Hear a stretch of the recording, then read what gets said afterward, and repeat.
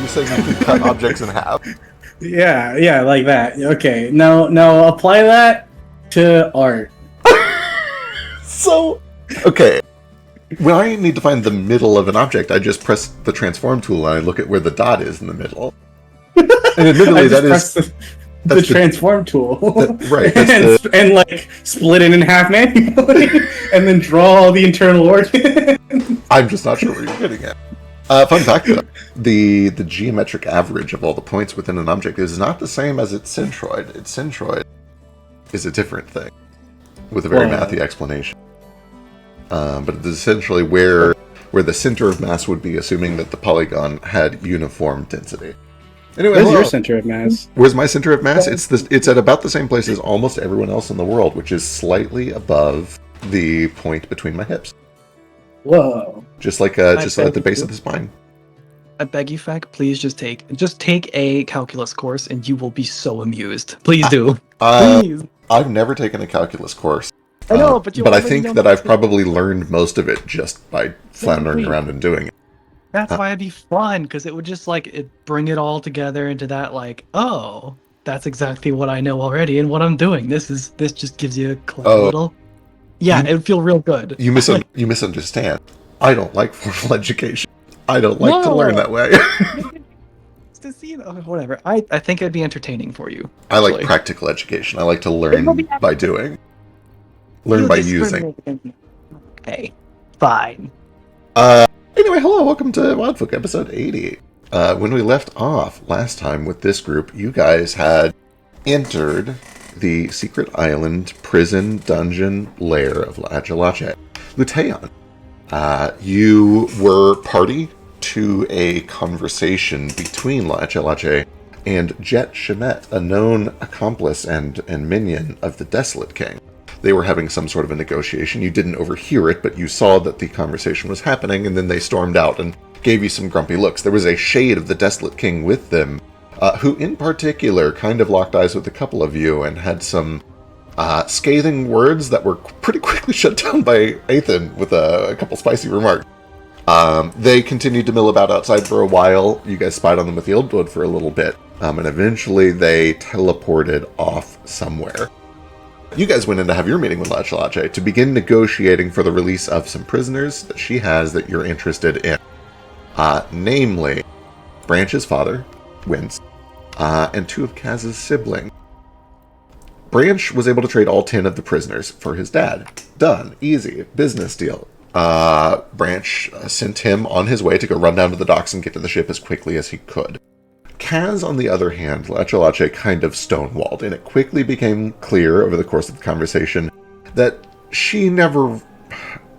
There may have been a world where she would actually negotiate for the release, but what she was mostly interested in is getting Kaz back, because apparently she owes Kaz to some client, and that client will not be happy until Kaz is delivered, and it is bad for her reputation to not deliver promised goods.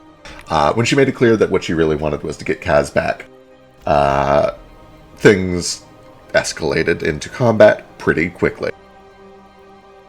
Through a series of deceptions, some illusions, some disguises, and a couple of really high deception checks, you guys played it up like you had been defeated and captured, but were actually kind of skulking about the place with a few of you in disguise pretending to be minions of Lachalache, and have been sort of exploring the place unbeknownst to her. You passed by a large chamber where you saw that she was back on her ship, apparently having a conversation with Jet, who is still here? Question mark. You guys moved on, however, and climbed up some tall stairs until you reached a surface level. A little courtyard surrounded by the fort. Where is that map? Pulling it up.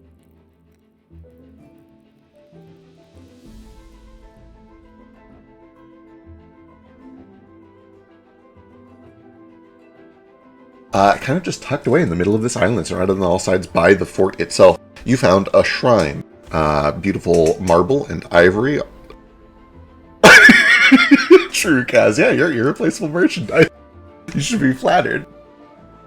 You found a shrine. You see beautiful marble and ivory carved with these luxurious frescoes and reliefs. And you do see that there is a golden statue of a woman near the center of that shrine that is being guarded by a pair of, as best as you can tell, angels. These two women with two sets of golden wings each, adorned in golden armor. They appear to be kind of just protecting the statue, and they are surrounded by massive piles of loot. Tremendous hoard of golden coins and other valuable goods, mostly gold. We wrapped up about here, but we kind of did like a very quick fast forward thing so that we would know what we were getting ourselves into this session. And we're going to play this out, but the idea that you get is that these angels are tasked with guarding the shrine, and the shrine is where gold is deposited in exchange for some sort of an agreement that has been made between La Achalache and Joaquin, the goddess of wealth and commerce. And we'll pretty much just pick up right here. I know we kind of like did a little synopsis jump ahead, but we'll pick up with you guys emerging into the courtyard and speaking to these angels, because I think you had some thoughts and plans on what you might do here. Branch in particular, I know you had a couple of ideas. Yeah. We learned that Ethan has at least like a lot of sway over this arrangement. Yeah, I'm marked, apparently, as one of... Over the course of the conversation, one of the angels explained, we stand guardian over this shrine, which predates this place but was commandeered a few hundred years ago by the Desolate King. He made a pact, a holy pact, in exchange for a cut of the revenue that is made through his endeavors on this island. We provide some services to him and to his servant, La Chalache. Specifically, in exchange for wealth, we provide a direct portal to the afterlife. We provide a lot of magic that allows them to place enchantments on the people contained within this place. And we provide other magic that keeps this place operating smoothly, including the magic that keeps it obscured, anti-divination magic that makes it hard for people to even know that this place exists unless they are welcome and invited. That pact was originally made by the Desolate King.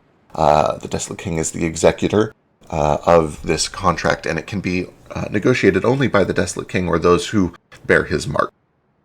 And when they mention that, they do both look over to Ethan, seemingly able to see down to your bones. And one of them mentions, you do bear the mark of the Desolate King on your bones. We are at your service, Executor, if you would like to negotiate further. And I believe last we left off, they were in the middle of like talking it out. Yeah. Oh, go ahead. So yeah, they obviously we don't need to sit here and have a 4-hour legal discussion if we don't want to. But what are you guys trying to push? What do you go for? Well, the bullet points I think are definitely to basically say that the Desolate King wants other ventures elsewhere and wants to transfer all of this into another project, and to kind of like cease the things that are going on here. Like they need the magic of what's her name? Joaquin. Joaquin. Joaquin? Yeah. Is it with a J or the W? With a W. Yeah. Yeah. Joaquin. Yeah, Joaquin.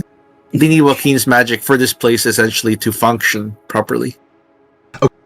So real quick, I do have to ask. How phrasing might be important for a reason. How walk me through this for a moment in character, and then we can step back and kind of talk over bigger details after we get through the initial part here. Oh yeah, what you got? Branch would at least like to discuss on the side with Ethan, Kaz, and anyone else who wants to talk about it. Like specifically how we're going to go about robbing this bitch before we actually go with anything else. To like, the way I see it, if we get out of here without doing something to her power, there's nothing stopping her from running up to Kaz again and cursing him, right? Mm-hmm. Right, that's what I've been worried about. So that's the moment as soon as we can get all this gold out, we're we're golden, right?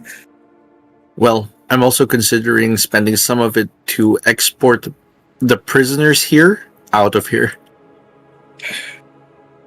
To give it to the angels as a payment to do that. Where are they gonna go? Back to the guild. All of We them? need hands. It's a lot of people. Yeah, how many people are in this prison? You guys haven't done like a full investigation of it, but just kind of doing guesswork based on the little the disguised tour that you we've went seen. on. You imagine that there are probably only about 30 to 40 prisoners in here. That doesn't sound very bad. Maybe. I guess a goddess of transportation commerce very easily transport people. Let me get a perception check from Kaz, actually. And frankly, from anyone else that wants to, but especially from Kaz. Go, Kaz. You've been here before. This is kind of like an insight, like piecing things together check.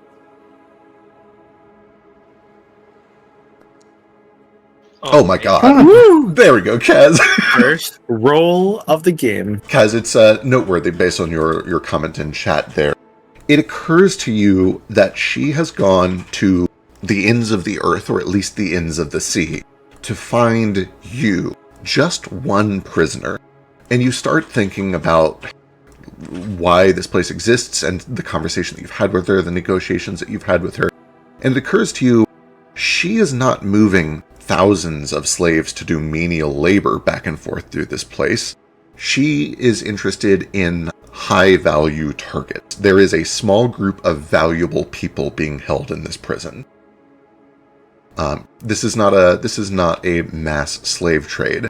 This is the abduction of highly skilled or important individuals who are worth something big to someone big.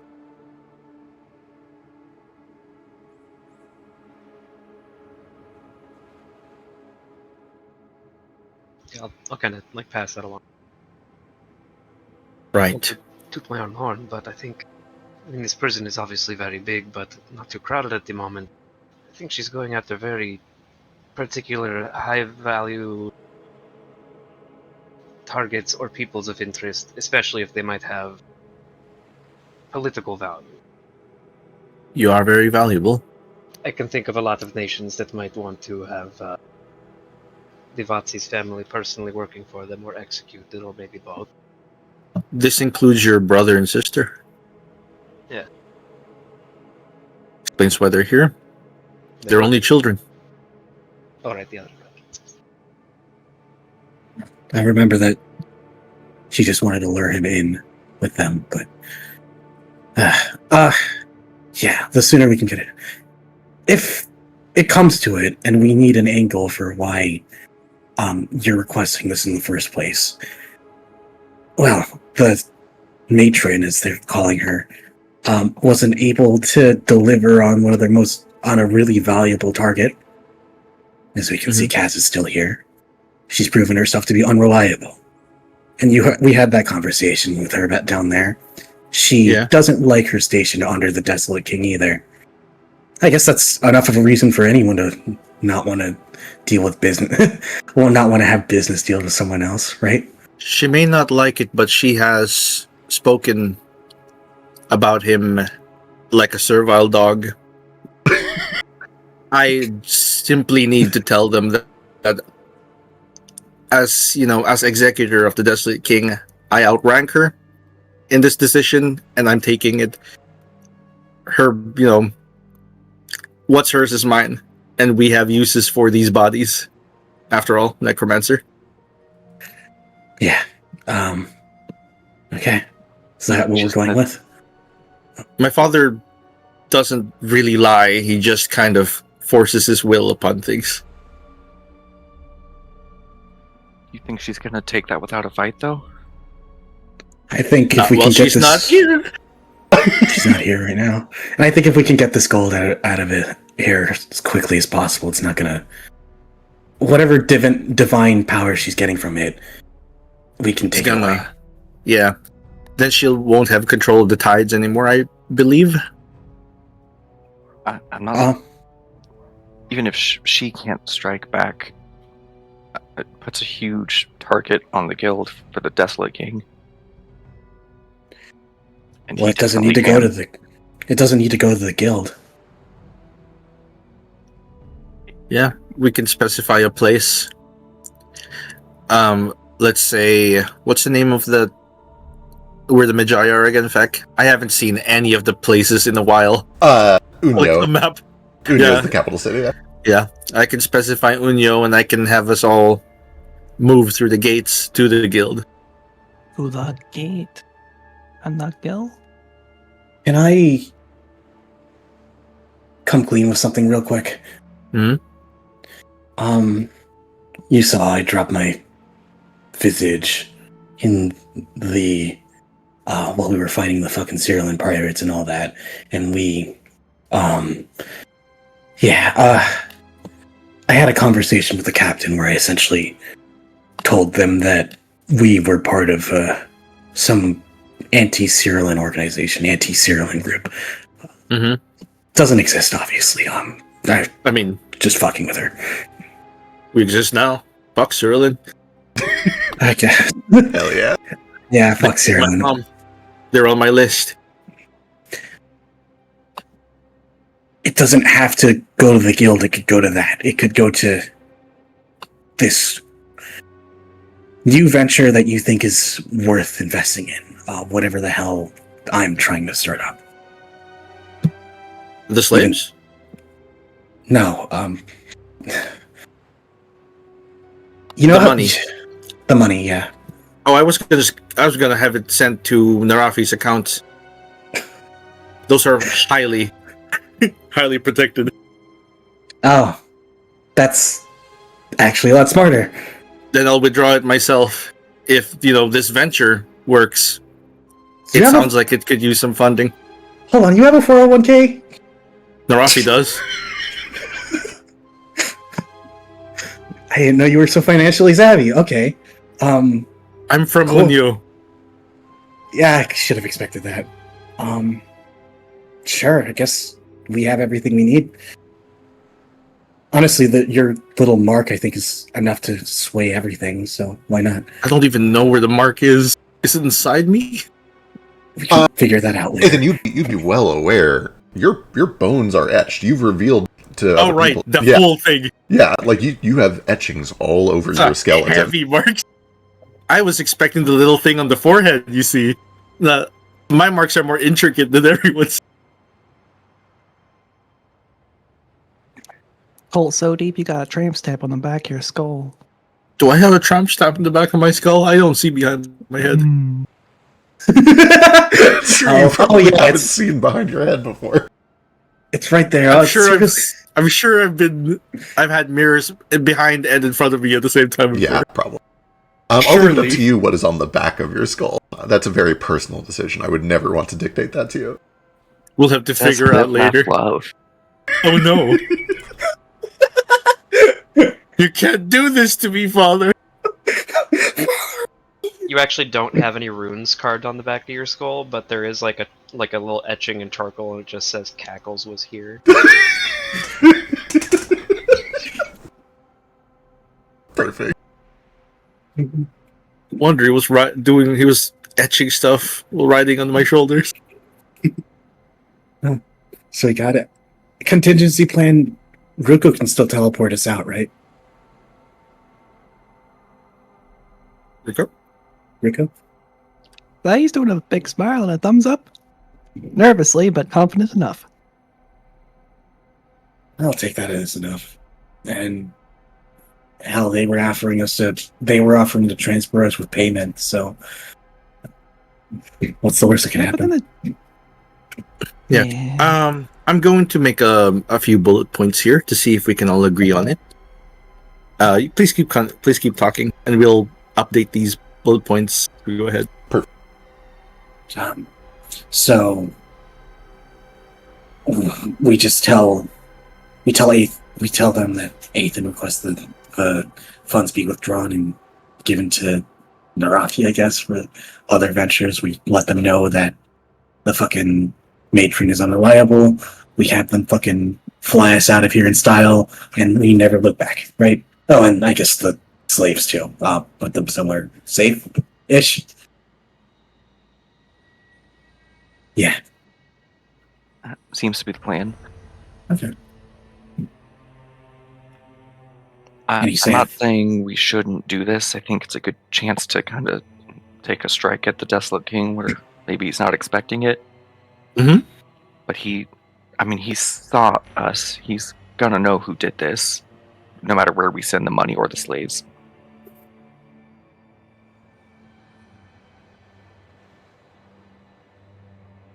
Do you think your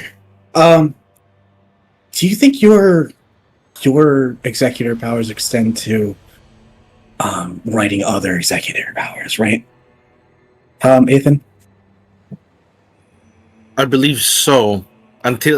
While I'm the only one here, I should be able to negotiate this properly. Worried that somehow the Desolate King would be able to find a way to send all this money back here. So, Well, we can write in the contract that this is a final thing. It can't be amended. can this can we do that? God, can I write? Would Branch be able to know how to? Something with a credit card, you can't take it back. Would Branch be able to know how to write a "This is final" contract? You certainly would. You talk with the angels for a little bit, and they explain. Boy, oh boy, oh boy. They look to Ethan and says, so yes, you are welcome to amend this contract in any way that you see fit. Mm-hmm. If you wish for this to be final, you can prevent any other executors from usurping your decision. Right, this is important. Brant, give me a legal lore check. Yeah. Can I also do a legal lore check? Yes.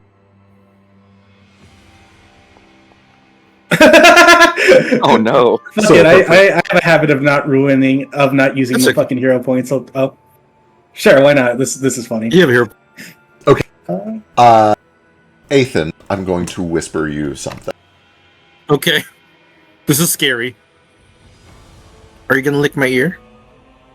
I'm trying to decide if I can just say this part out loud. Give me a second. Let me think about. Let me say this to myself and see what it sounds like, and then decide if I should say it on stream. That's important. Being able to talk to yourself. Normally, when the person in charge of something assigns an executor, if their executor goes off and does something stupid, you can always come back and override it.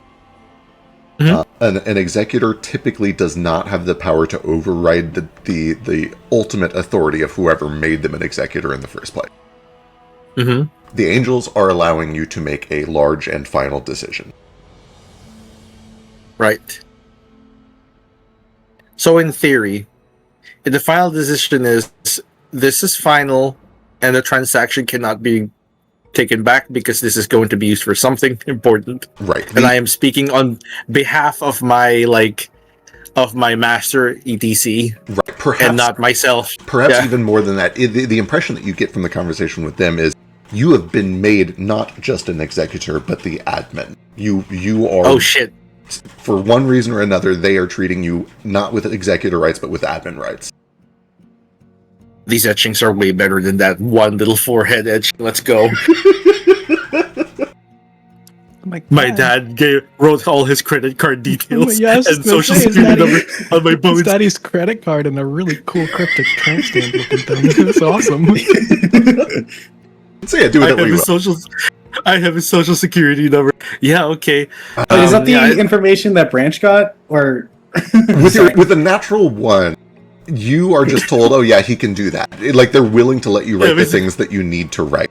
On the natural one, I don't know if Branch pieces together like, oh, that must mean that he has even more authority even more authority than I thought. No, fair. I was just confused about who you were delivering what to. Right. Gotcha. Branch knows nothing. Essentially, he leads from like, as long as Father himself is not here, we can get away with all the shit we want. I'm throwing a rager. This is the first time I've ever had this. We're throwing a rager. The angels do look to you and do say, of course, if you withdraw the tithes that have been made, apart from the part that we are contractually obligated to keep, we would be forced to withdraw all of the power from this place. I That's assume fair. that you understand that that is what you're doing by violating this contract. I do, but terminating this contract. I would like to know the amount and what these amounts go into. Like, how much of it is going to this and how much of that is going to that? Oh, well, it is a single lump sum that was negotiated, a cut of about 15% of all of their revenue.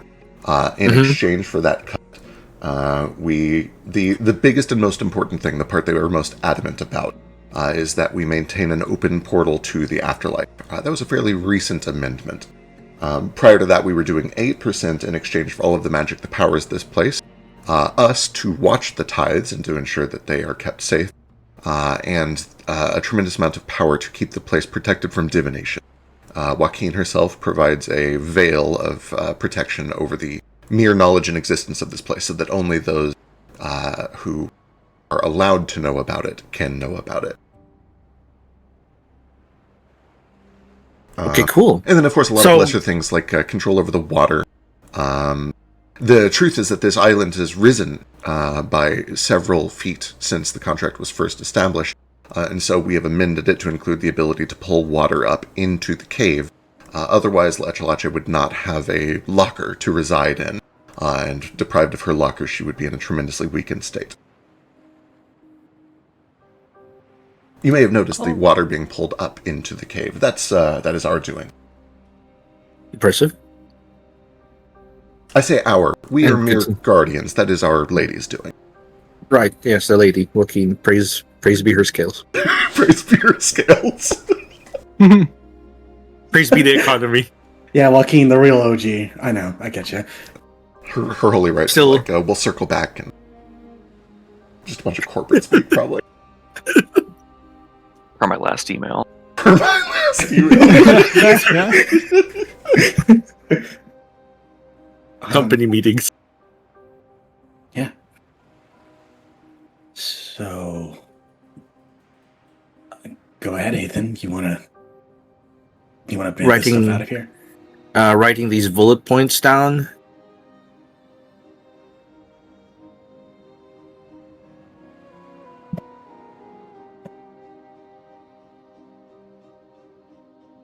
DM Foster's hand is raised. Oh, yeah, hand raise Foster, what's up? No, sorry, no rush. While Ethan is doing this little deal, am I able to pop back to the door and just make sure no one's like on their way up to make sure we deposited the prisoners? Yeah, give me a perception check. Also, what's Eildwood up to? Just kind of chilling with you? Honestly, just chilling with me for now. Okay. Oh god, okay. How does this work? Perception, found it. I've never played D&D before. Yeah, you go back and you take a listen. All seems to be quiet. There doesn't seem to be any coming up your way. No signs of danger, no signs of noise, no signs of anyone approaching. Perfect.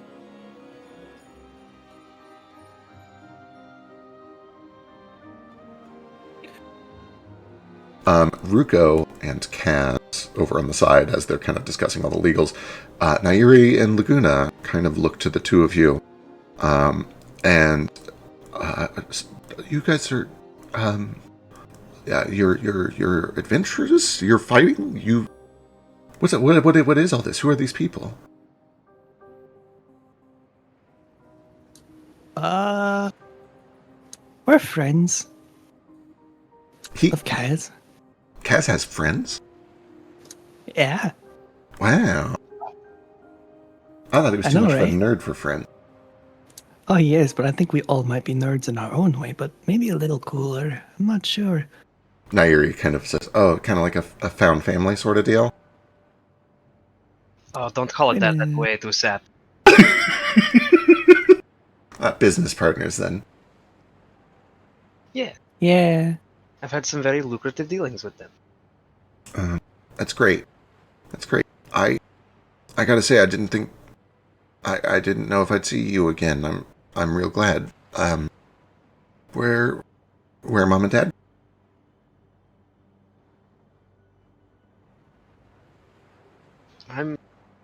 Not sure exactly where everybody else is at exactly. Is that code for they're dead? You can just tell me. I would tell you. Okay. And then I'll just because I'm terrible with names out of character, I'll catch them both up a little bit. I don't know if they know already, but I will tell them about the older brother who did pass in Nuteon. I'll tell them that we learned through like the scrying and stuff that my older sister and mother are on a ship or when we last saw them at least, were on a ship on their way somewhere, and that father and uncle were working someplace that had like emerald colors. When you reveal that the older brother passed away, you do see that Laguna kind of gets a little teary-eyed, wipes away the sniffle. Nairi does her best to kind of stay stoic. But then when you mention that the others are all still presumably alive, they both kind of come over and just hug and say, all right, okay, all right. And we're going to track them down together next, right? Yeah, we're getting them back, yeah? Absolutely. Okay. What do they want with them? Not really sure. That's like the other side of the world. What do they give a shit about us for? Skilled workers, company secrets. Hmm. Kaz almost says bargaining chips, but he cuts himself off. Fair. It does occur to you. Your mom and older sister were certainly good at work, but you imagine the most value that they had was as a bargaining chip to your dad and to your uncle. Yeah, I know they definitely didn't spend as much time like machining as like. Right. Like Kaz isn't sexist, but he would say that it is men's work. Just because. And he doesn't say that as like, oh, I don't think women can do it. He would say it's men's work and then hold up his stub of a finger and be like, because you do stupid shit like that. To which Laguna would go, yeah, it's our work. And Nairi would say, I've got 10 fucking fingers. Watch me. And then Kaz just kind of pokes his stub of a finger at Laguna and he's like, she's kind of onto something. I see how easily you get distracted. I did the same thing once. And then, whoop, finger gone. Nairi's like, yeah, you guys actually have an extra appendage to get ripped off in a machine? Oh my god, don't even make me think about that. Okay. I couldn't find a thimble big enough to cover that one. Oh, gross. Shut up. Fuck. Shut up. Gross. There's something wrong with a fucking extra appendage getting ripped off? Huh? Huh, kid? Laguna's like, are all of you guys disfigured? Is that... He looks to Branch, looks to Foster, looks to Ethan, looks to Kaz, and then finally lands on Ruko. What's wrong with you? Eyes. With his big glasses, he just kind of like smiles like this is very amusing. Back over at the negotiation table, you come up and you present all of these. But do these look good for everyone else? If there's anything else you can add, or if you want to change anything, please do. Oh, this all looks fine. Yeah, seems good to me. Looks better than the rest of the Vatse's family. Okay. By the lighthouse, you mean this island, La Chalache? Yeah, this island place. I could just specify Leo Chalache may no longer make deals with the angel. Okay. Because we need Leo Chalache for something else. Got it. Or if possible, hey angels, please no longer make contracts. But if that's not a thing, please take triple the amount of money you would from Leo Chalache. You think you could cancel the? You think you could cancel the subscription plan they have on the powers they're using right now, so we can take the extra 15% too? I'll add that in. Yeah. You mentioned like taking away the magical powers that are powering this place right now. One or both of you. We're cutting the power. Give me. Let's make this a skill challenge. Let me get a legal lore from one or both of you. A diplomacy from one or both of you. And then, boy, like a... Morality? Maybe, or like some sort of business savvy, or even deception, or like any third skill that you can justify. Intimidation? Sure, intimidation. Or religion would be appropriate. I will say intimidation kind of hard against angels, but it's possible. Yeah. Yeah. How about Intimidation society? is more like keeping straight face. Society would be a really good businessy type thing, especially since it is commerce. Society is definitely fitting. Yeah. I will say if anybody does religion, you can have a +2 on it. I don't know if that makes a tipping point for anything. It will give me a +6. It would give me a Aren't we plus... killing a lot of people right now? No. No? If all they're doing is raising the water level, then... Quite the opposite, actually. They're lowering the water level. Oh. Yeah. All it's doing is raising the water. She'll have less water to go into. I can do diplomacy if you want to help, and if you want to do business, I can help. Yeah, Branch will do the legal lore. And society would still be higher than religion in this instance, so I'll roll society to help with that. Okay. Yeah. Fucking step 12? up, Branch. You have a hero point. I guess I'll hero point that, yeah. Becomes lower. Oh my, that's much better. And then the society roll that you... Yeah. Okay. Okay. And I'll do diplomacy. All right. I'll reroll that. Okay.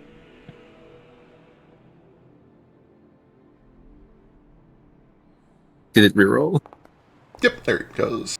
Yeah, it's worse. But yeah, it's 16. Okay. And then a religion, I guess? Yep. With a +2? Yep. We have a 23, a 15, a 15, and a 22. A 22. Got it. A 16. Because we're doing the higher for hero points. Yes. They look through all of your terms here. The only one that they balk on, all of these can be done. It will be expensive, but we are happy to make arrangements for all of these things. The only thing that is outside of our latest purview is locating and retrieving the rest of the Vates family. We would be happy to lend angels temporarily if you were to go and pursue this. They would help you. But we cannot directly intervene because that would be interference with the domain of Imris. And God-on-God interference is strictly forbidden by Aedra. We have our own laws and regulations by which we must abide. Okay, Imris, wait. yeah. Okay, so who's out of character? Who is Emrys? Imris is the god of anti-magic. Essentially, the god of unmagical triumph is usually what it is called. It is a god for people who have a disdain for magic. It is the god after which the entire nation of Immer is named. Okay. It's very so they're popular. currently in Immer. Currently, it's very popular out in the Barren Lands, where a lot of people have resentment towards those who have magic. They view them as like a greedy upper class that is kind of hogging the world's resources for whatever it's worth. Right. And locating them is not possible because it goes against Immer? Correct. The rules are tricky. We're allowed to lend our assistance to champions, which is why we pick them. But we cannot directly meddle in the affairs of other gods. This is what led to the Gods' Wars and the Age of Chaos several thousand years ago. Okay, one moment, please. I go to Kaz. Do you want to be a champion of Joaquin so you can find your family? I think there are With the better help options. Just asking. This is... I mean, I might think about it, but I'd personally rather not get tied up in any more cursed or divine things at the moment. I just got out of a really complicated relationship with the last one. Right. How's the hand doing, by the way? I think it's all still there. I'll look. But they've agreed to the others. They've agreed to the breaking of the curse. Everything else they go through, and they say that they can do everything else on your list, plus the lowering, essentially the removal of the magical systems that keep the water raised. Yeah. They will for do an extra 50. They will do all of that. They'll essentially take the fees for doing all of that out of the money that you'll be withdrawing by breaking the contract. And that will leave a remainder of 77,777 gold pieces for you guys to walk away with. Wow, 777. That's still a lot, honestly. It's my least favorite fucking 77,000 number. gold pieces is a fuck That's a ton insane. of money. I could buy a boat with that. I'm sorry, I'm a prince. You can buy an airship This with means that. nothing to me. Yeah, you can. No, it means a lot. Yeah. Oh, let's teach you the value of money later. You don't get any of it. There. But I'm an Unyo prince, so I know a lot about money. so we got this then. Think we're ready? Pull the trigger before everything goes to shit. Pull the trigger. They need a legal stamp. I got plenty. I submit this. We'll probably write it down real quick. Yeah, they, almost like a devil would, this angel kind of just like unfurls her arm and a golden contract with a giant gold feathered quill appears in front of her, and she waves it over the paper, and you watch as this beautiful, elegant ink spills itself across the page.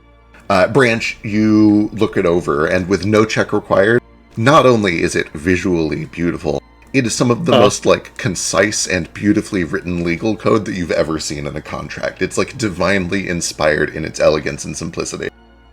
It does everything that you're asking for. All that needs to be done is it must be signed by an executor.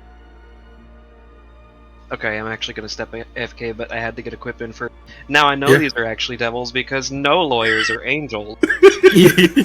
Cha-cha. Okay, I'll be right back. You did it. I'm so proud.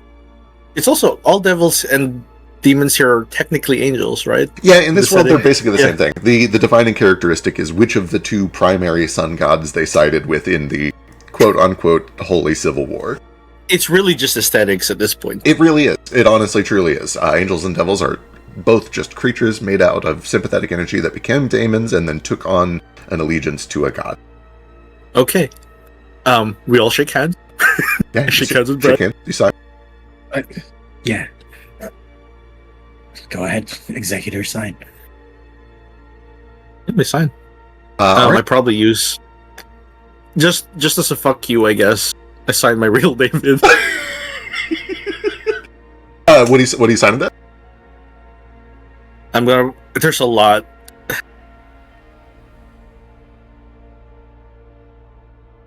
I'm typing it down. Got it. Either way, as you sign this, they take the scroll back, they look it over, they furl it back up, and you watch as the sky part. The suns shine down. There are several radiant beams of light. I'm trying to think of what Joaquin's glorious entry would look like, and I have to assume that it is a series, a proper parade of golden chariots led by flying horses, bridled fully in like this ornate, beautiful, elegant golden armor. And emerging from all of these chariots are dozens and dozens of angels who begin to carefully partition out pretty sizable chunk of all of this gold and load it up onto the chariots. Over the course of about 20 minutes or so, a lot of it gets loaded up, and you watch these chariots fly back up into the sun, one at a time. When it is all left, they begin piling the remainder in a magical circle. And once it is all in, they look it over, they measure it all out one last time, and then with a flash of light, it disappears. Let me read through this list. The next thing that happens. You watch as from the sky, a trio of golden ships fly down towards roughly the direction of the docks, presumably near your own ship. Bearing these like brilliant white sails, gold-plated wood. You don't know how they float, but presumably they will because they're in the sky right now. Safe travel of us and the crew. You do see that aboard those ships there are a number of these additional angels, golden-clad angels. Assets to be expended, locate, retrieve, skipped. No longer make deals with the angels, done. Contract to break the curse on Kaz. Kaz, this would have come up in discussion, I know he's AFK. They mentioned the curse is already broken. They'll place a protection on you so that the same curse cannot be placed on you again. And that is already negotiated for in the contract. And then finally, the very last step is the last point negotiated. You guys feel a rumble. So they would go out of their way. There's no way that the lady will not notice this. It will take time, but over the course of about 10 minutes, all of the water will recede from this cave. She will be high and dry, and this will be an extremely unpleasant experience for her. When deprived of her locker, it's our understanding that she will have a reduction in power, but will also become incredibly irate. Are you prepared for that? We will begin as soon as you are ready. So basically, prepare for a fight. If that is your intention, we can also. You've paid for escort out of here. We can simply fly you over to the ships that you've paid for if you'd prefer to do it that way. Yeah, we have no business with the lady anymore. But I'll leave it to Kaz because I don't know what he feels about this. But Kaz is AFK, I think. I'm leaning toward we just leave. Yeah. the prisoners are. But aren't there other prisoners? Okay, well, yeah. Oh, we paid to have them transported. Okay. Okay, so I should clarify. And they're not trying to pull a gotcha here. This is something we can discuss ahead of time if you'd like. They provide the transportation. They cannot just teleport all of those prisoners onto those ships. Somebody still has to go down, free them, and get them. Okay. Which you guys can do. The doors presumably will all be unlocked because they're withdrawing all the magic from this place. Right. Yeah. Perhaps then if we give the signal, we go down there, start freeing the prisoners and fighting by the Skelly boys. The Skellies are not very strong. No, they sure aren't. They're little skellies. Probably die in the moment the curse is lifted. Maybe. Send them to rest. Do you think that it's worth it saving all the prisoners? I don't want to splash on your judgment here, but look at the people she was willing to accept from me. Well, they're free now anyway. I guess. But I do see what you mean. Maybe there's a chance they'll go on and kill her for us. Considering the states they're in, doubtful. I'd rather they be judged under mortal hands. Means I'm gonna have to deal with the 10 I submitted to get my dad back. Fuck it. Leave it to the majority. Okay. You got your dad back anyway. Yeah, I sure did. But whatever you guys want to do, I'll go with it. But I could do without seeing this place again as soon as possible. Right. I don't think we'll need to see it again after this. Yeah.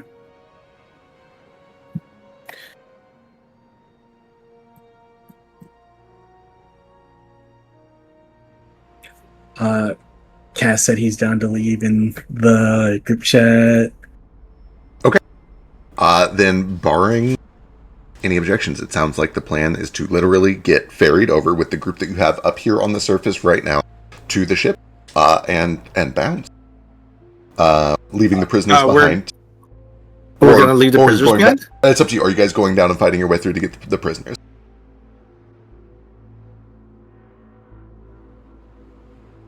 Yeah, Shemet's still there. Any way of knowing that? Other allies of your dad. It doesn't sit well with me either, but I'm not sure if it's completely worth it. Yeah, they're high value people, but for what? These are all high value people. We could use every hand we get. If any of them are like Kaz. He looks over at Kaz. That'd be worth it. I also cannot stomach letting them suffer here alone. Okay. I say, if we leave them here, they're as good as dead. She's less powerful, but she's not powerless. And she's going to be angrier. We need to get them out of here. Even if some of the people you brought or people who are in here already are truly deplorable scum of the people, truly deplorable scum of the earth like myself, there are also literal children down there. We can't leave them. They're important to someone. Fine. Can you at least tell the angels to take your brother and sister out of here? Yeah. Right. Hey kids, you get to go on a magic chariot. That sound great? That's the coolest thing I've ever seen. You're coming too, right? To We'll Kaz. be out in a bit. You'll be out in a bit. Yeah. All right. Okay. Promise? Promise. I give them each a hug. And then I give Nayuri my bag of peanuts to start warming up cackles to them when they get back to the Amazing. You got a lot of peanuts. Yeah. Then they hop onto one of these carriages, and they are whisked away.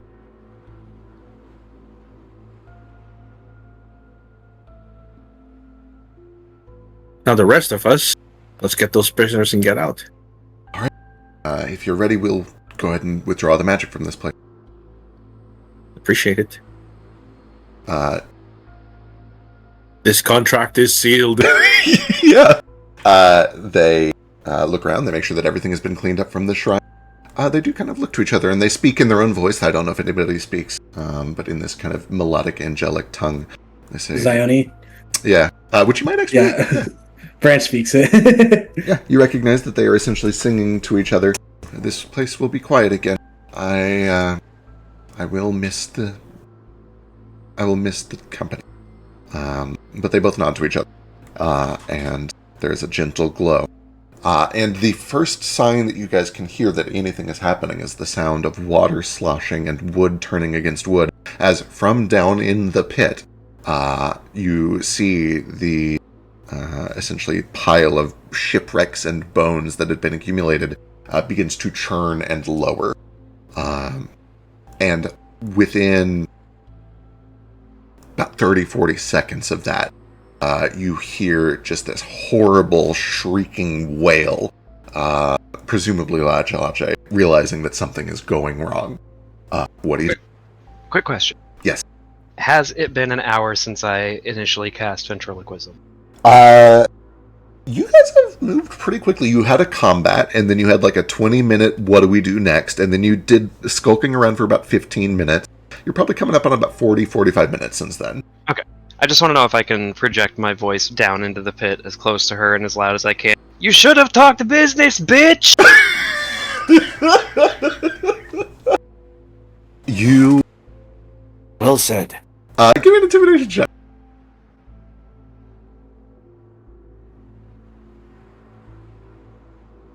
That's so excited. I feel so rebellious. Stealing dad's credit card bank account info? Yes! I've never felt so alive. Just wait till you This find it. includes- Come on, give me a 20. Oh. This includes actively fighting him. Just wait till you start sneaking cigs into the house. Oh, and staying up past 11. Shit, man. It doesn't get better than that. Doesn't get better than that. Oh, and robbing What do we do caravans. past 11? You don't know what to do past 11? What do we do past Wake up. 11? I have a world of wonders to show you. You ever hear the Adult Puppet Show Network Adult Dive? I've never heard of this. Oh, fuck, man. Cat. Wonders abound soon. When you call down Kaz, she doesn't respond to you, but she begins barking out orders off in the distance in a language that you don't understand, but I believe both Foster and Ethan do. In Necrol or Hellenic, or Hectic, I think is what it's called here. Hectic's what you call it. In Hectic, you hear her barking out orders. They're not being shouted loud enough for you to hear on purpose, but they are being shouted throughout the entire lair, so all our minions can hear. Give me a perception check. Hey Ethan, you still got those cannonballs that you made us carry up here? Yeah, they're in this bag of holding. All right, when you start hearing any footsteps coming up, let's just deploy those. Yeah. Can I be a real stinker? Sure. What's the closest thing to like Spanish that I know Kaz speaks, Probably and I imagine she probably Mango. does too. Menko is going to be your closest fit. Okay, then yeah, as she's barking out orders in Necrolith or whatever it is, I'm just gonna continue to shout, like, cackling, echoing, just like rambling, cursing at her, Yeah. calling her out and bullshit, and No. then go. Yeah. Okay, got it. Yeah, it's like that Calling her- video. It's like that video of the Spanish lady arguing with her parrot, and every time she tries to talk, the parrot's like, bah, bah, bah, bah, bah. That's me right now. Sure, that counts for something. I'm gonna treat this like a. I give you I'm a gonna deception. Yeah, I'll treat it as a deception, and I'll take it as a deception, and I'm going to treat this as basically an opposite aid. You're trying to aid downwards for what she's trying to do. Oh no! A hinder Branch check, we might gets say. PTSD from seeing his mom hold the chunk while he hears cast out. Foster and Ethan trying to listen through the cacophony of noise and pick out just the necrol bit. You are both able to make out a few words, and you hear that the orders being given are a mix of you find them, kill them, you bring the prisoners to me, you get the ship out of here, you make sure that the magic room is protected. So there are just a number of orders being given out. The entire place is being mobilized. I'm going to start going down the stairs and tug on the masquerade scarf, transform into Leo Chilache, and Excellent. in her voice start giving counter orders. Amazing. Nice. Oh my god, she doesn't have her fucking locker. She can't do. Oh my god, I hate this so much. Can I do an intimidation to sound scary Yeah, in her voice? Just a second, I'm checking to see what she can do without her locker real quick. Fuck. I'll just wait. I have another thing to do because I'm a real speaker. The range on this is only 120 feet, so I'm really just projecting, like, my voice. But now that Ethan is doing that, I'm literally just gonna go sound Ethan and just really like crisscross all the orders and start being like, "Wait, what are you doing? I told you to take that there. Why are you going that way?" Just like turn this into a real Scooby-Doo fucking scene. Not Yeah. the magic room, you don't! Go Yeah. to the cargo room! Wrong They stole lever! Cannonball! Okay, let me get a check from Ethan. Let me get a deception check with your plus. Do you have anything that? How are you Plus imitating 4? your voice? The spell at level 4 does, I think. Oh shit! Amazing. Then yeah, you Because also this get a is- plus this 4 to is- that. Yeah, because this is a greater version of the thingy. Got it. Let's see now, where is this? The deception? Yes. Yeah.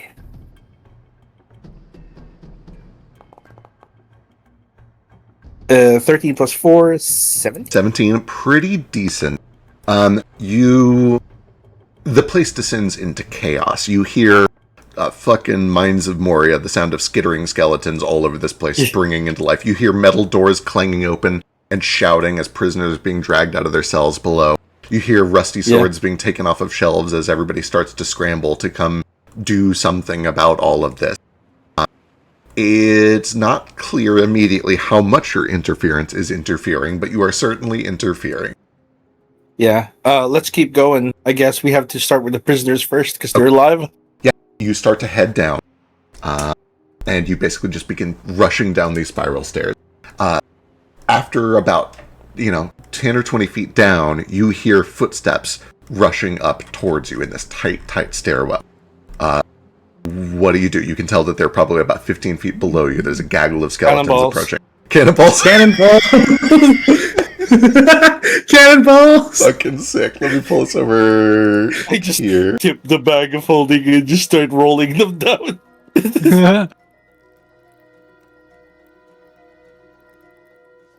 Okay. What's it? I feel like a cannonball check is just a reflex save on them. I don't think that you guys can influence these cannonballs I don't tremendously. know. Yeah, it's literally just a bunch of cannonballs dropping down the stairs. Okay, excellent. Let's see how this goes. Skeleton bowling.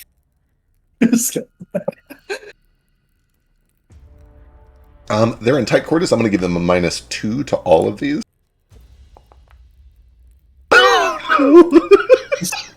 On that one, on that 2, on that 14, Hey, there you go. that 15, Just can't expect cannonballs. that 7. You guys unleash these heavy thunking lead shots that begin rolling down these stairs, and straight up Scooby-Doo bowling noises for the first couple, as you just hear bones like clatter all over the place. There's the gnashing of teeth, the sound of metal clattering to the ground and falling back down. And because it's the first two that fucked up so royally, it starts a little bit of like a bowling bash chain reaction, where you hear skeletons falling back on skeletons, just being overrun by this giant horde of falling cannonballs.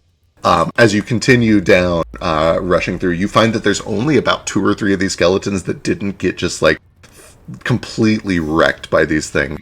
And again, they're like fucking CR1. You chop them down. It's not even worth rolling initiative for. I think they literally just elbow them to the side. Yeah, basically, yeah. So you guys begin scrambling through, swashbuckling your way past the few skeletons that survive your initial trap. You start to make your way lower and lower. The first door that you see is over to the left here. It has not been... Oh, wait, you opened it and found that it was a locked iron door that has a little slit that looks out into the meeting chamber. So that's the first door you see. Farther down is where the prisoner chambers are. Yeah, there's no one in the meeting chamber, though, right? Do you stop and look through the slit? I think so, just to see if there's anyone important there. Okay, give me a perception check.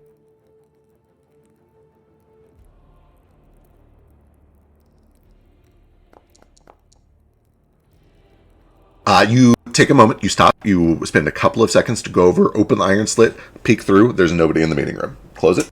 Alright, keep going. Alright, continue down. The next door that you find is the upper entryway to the prison chambers. Alright. We push through. We still have the keys from last time? Yes, you sure do.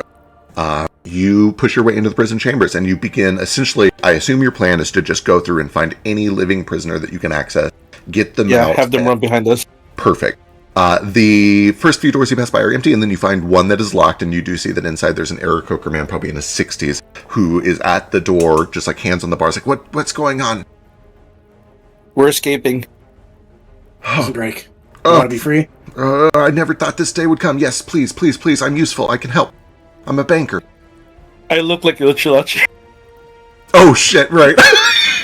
Well, the rest of you don't, so I think he is gonna... I'm also smaller than a Chilachi. Yeah, true. I'm just a medium creature, and, I speak this time with it. Hey, we're escaping. Like, everyone else take over.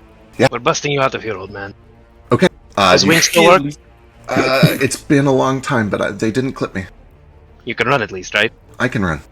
Alright, Well, keep up. as best as I can. Yeah, you pop him free. You have him just follow with you? Yeah, just do it behind us, so we're safe. Okay. How many keys do we have? Can we just expedite this process and have them give them some keys to let other people? I assume that Yeah, you if you guys find more keys on the more skeletons. Yeah. So the big deal is that the keys are not... Actually, there's no reason they wouldn't be sequential. What kind of prison wouldn't have sequentially numbered keys? Yeah, you guys divvy up the sequentially numbered keys, and you just kind of expedite this process. And you begin to release prisoners as quickly as you can. You get about a quarter of the way... Or what you got? Sorry, hear me out. Could Yes. we just tell the banker to release the prisoners and we keep going? That's what I was thinking. But by myself? Yes, of course, yes. I'll do it. Yeah. Follow behind us. Pass the keys around. Oh, I understand. You're leading. He is stopping at the doors to let people out. Got it. Understood. Okay. Then yeah, you guys press on, kind of leading the charge while he stops at each of these doors that has somebody in it to let them out. That allows you to move much faster through here. You're able to get about halfway down before you encounter the gaggle of skeletons that have been sent up here to fetch prisoners and take them down to the ship.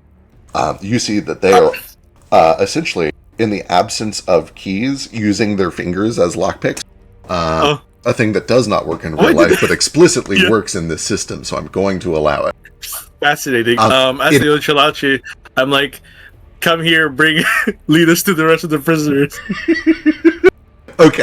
At this point, I do need another deception check. You normally get a +2 because of the disguise. She is huge, and you are medium. I'm going to knock that down to a +1. That's fair.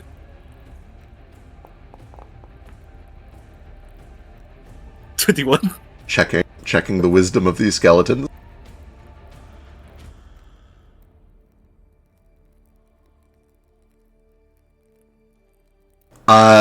Sorry, what was your order? Come here, take us to the other prisoners. I have someone with keys, basically opening the door. Yeah. They approach this. Oh, good. You found the keys. We don't know where they went. Come, we've gotten most of the prisoners out. We'll take you to them. Incompetent. We'll get them ourselves. Yes, mistress. I'm sorry, mistress. We've gotten most of the lower ones out. Have you already got the ones from up there? Yes, bring them here. Bring them here. But you said to bring them to the ship. We've taken many of them to the ship. I'm here right now. Oh, yes, right away. We'll go see what we can do. And they just start to scurry back off down the stairs. Or, I guess, downwards, presumably towards the spiral stairs.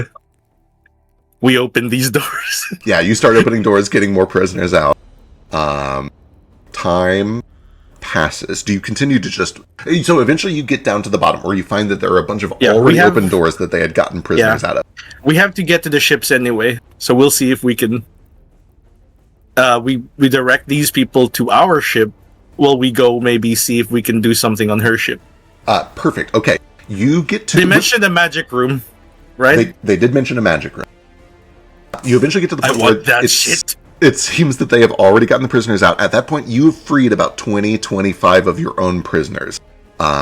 It sounds like you're going to keep going forward. What do you want your prisoners to do? Which way do they go? We're heading to the ship. Yeah. If they head back up topside to where those angels are waiting, can the angels take them to the docks where our ship's at? Yeah, you paid for transport. Yep. Oh yeah, there. Okay. You tell them to just go up the stairs? Up the stairs, talk to the angels. Should be safe. Grab some weapons from the skeletons on your way up. Anything else? Yeah. Okay. Defend the ship. Perfect. Defend the ship. You do see, it's worth mentioning as you pull some of these people out of them, many of them just look like weary prisoners, some elderly, some young. A couple of them are like no more than maybe 12, 13. Others are like in their 60s. You do see a couple of them are the hardened criminal mass murderers that you just transferred over. Mm-hmm. And when you say grab a weapon and defend the ship, one of them like licks their lips. Like, I don't know. It's kind of a mixed crowd. There's all sorts in here. But they all are at least willing to go travel. And they start heading back up towards the spiral stairs, presumably off towards the ship, which leaves your group alone in the now empty prison. I'd have to say. Okay. I don't know. Because it's the truth. I don't play the shit. I just tell you what the world is. Right. So we have one last thing to do. We can go to the magic room and see if we can plunder their stuff. Sounds Less good. talking. Let's go. Come on. Yeah. To the magic room. If we can plunder something, we can at least hopefully stop their ship from moving. Hell yeah. From down below in Necrol, you hear, "No, you idiots! Bring them to me! Bring them to me!" All right, you guys continue to storm down the stairs. Eventually, you reach the bottom where there are these two doors side by side. One leads to the warehouse, and one leads out to the dock.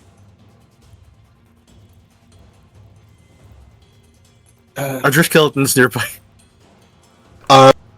There is a point when you get down to about the bottom of third where 2 or 3 of the skeletons come back up, and they have 2 or 3 more of the prisoners. And they like hear screaming from Leche Leche behind them, but then they are looking right at you, and they just don't know. They look like they don't know what to do. Like, yes, good, you brought the prisoners. Quick, take us to the magic room. The magic room's in danger. Okay, perfect. Yeah, they're like, yes, right this way. And they start to rush back down the stairs. We take the prisoners and we just make them go upstairs, talk to the angels. Okay, perfect. The prisoners run up, you run down following the skeletons. Let me pull over a couple new skeletons. There we go. This is some Scooby-Doo shit we're doing. Truly, I wasn't really sure how this was going to go. I'm a fan. They pop out of the deck, or out of the door that leads to the docks here. Yes, right away, to the magic room, to the magic room. Prisoners, question mark? Yeah, these were your notes from last session. When you emerge into the cavern, you see that it has changed. You hear the sound of dripping water. You watch as what remains of the water here is flowing out down the hill, no longer being magically pulled up into the cavern.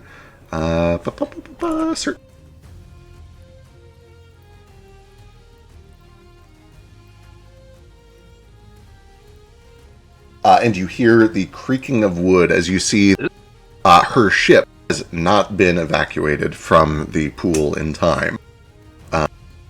Aboard the ship, you see Lache, Jetchemet still here, plus a few skeletons on the dock, and then about 10 prisoners that are being put, like they're being led into the ship. They're going up into the stern castle of the ship. Can I... Yes. As we see this, Branch is just going to be like, distract her for a bit, I'll be right back.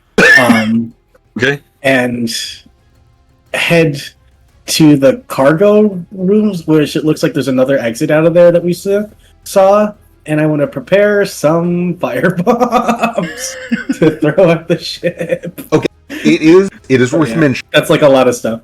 You can certainly do that. It is worth mentioning. As soon as Lache sees a smaller version of herself being led by skeletons, accompanied by all of you guys, she draws weapons, and you see she tries to conjure some big magic, and she thrusts her hand towards all of you, and there's like a jet of jagged, like salt crystally water that starts to fly towards you, and then it just kind of impotent splashes short. It's like, fuck! And she draws does that happen every night, darling? She draws her sword and begins to charge towards you, and we're going to roll initiative. You guys can do whatever you would like in that time, but time is now important enough that we need to do initiative. Okay, sorry. No battle? No combat? But it's Oh, there it is. Right, where am I on the map? Help! Oh, there I am. I'll be right back. I gotta pee. Sure thing. Yeah, you guys should be somewhere over near this like It prisoner's says- box. Okay, let me move myself.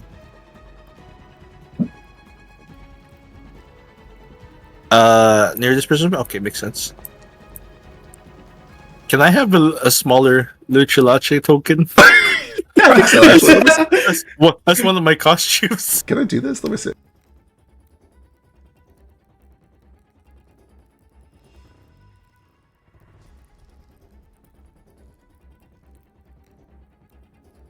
There you go. I'm gonna roll with deception.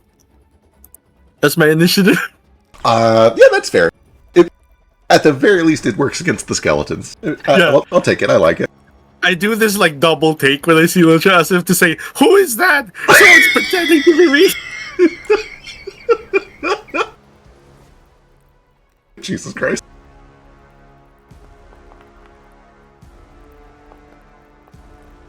Oh, I don't know if I put myself in combat. Hold on. I see you. Yeah, you're there. Okay, cool. 1, 2, 3, 4, 5. 1, 2, 3.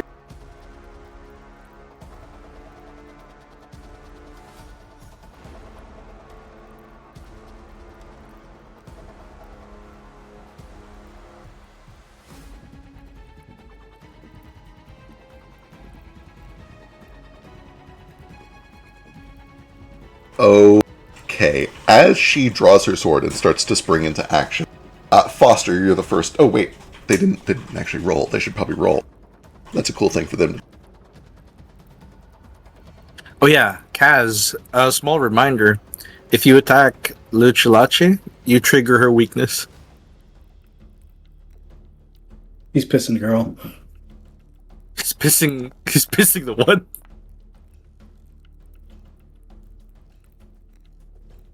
Okay, yes. Foster, you are first to act when everything springs into action. What would you like to do? Okay, remind me how holding your turn works. I get to take it at the end of another creature's turn. I get to take it... Yeah, you essentially get to pop out, and you can jump in at the end of any other creature's turn. Okay, stand by.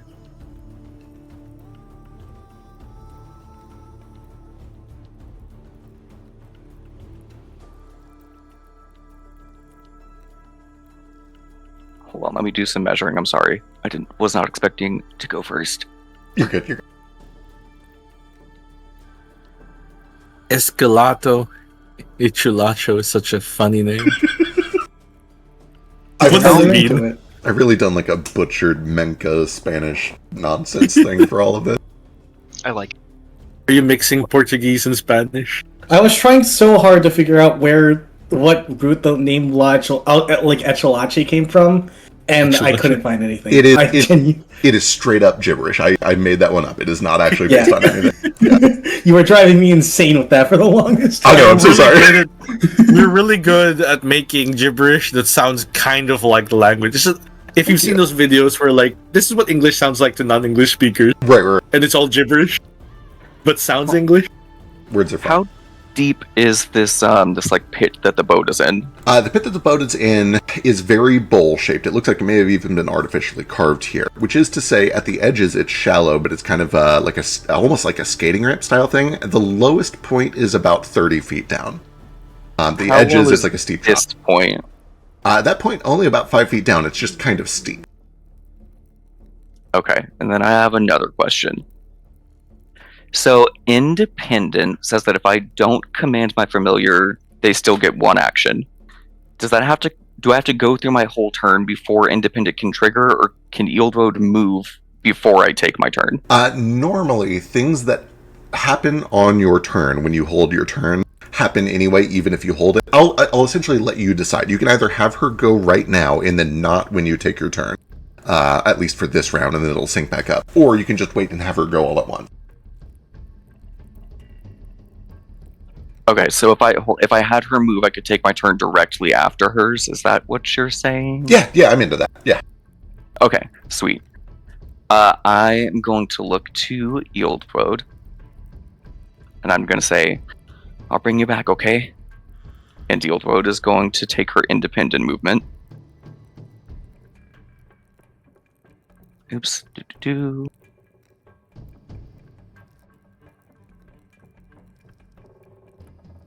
She's got 40 feet because she's speedy. Excellent. Then I'm going to start to cast a spell, and you see this kind of like, almost like ball lightning start to kind of swirl around Foster for a second.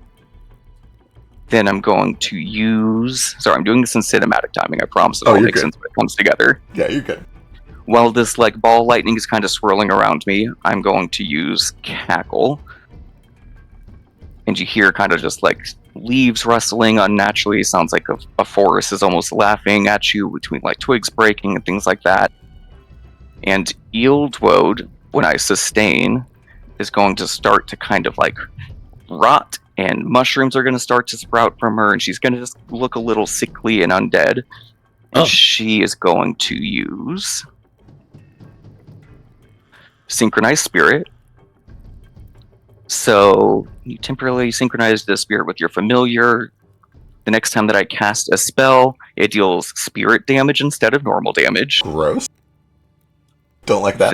The ball lightning around me is going to condense and then shoot out, but instead of like a lightning kind of thundery sound you might expect, it almost sounds like breaking glass or like just a shattering sound more than actual lightning. And I'm going to cast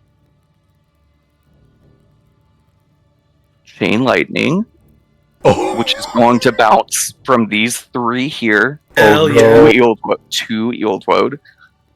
to La Echolache, to Jet Shemet, and then I don't think they're close enough. Is there a way to get these within 30 closer? feet? Within 30 feet, I think they're 35. Oh This is no! worse than the ants. Oh my god, the electricity arcs to another creature within 30 feet of the first target, jumping to another creature within 30 feet, and so on. You can end the chain at any point. You can't target the single creature more than once. You must have line of effect to all targets, but you do. Roll the damage once, applied to each target. It really doesn't have a limit. But one creature plus any number of additional creatures. What the fuck? I think it only ends if one of them critical succeeds. Oh, I understand. Okay, got it. I see. Roll the damage. Got it. The chain ends if one of the targets critically succeeds its save. Okay, well, let's find out. I'm going to draw the line to make sure I have it right. I say I want to make sure I have it right too.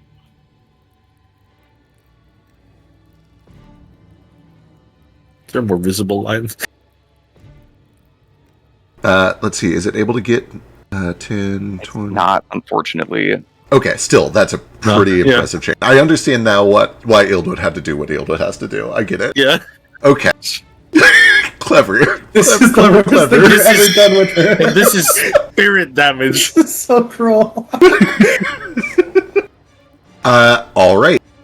Then let's go. Let's see. So we start here. I'm just going to roll it all, and then we'll figure out where it stops and apply damage.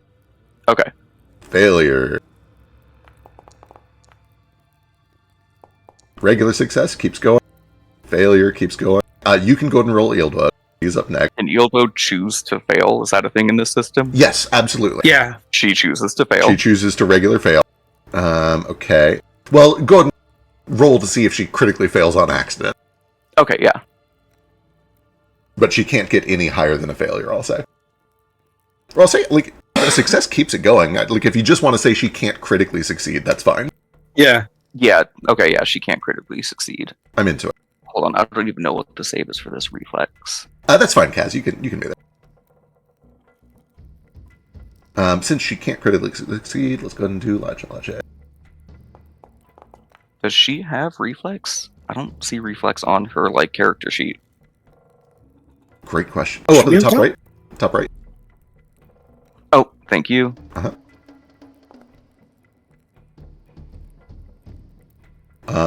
Excellent. Okay, now let me read Echelon, because she does have things. Things, you say? Nope, just kidding. She doesn't have her locker. But, does she And have she's this? weak against spirit, right? Yeah, she sure is. She sure is. Well, so for flavor, you do see that as she sees this bolt of spirit, actually, she can't even do this, because it's spirit. Fuck. No! Amazing. You Incredible. sure fucked her, Foster. Yeah, that's not good. That's not good at all. How about Jet? Do you have anything? Jet's Nope. like, I'm not even a part of this. What the fuck? She is now. She's now. Oh, how well timed that she would be the one who critically succeeds. She's the one who could succeed. Amazing. Okay, go ahead and roll wisdom damage. 1, 3, and Echelache take full. Full. I don't think there's a way to change this, but it's spirit damage. Whoa. That Wow. that's a lot of damage. Disgusted. Holy Echelache hell. is weak. She takes additional damage. Half Oh, a of little that extra fun. This skeleton takes half of that, which I think probably still kills it. It sure does. Yeah, I think they're all still dead. Yeah. So these skeletons that were confused and leading you to the magic room just burst. They explode into splinters of. This wave of spiritual energy rushes through them and through Ildwood, who takes half of that. Yeah, And what I- is half? I'm sorry, 56 though. 20. You can just click the half. Yeah, you can also just click half. But yeah, 28. Can I think she might still be up. on damage. She is still up. She's still up. Amazing. Nice. She's barely even hurt. Wow. Martin. Familiar, so tanky. Yeah, I'm so used to familiars like dying in one shot to literally anything. It's crazy that they're actually like tanky over here. Okay, amazing. This bolt of spiritual energy rips through. And you watch that as it does, multiple ghostly spirits are ripped out of her ribcage and kind of blown out the backside and dissipate into spiritual energy, which kind of drifts out towards the sky. She Blew her hunches back over out. in pain. She hunches over in pain, still clutching at the rapier at her side. You can see that she put her hand up as if to try to fight or resist or counter that or do something. But no power came to her. Whatever she was trying to summon did not happen. Anything else? No, that is definitely me. Okay, amazing. That brings us to all these little skeletons. The remaining All 3 of them remaining or something? There's a few skeletons. I realized as soon as I rolled initiative, this map is very cluttered and it was kind of dark. I turned the light up just to help. There's stuff scattered all over here. Which I guess is kind of fitting. It's heck. Many skeletons. Yeah. Many skeletons. These have to triple dash to get to you. They can't actually fight. I This didn't even one, see those ones. yeah, they came from over in the warehouse. They had to triple dash to run all the way over. Okay. That one gets 2 swings. This one gets 1 swing. This one gets no Oh. swing. I'm in danger. This one gets here with 3. here with 3, here with 3. So here we go. We got 3 swings on Cat.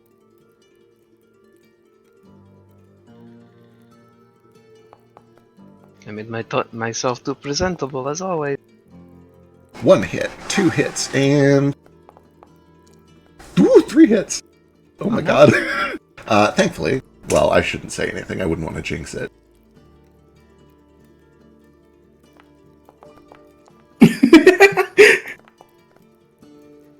5, 3, and 8 points of slashing damage as these skeletal pirates with flowery heads come out and just begin swashbuckling against you. You fence them off as best as you can, but if you do get close enough that you have to expend a little bit of stamina to stay away from their blade. Let me see something, because it is about to be my turn. Let me see It is where we about to are. be your turn. Yeah. I know there's one I get if they crit miss. Correct.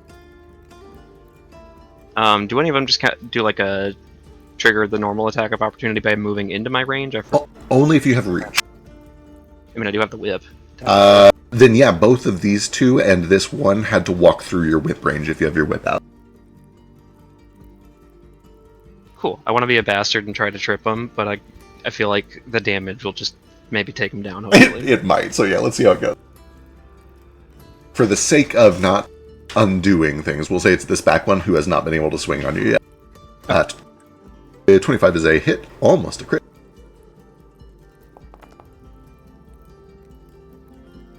For 11 points of slashing, which they do resist. So 6 points of slashing, which is still nothing enough. It obliterates it. It's a little skeleton. Alright, and now that brings it to your turn. Okay. Well, there are a lot more than I thought. And I thought I'd only have like maybe this one coming up from the left side. So it changes my plan a little bit, but I'm still gonna continue to be a little stinker. So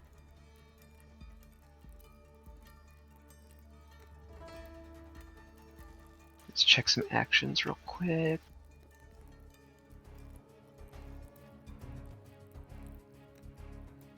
Okay, first I will try tumble through. Perfect. Give me acrobat. Reflex DC here is actually surprisingly high. These skeletons are only good at being nimble, but they are good at being nimble. DC 18. No. The 2 of them essentially, like, you know how you lock your fingers? They lock that with all their bones. They make a wall of bone with each other. Okay. Movement ends and I trigger reactions. Say I just don't move at all. That sucks. Does suck. Unfortunately, they don't have any attacks of opportunity. That's fine. I know this map is kind of wonky. Is there part of this ship that is actually within 30 feet of me at the moment? It looks like it is right at 35. If anything, it would be slightly farther because of the perspective. Okay. I see that space like right there, and I know that's kind of like down. No, I don't know. It's tricky. I mean, if you're gonna do something that involves like a check, I would let it work on a successful check. You're close enough that you the can check. range of a spell that would be targeting the AC of the boat itself. I see. Yeah, a 30-foot spell could hit some part of the boat. Probably one of the sail masts actually would be sticking out close Oh, enough. perfect. Those are flammable. Yeah, they sure are. Wait. There are prisoners on there, be careful. Oh, damn it, you're right. Okay, we'll save this plan for a little later then. Try to fight off some of these guys in the meantime. Oh Cat. no. Oh no, Kaz.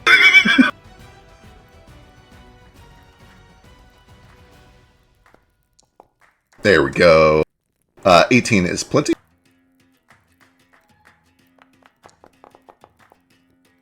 And yeah, you obliterate the skeleton to yourself. Cool. That was all 3 of my actions. That brings us to To actually move with the tumble through, which sucked. true. It does still give you panache on even a failure till the end of the turn. Oh, it does? Yeah, Oh, that's they did that in the put that on remaster. Even on a failure, you get it till the end of the turn. On a success, you get it like until you spend it.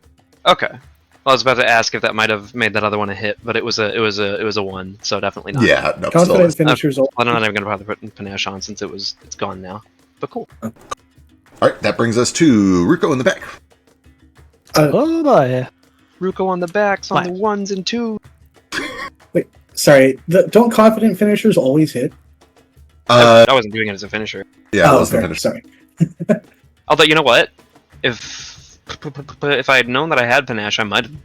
It only had it till the end of the turn. I probably would have done a finisher, but you know, it's a lot of metagaming and backpedaling. I'm fine doing it either way. Yeah, we'll let it ride like this, and we'll. Let it ride. Yeah, It's just tiny skeleton. exactly. Teeny tiny skeleton. Okay, Ruko. Sorry. Oh, okay, though, okay. Well, for one, Ruko begins to cast, and in doing so, he says something witty, but I am stupid, so it's encouraging. Here you go. Be inspired for courage. Everybody gets a bonus. Drag that onto yourself. Not the skeletons, though, right? Not them. No. And I believe this is 120 feet to the thingy majigger. So there's people inside that boat, like there's prisoners. There are right? prisoners that are being led into that boat. Yeah. Oh. Here, let me go see if I have a good prisoners indicator. But I don't want to kill prisoners. Here we go. They're inside. They're in the stern castle here. Okay. Excellent. Okay. Is it a bit rickety? Is there a bunch of stuff just sitting on the deck, like, you know, loose ropes and old Absolutely. boards and Honestly, the ship looks like, how does this even stay afloat? It looks like a very old, tattered ship. The sails are rotted and have holes in them. You imagine that if this ship sails, it does so through some sort of magic. It certainly is not a normal ship. Okie dokie. Well, I'm going to make all of that lack of maintenance start to attack them. Here we go. Oh god. Yeah, there's plenty for that. Hell yeah. Right there. What's that fucking, like, was that half of a Woody Woodpecker laugh? I don't even know. Alright, I need redemption. the two of I them. tried to kill a teleporting monkey with this thing last time, and it was awful. Hey, that monkey was a real son of a bitch. Yeah, that That monkey monkey is was. the really most was. powerful thing in this campaign. So far, I literally think that monkey might be the highest level thing you guys have fought so far. Jesus Christ. That's Until insane. now. The monkey? Lemur. Until Alright, now. so Oh, if they yeah, don't make that a DC 19 reflex save, they're taking some damage. Yeah. Did that monkey lemur get away? Oh, it's so shiny. No, No, you we guys, got it. Let's you guys see got it. if any of that hits. Jet, who had critically succeeded against the spirit damage, is kind of caught off guard when one of these ropes with the big block and tackle just like swings into the back of her head and smacks it real good. Echelache, who it's has her sea legs, kind of sees it coming, is able to dodge and take half damage from all of these assaults. Still, though, they Yeah, do but, both take damage. all of these snap ropes just vigorously slapping at them, whipping them like the towels. Like Yep. boards, Yep. a random plank, an oar.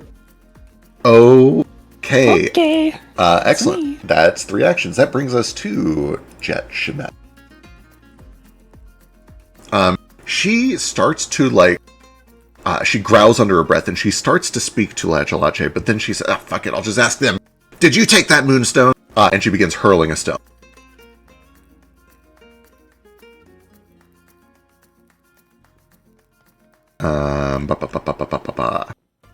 The Jet's asking if we took the moonstone. Yeah, Jet looks to all of you, starts flinging a big spell in your direction, and just, like, did you guys take the moonstone? Can I mean, my next turn, my turn's up next. I think it'd be real funny if I do that. Can I just Yeah. flash the moonstone that Branch is carrying with him that Ethan gave him to him a while ago? Absolutely. Yeah. I'll wait until your turn to do it. But yes. Yeah. Let's see. That's too far.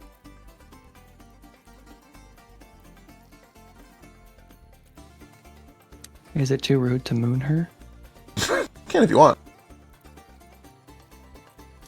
Hmm.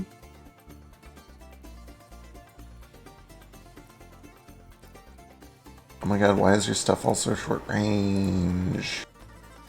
I don't want it to be short range. Ooh. This isn't short range, and you guys are all clustered. Let's have some fun. She begins to spin her hands around herself. Her magic begins to manifest. It manifests as swirling, dry, hot desert sand that rise up from the ground around the ship and draw themselves across the planks of the boat, gathering around her body, spinning around it until they gather in her palms, form a sphere, which she thrusts out in your direction. It streaks across the room, and as it does, it superheats and begins to glow bright orange and then red and then white, until it lands right in kind of the middle of all of you and erupts in a fireball. Oh shit. Let's see what we can do with the 20-foot burst. Oh, that's quite large. Are you sure she wants to hit some of her precious skeleton friends, though? I don't think she has to. Oh, she does have to hit one, but of all people, Jet understands the appeal of expendable casualties. The fireball erupts. You feel hot sand burst out, accompanied by a blossom of fire. I need every single one of you to give me a reflex saving throw again. 20 points of fire damage. Oof. Let's see. Whoa! No damage, Brad. Branch takes no damage. Foster takes half damage. Ethan takes half damage. Skeleton dies. Ruka takes half damage. Kaz, please. Kaz, full damage. How you looking, Kaz? I'm doing alright so far still. Okay, that's good. So far.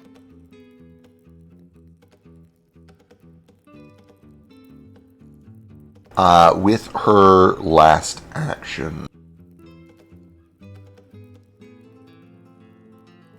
she is actually going to use the take cover action behind this mast here to give her a circumstance bonus to cover. And that brings us to Branch. This works out well. Critical success means I took no damage, right? Correct, yeah. The fucking fireball goes off, smoke and all that special effects shit that blocks everyone from sight, and then Branch just comes out seemingly unharmed from it, and holds the moonstone up at her and is like, "Oh, you got more for us? I'd be happy to take it off your hands." And I'm hoping that's bravado that can give me panache. So if you are expending an action, you will get bravado for it for sure. Yeah, I'll expend. I'll do some like intimidation. Yeah, you can do either intimidation or deception. Either one of these would be great. Technically, yeah. I think it should be deception, but intimidation works in this scenario.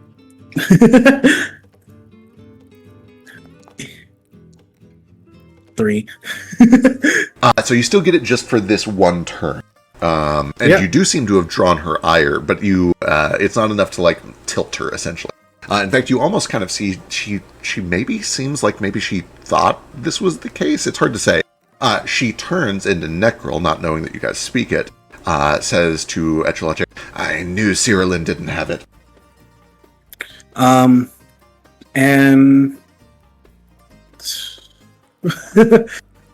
fucking, I keep forgetting our movement speed. It's like 35 feet with fleet. With fleet, it's usually 30, but monks get extra. Swashbuckler gets okay, extra. Sorry. Yours is 35. Yeah, 35. Nice. Gotcha. Yep. I think it might be a little bit more if you have panache too. Yeah, like 40. Whatever. Branch is just gonna saunter on over here. Token controls. Right next to Kaz, and with the last action be like, "Oh, let me get that for you, buddy." And punches the skeleton. Punches one of the skeletons so hard it explodes or something. Excellent. Don't critically miss. Spoilers, these things have I mean, health. The fucking... I have a finisher. And it's gonna disappear by the end of this turn, so... Oh, fair, yeah. Yeah. It dies. Yeah, it dies. I'm not taking the dignity of rolling. You can do 4 points of damage.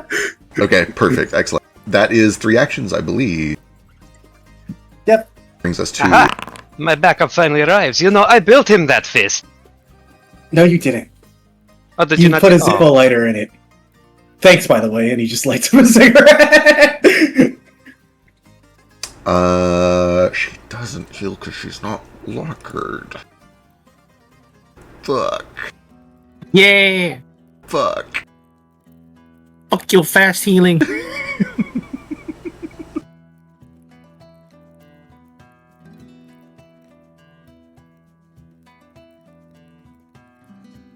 Branch, can't you just let me have this? You don't. They don't need to know that I didn't build the whole thing. Come on, man. I mean, it's a fucking wooden hand that you can buy for 15 silver. 15 silver's a lot, but you do a lot more than 15 silver. You really want this associated with you? And he, like, holds it up and it, like, creaks and shit like that. Okay, yeah, you're right. I can't put my name on that thing. I'm going to build you a better one. Yeah, you want to brag? Build me a better one. Everyone here is getting a brand new Vatsi's fist at the end of this. Everyone's getting fisted. Okay, perfect. She looks towards Kaz and to Branch, and she locks eyes not on either one of you, but on the skeleton standing between the two. You watch as the petals begin to curl inward, and you watch as salt begins to creep up its bones from its toes up to its clavicles. It begins to vibrate, it curls in on itself, and then it explodes as she casts Final Sacrifice. Oh no. They do that. I The need evil fireball. Kaz and Branch to give me reflex save. Do I have to claim flashy dodge before I make the save? I don't know, you'd have to post it, I'm not. Okay, sorry. It's a reflex thing. I don't know if those are always you have to claim them before, but 20 cold damage. To targets within an... Oh, it's not... so this is not an attack, it is a saving throw. okay. Yep. Well, yeah, but I just don't know if for stuff like that I have to claim it before I make the roll or not. Damn, you will. Normally, yeah. Oh my god, yeah, Okay. Uses to die. she will not... It's actually a It's critical too good. success then, right? Because evasion? Fieldwood has evasion, yeah. No, look, Branch and Kaz both have evasion. Oh, right, if you both succeeded. The DC here is 20? Branch is off by Oh, okay. 1. Kaz takes no damage. Kaz takes no damage from this. Branch does take full damage. 20 points of cold damage to you as this skeleton erupts. God, fucking hate the cold. It's awful for my fucking skins. What was the DC on Jet's fireball earlier too? Actually. Double check, I think it was 20? Let me see. Okay, yeah, I wouldn't have made that with This evasion. Yeah. I rolled 12. She is going to use her last action to... God, she only gets one of these. She might as well. You guys did a fuck ton of damage to her. No. She'll be smart. She's going to be so smart. She is going to use her last action to... Dance. She's thinking about it. Actually, if you guys can do it, she can do it. She's going to hold her last action for her next turn. Oh no. That brings us to smaller Echelache. Small Echelache. Leche. Ethan. Leche. Little Eche. Echilachito. Little Eche. Leche. Little Eche. That's a rapper name. He kind of does a sound as he pulls out a feather from one of his pouches. And he just mutters under his breath, 30 gold. Snaps it between his fingers, and he's engulfed in a sirocco of black sand. Hell yeah. And he casts with a scroll. Where the fuck is it? Help.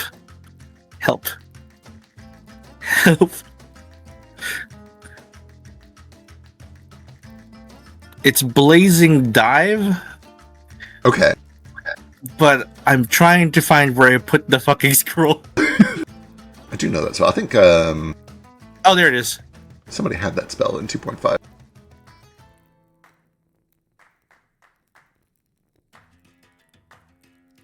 So I'm gonna fly up. Let me just drag that into my spell list actually, and then cast it from there. It'd probably be easier. Yeah, perfect. There you go. So I'm going to become this sandstorm of black sand. Just 60 feet over here. Amazing. And crash down and they both need to make a DC 19 reflex save. Okay. She does not get to her bonus to cover because you came right over to her. Or take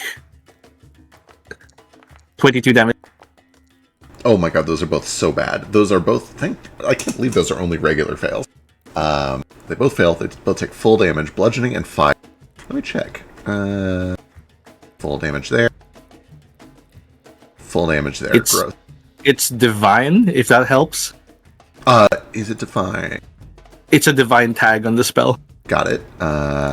Full there. That's just I don't think they're weak against divine spells. It has to be holy. Okay, they are not weak. They do still both take full damage, 22 points of damage as you land with a crash on the deck of the ship. And as the sandstorm dissipates, the asp coil whips out as he uses his overwhelming combination to attack twice. Ooh. This is on Le Chilache. Okay. Just target her first.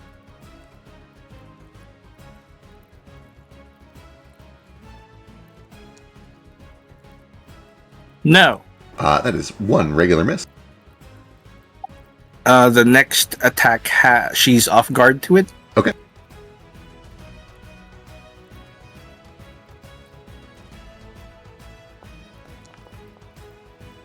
God damn. Also a regular miss. They're both misses. Yeah. That's me. Okay, excellent. That brings us to the top. We have Foster. All right.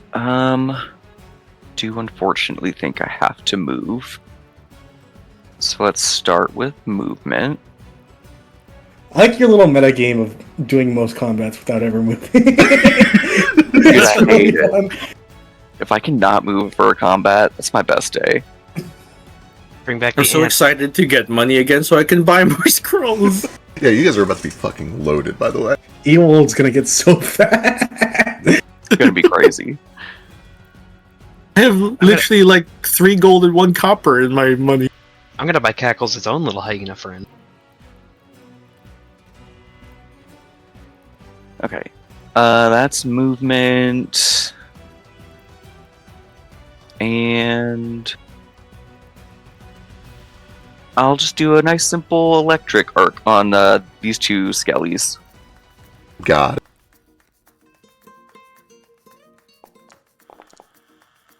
That is a success and a failure.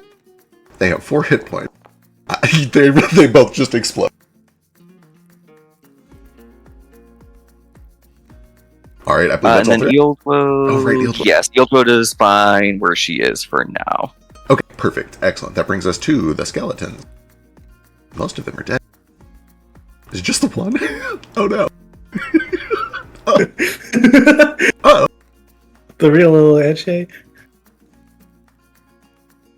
Oh, thank God. It does get close enough to make 1 attack. Careful, she's gonna blow it up. Sure is. She would never do that. That's so rude.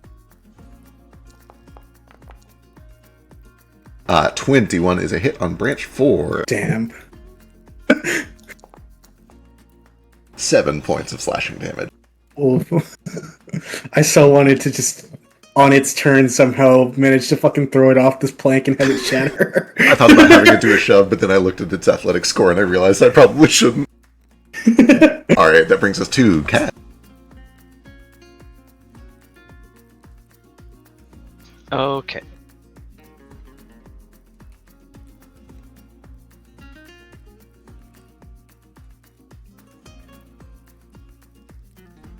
I'm gonna try another tumble through on this guy. Can I like kind of break up my movement to do an attack partway through that? Yeah, we house rule that you can break it up. The only rule is that like if you break up your movement, the second half of it triggers opportunity attacks like 5e. Gotcha. Even if they don't Well, normally have attacks of opportunity. Well, the idea is that I'm gonna tumble through this guy, get panache, attack him, and then keep striding. Yeah, perfect.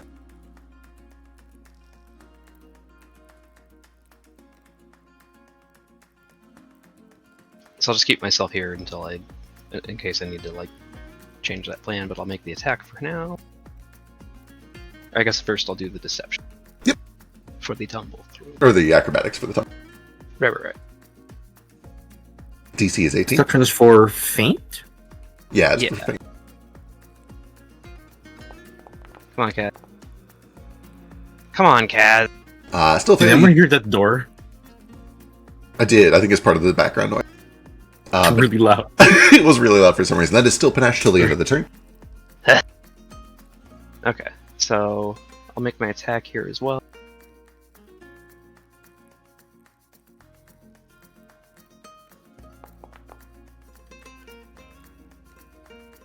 Uh, 23 is so plenty. 19, you are able to cleave this thing down. Okay, I have one action left. Let me just measure up my movement real quick, because Panache gave me a little bit more.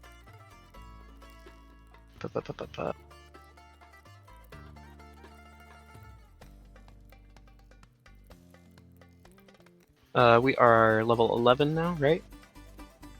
Checking, I think that's right. It'll probably just update my movement speed for me if I give myself Panache. Yeah, almost certainly. So let's try that. It sure did. 45 feet. Cool. So yeah, as I try to tumble through this guy, I kind of falter a little bit, but then just like stab straight through his skull anyway. I wink at Branch, say, "Let me get that one for you," and then I keep running. Hell yeah.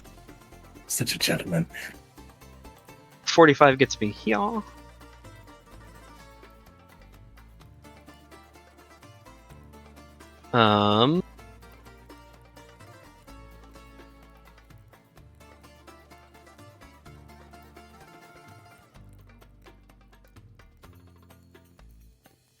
Yeah, fuck it. Let's keep going. Excellent. Amazing. I run back. I keep sprinting on deck, brandishing my rapier right back at La Chalache. And I get there, and I'm like, "Which one is the real one?" They both stop and stare at you. Can I roll deception on that What is your goal? to see if I can actually like? I'm trying to fake out if I can pretend faking out. It's a feint, if you will, a mental feint. If you're spending an action to feint. I don't have any more actions. Okay, then you can just do it. You can do it for the bit. Amazing. All right, that's all 3 actions. I believe that brings us to Ruko. Who's that guy? Oh god. What's this? Oh. Oh, okie dokie, so... if I do animated assault, it would be bad news for everybody inside there. Everyone Is that what inside that circle is? Yeah, it sure is. Is that still going on? It could. It could. He decides now if it swings again. Good time to kill half your party if you really don't like us. It's really decided that. For what it's worth, one of them has evasion. True. But I have not been rolling super well. Nah, I would delete this little like orb thingy, but I can't figure it out. Got it. Okay. All right, so I'm gonna drop that. I'll drop that thing. Does Branch look like he's trying to get up in there, or what's he doing? He's being the most casual about this of anyone here. It doesn't look like a challenge to him. He's not treating it like one, but yeah. Okie dokie. Okay, we won't use that. Let's go with how far can I inspire you? From 60 feet away? Wowza. Let's see if that's useful real quick. It's far-ish. 60, 1, 2, 3. Okay, so I do need to move. I do definitely need to move. Alright, let's move. You inspire me even when I can't hear you, Ruko. Oh, look at that range. Yeah, 60 feet is that big. God damn.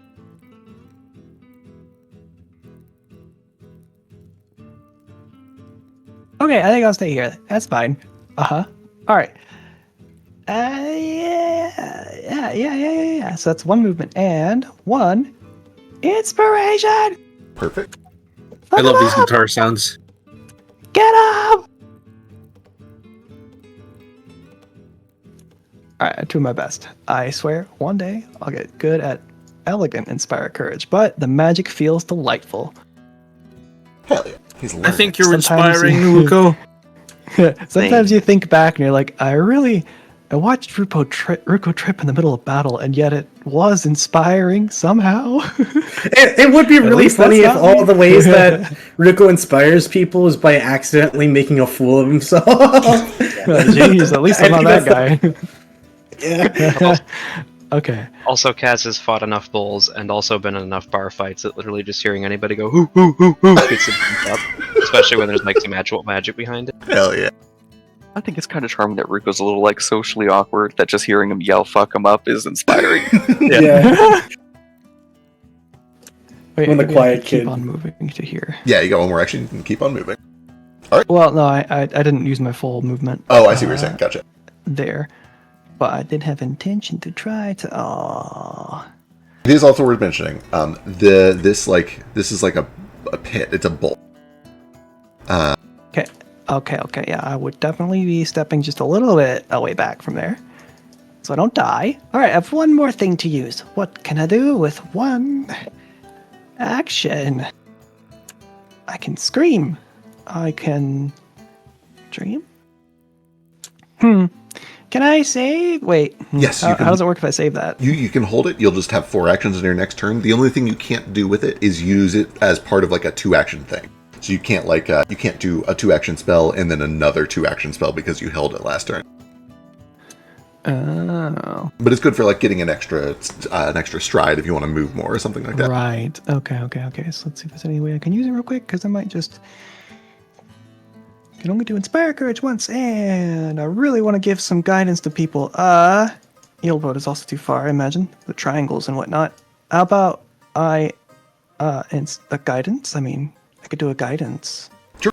It doesn't stack with Inspire Courage, does it? I don't believe so, yeah. Because it both stats. Never mind.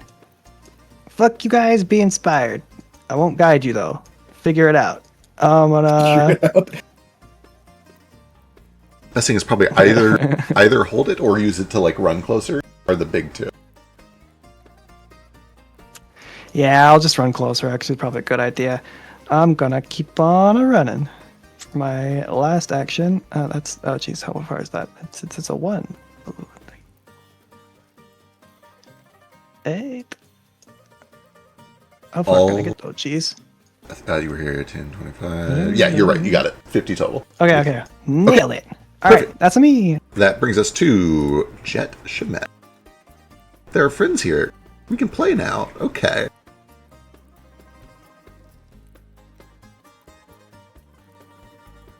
May I have this then?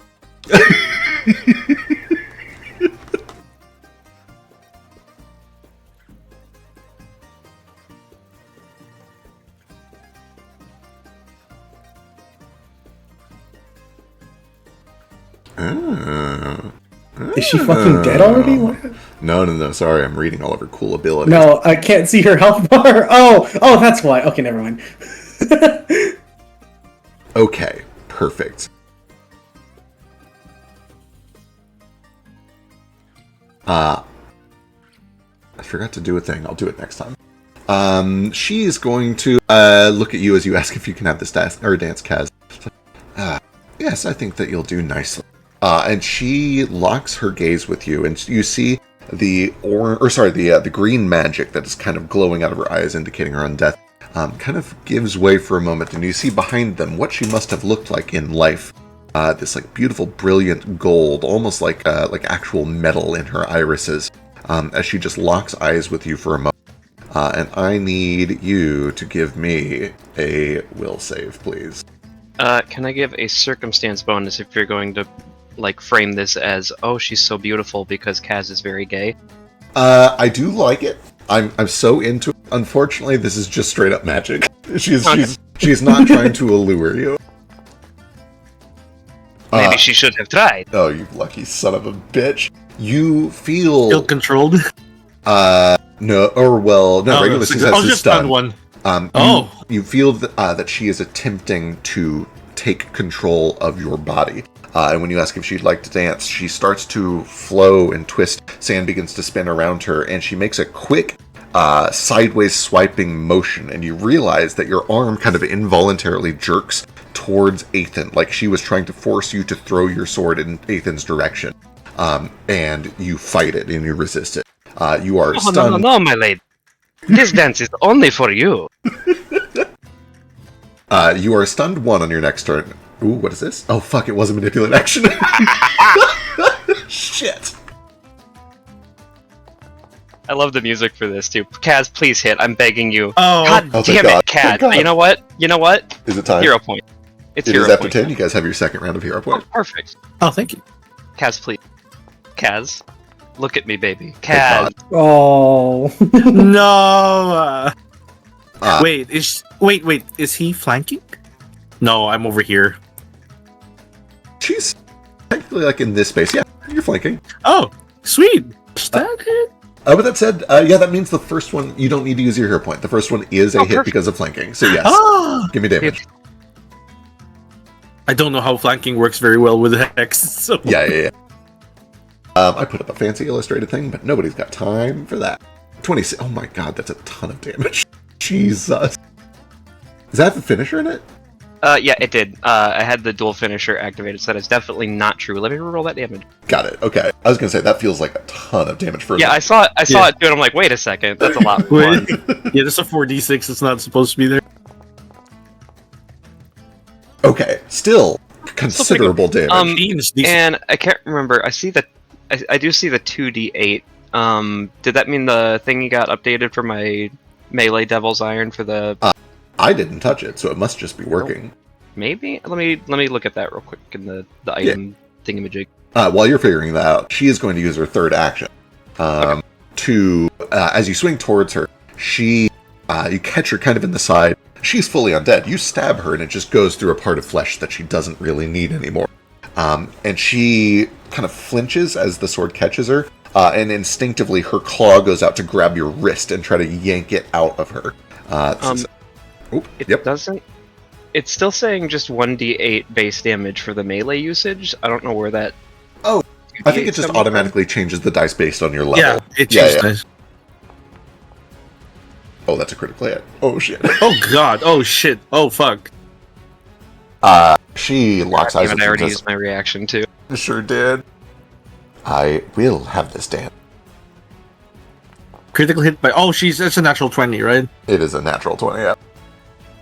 46 points of slashing damage as she Ow. grabs your wrist and pulls violently out. Like drawing the sword out of herself and then twisting your arm back in an awful way before kind of throwing it off to the side. That is all 3 of her actions. Brings us Ow. to Brand. 2 actions to move all the way there. Yeah. So Excellent. here. Hold on, I should have met first to see how much I had left. 35. Wait. I have, because you need to go there and then there, and I don't know how to do the dual rule things. It's like about here, right? With 45 feet... Checking where he's... The first movement would get me there, then there, and I have no idea. feet left over.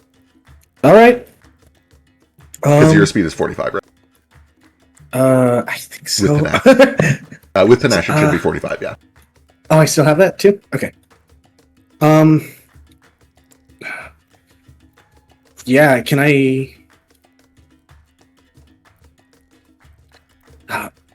forgive my friend. He's still trying to teach him the ropes. You'll find me a better partner. He's going to take out the penance chain and...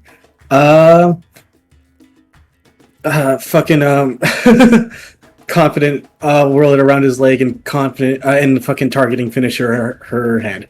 Okay, excellent. Targeting finisher is the one that stupefies them on whatever. I'll post it. Ooh, not a fan of stupefy on a spellcaster. That's not good. Please miss. Thank God. Thank Christ. Okay. The finisher still hits. I guess it doesn't have the thing, but whatever. Hero point. I'm not gonna God. use it. Yep. Otherwise, confident finisher? No, Fuck. not confident. Targeting finisher. Oh, targeting, does it still hit if you miss? I re-rolled it. The hero yeah, point cool. does turn that into a hit. Just a regular Hell hit, yeah. thank God. Just a Not a regular crit? hit? Damn. Okay. Where the fuck is... There it is. Here you go. If you hit and damage the target... so go ahead and roll me damage Oh yeah, sorry. until the end of your next turn. So she takes 12 points of slashing and fire damage, forgot. and then... To put on the precision shit, whatever. Extra 2d6. Oh, yep. Go ahead and throw that on there. Jesus. Randomly one day, I'm so On sorry. On a regular hit, she is stupefied turn until the end of your next turn. That sucks. That sucks a lot. Okay, yeah, you see that she blinks and her eyes kind of flash back to green, and she's like trying to clear her head as the world is just spinning around her. Come on, keep... Oh, Is go ahead. all 3 actions, I think? Yep. Excellent. That brings us to Echelache. Oh my god, look at everyone is here. The gang's all here. Mm. Mm. Mm.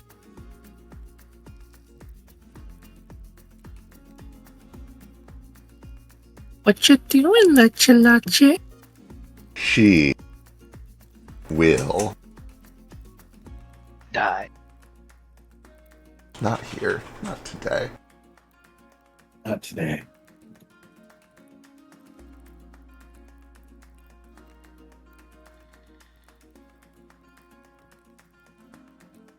Oh, that's gross. I could do that.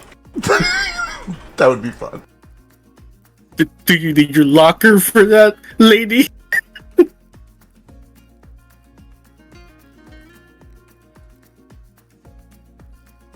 I know what she's talking about. A locker. What's a locker? She is going to look to Kaz. She holds one hand over the blade of her rapier, and as she draws it upwards, you watch as green and blue flames begin to kind of trickle out of her fingertips and along the length of the blade. She looks to you and says, I see you have broken one of my curses. And she's going to try to stab you. She gotta curse you. Don't have any reactions at the moment. Oh, Oh, no. Oh, Kaz. No, it's not just oh god, Kaz. Kaz. Kaz. Well, it was nice knowing y'all.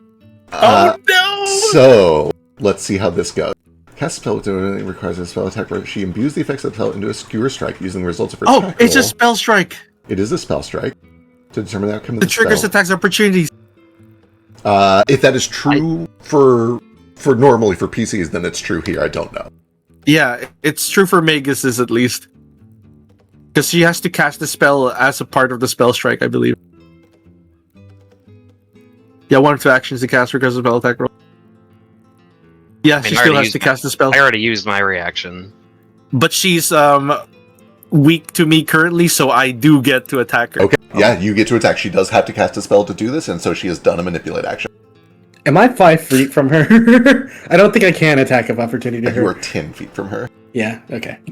Yeah. Oh, that I is wish just a to hit. use- Thanks to I wish to do my hero point and Okay. see if I can crit it. yeah, you gotta fish for that crit.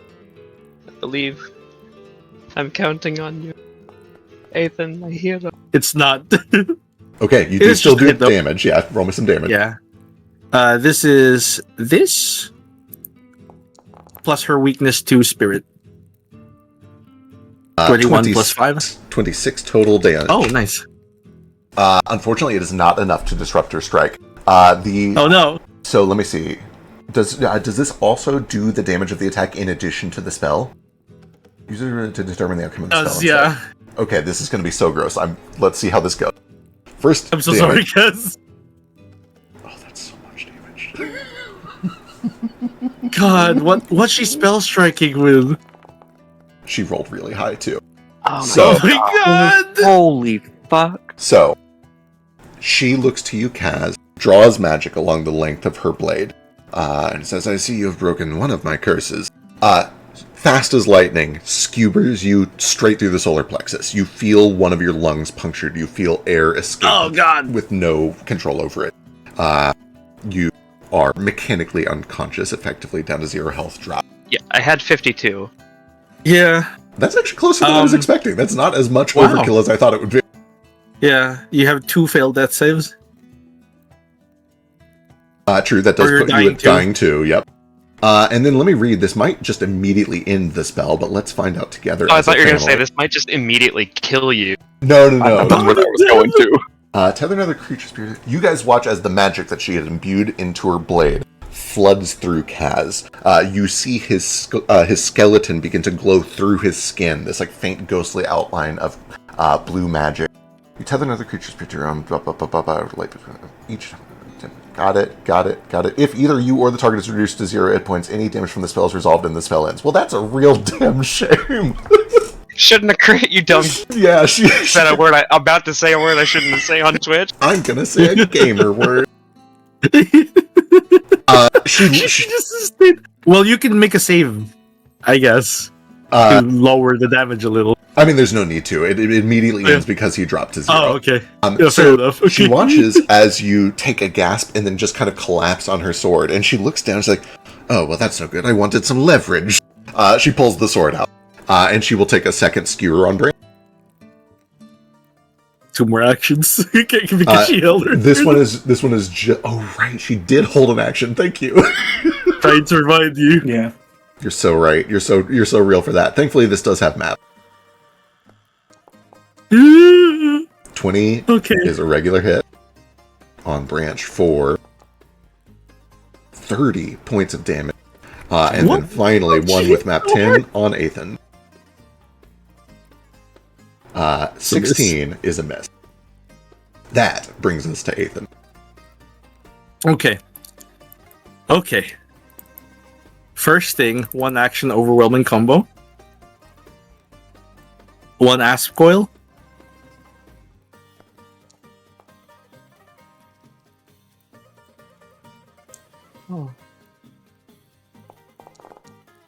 This deals spirit damage, so an extra 5.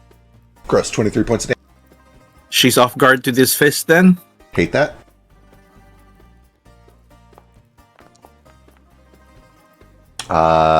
Another hit. Thanks for recall. This counts as spirit damage again. Gross, another 27 points of damage. 1 action. Doctor's Visitation. I go here. And Kaz heals 2d8 plus 15. Excellent. Kaz, you feel your lung mend itself inside of your body. And you gasp and wake back up with 25 points. Piddly action. I take out the chalice. And because I currently have the Adept benefit, and he just got critted, he heals 5 hit points for each level I have, which is 55. That's 1 action. I feed it to him. Fuck. All right, yeah, Kaz, you were back Wake up. screaming. Yeah. So that is what, 80 total points of healing? 25 plus 55? Yeah. I look better than I did before I went down. Yeah. I can't heal anyone for 10 minutes with the chalice. I know I'm when I like come back from unconscious, am I prone? Is that how the system works? Yeah. Okay, I imagine Athan still had to be pretty low. So as I come to, gasping for air and seeing the light retract from my vision, I'm going to use just like a piddly item interaction to grab his mask and kiss it. Excellent, perfect. I think it's actually terrifying at first because you see Ichilachi's face over Alright. You see 2 of them actually, and probably because you're still stunned from Jet's thing, you probably see like 4 of them as your vision is spinning. No. Alright, excellent. That brings us back to the top with Foster. Alright, I guess I better just keep blasting. I was trying to blast it. Let's start with a move.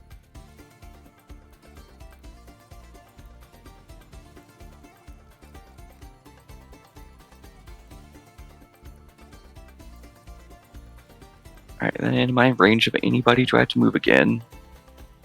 Oh my god. What a nightmare. It's the worst day of my whole life. Okay, well, I'll move again.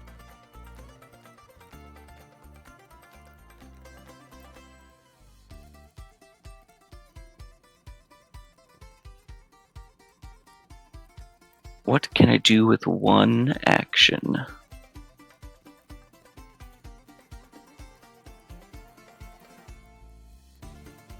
Absolutely nothing. I will do... I've got a focus to spare. I will cast a spell at La Chalache. Okay.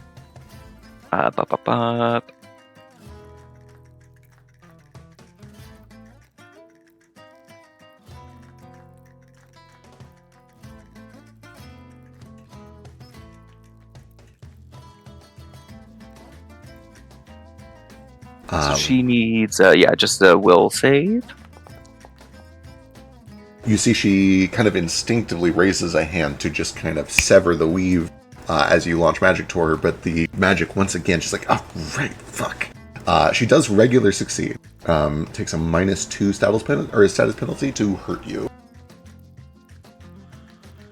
Perfect. That's me. That brings us to You'll Ruko. will independent start running up towards me, but she's not going to do anything. Got it, perfect. Then Ruko. Okay, though.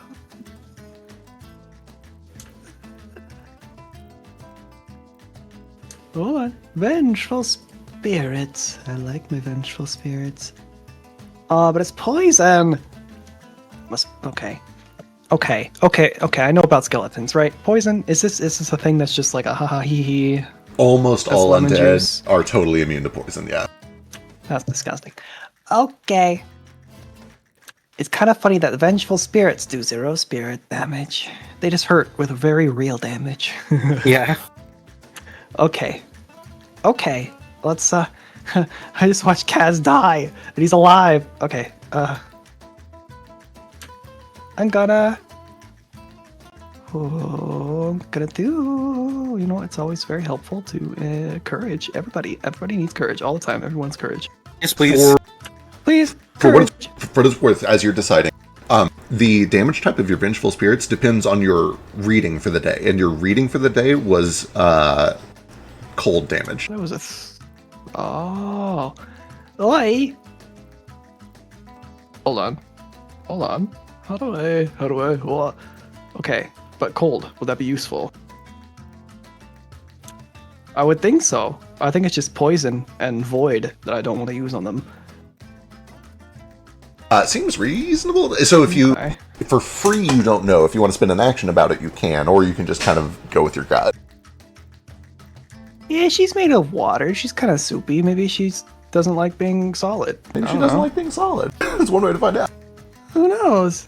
All right, everyone gets courage, and Ruko's eyes. You don't know if it's the glasses doing their weird reflective things, or if it's just like an avatar state with his eyes for a minute.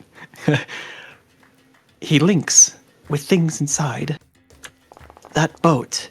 Things that have died, things that are vengeful, things that were angry and would love the extra little kick to come up and claw her shawl and rip into her flesh. Anything that sounds extremely pissed off in this boat, I'm gonna try to encourage them to come forth. Perfect. What you latch onto, what you find willing to cooperate with you is just a few seconds ago when Foster did that big spirit blast. It seemed to have blown literally some of the spirits that make up this creature free, and some of them come back and lash at her with a vengeance. And that's also especially fitting because they are cold, and that is kind of her MO. She's not resistant to it, despite it being her MO. Reflex save. She does critically succeed on the reflex save, though. As parts of herself lash back in rage, she is able to just kind of like reach out with a skeletal hand and grabs one of them by the throat and just slams it down to the ground. And she screams out, "I control these spirits! I control the sea!" My hand flinches on my little staff of water bending. Oh yeah, you want to bet? Do you wanna? Okay, so nothing happens, right? Yeah, unfortunately, she fully blocks it with a critical success. That's gross. It is gross. She rolled a natural 20. Of course. It's not a area effect, is it? No. Okay. No, just single target. Ew. All right. Let me just double check one thing because I do have quickened spell casting, so I can cast a bard spell and stuff. For one, if I have anything useful, I want to keep hurting her. This is stupid. So I think you already did the 3. You did 1 action for Inspire Courage and 2 for Vigil Spirits. Yes, but I also have quickened spell casting. Oh, yeah. Unless that's. I think that reduces a 2 to a 1. Or actually, wait, you might be able to move a 1 to a 0. Let me go read how that works real quick. This is one day. Once a day, if your next action is cast a bard cantrip that is at least 2 ranks lower, reduce the number. Oh, minimum 1 action. So yeah, you can't do a 1 to a 0. I see. Gotcha. That would be crazy good, though. All right, that. I am turn grumpy. Understandable. That brings us to Jet Shinette. I think now it's time for her to... Oh, she's stupefied. Yeah, she has second impact syndrome. Fuck. Fuck me. Okay, you take a penalty to all of that shit. Anytime you attempt to cast a spell while stupefied, the spell is automatically disrupted unless you roll a DC 7 flat check. Okay. That's like a coin flip. Is she willing to burn her biggest spell on a near coin flip? The alternative is that she sits here and claws at you with her hands like a peasant. So I guess she's gonna try. You watch as she, wincing, her head still spinning, still rocked from the impact branch, just chaining her directly in the side of the temple, is going to try to summon the energy to cast a spell. Before it goes off, she needs to roll a 7 or higher on a flat d20. Good luck. Oh, sick. Hey, going unconscious and coming back up doesn't reset like my reactions, does it? It's just like a turn-based thing. Okay. Yeah, it's at the start of your turn you get your reaction back. It was really helpful to stab at her ankles just to spite. That would be really good. She is able to concentrate just long enough through her stupefaction to get the spell off. Her DC is still lowered until the end of Branch's next turn. And I also don't think anything happens right away. Her eyes begin to glow. And she begins to just kind of like hold her arms to the side.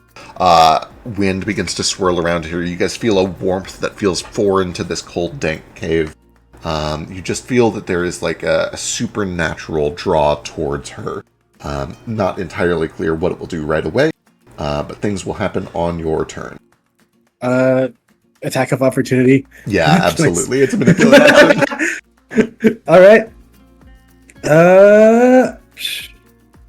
We'll hit it with the penance chain. Actually, gamer word out. I haven't used my fucking improvised weaponry fighting thing in a while. Can I once he fucking takes his leg back from kicking her with the fucking penance chain, he'll like slam it on like a board and like try to hit her in the fucking crotch with a loose board or something. Hell yeah, love it. Because I have like a higher thing with the fucking improvised weaponry, right? Yeah. You basically treat it the same as a fist attack. Unarmed attack, yeah. Yep. Well, she just stabs it. Oh my god. Yeah. Uh-huh. Reading. Do bad things happen? Reading.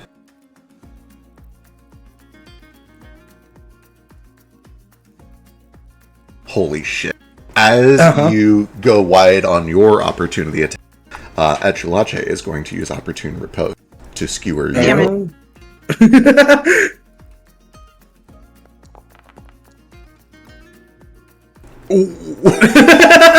Oh fuck! Why do you keep rolling these? I don't know. You're cheating. I am cheating. I forgot to tell you guys, I've been cheating this whole time. This whole time and you still can't win. Oh my god. Good luck. Yeah? 60 points of damage. Do I survive this? Oh, you'll be fine. Oh, you'll be fine. No, I have 59 health. Oh no! God damn it, guys! Off by 1. Up by 2. Or, well, yeah, I guess off by 2 points. Okay. That went well. That went great. Jet Schmidt is still stupefied. It's still technically her turn. Let's see. You need to move to here on initiative. So upset. With Jet's last action, she starts to... Boy. I think she keeps looking over to Ethan, and I think she's going to use her last action to do a claw attack on him. Like a peasant? Don't crit. Please don't crit. There we go. The universe is balancing itself. That is a critical mess. I got nothing against, because I can't do reactions against her. My target is low challenge. Love to hear that. I love to hear that. If only I had a reaction back right this second. If only. It says it now that my turn in the turn order is going before her, and I don't think I took when it changes your turn. Right, when you drop, gotcha. your initiative changes, yep. Sorry. Okay, that brings us to Kaz. Kaz, you are up, you're prone, and you are stunned 1, which means you only have 2 actions this turn instead of 1. Oh, that's gay. I know. I know. What is it to stand up? It is, I think we made it, I can't remember if we made it piddly. Let me go look. We made a thing just for that. Please have mercy. I'm gonna find out. Finding out. Piddly actions. Here we go.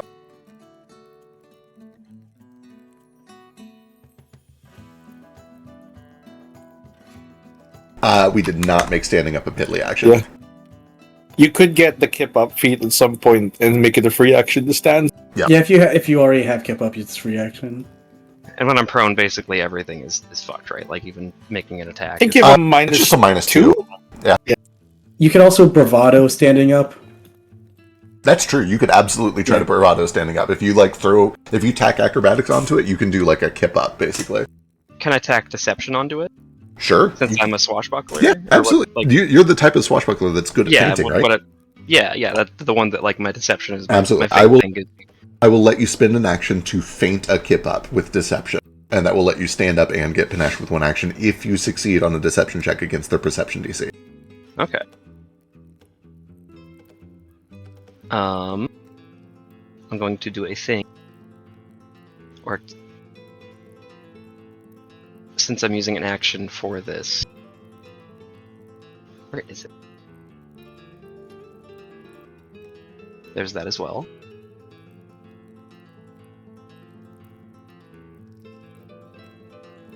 Just a little more bonus in AC to fainting. It looks like to use the cape for that, it is an action. Oh, even the interact is? Yeah, interact is. Oh, you're right. Interact is a piddly. Okay, you can piddly that for a +1. Yes, you're good.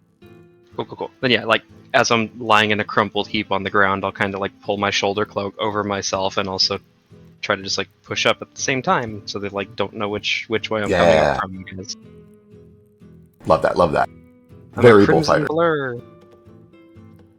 And deception. Yep.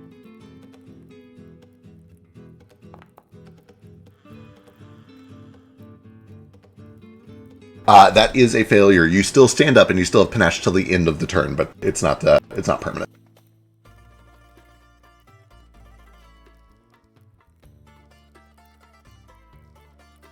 Well, you know what? Hopefully, for the rest of the turn is all I need. Fingers crossed. Thankfully, neither of them have opportunity attack.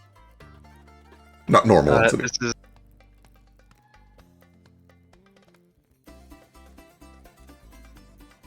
This is going to be a dual finisher. So as I spin myself back up and even don't really catch either of them entirely off guard. Actually, did that hit either of their DCs at all? No, neither one. Okay, damn. Yep. Either way. First I'm going to stab at Jet with my Devil's Iron. Excellent.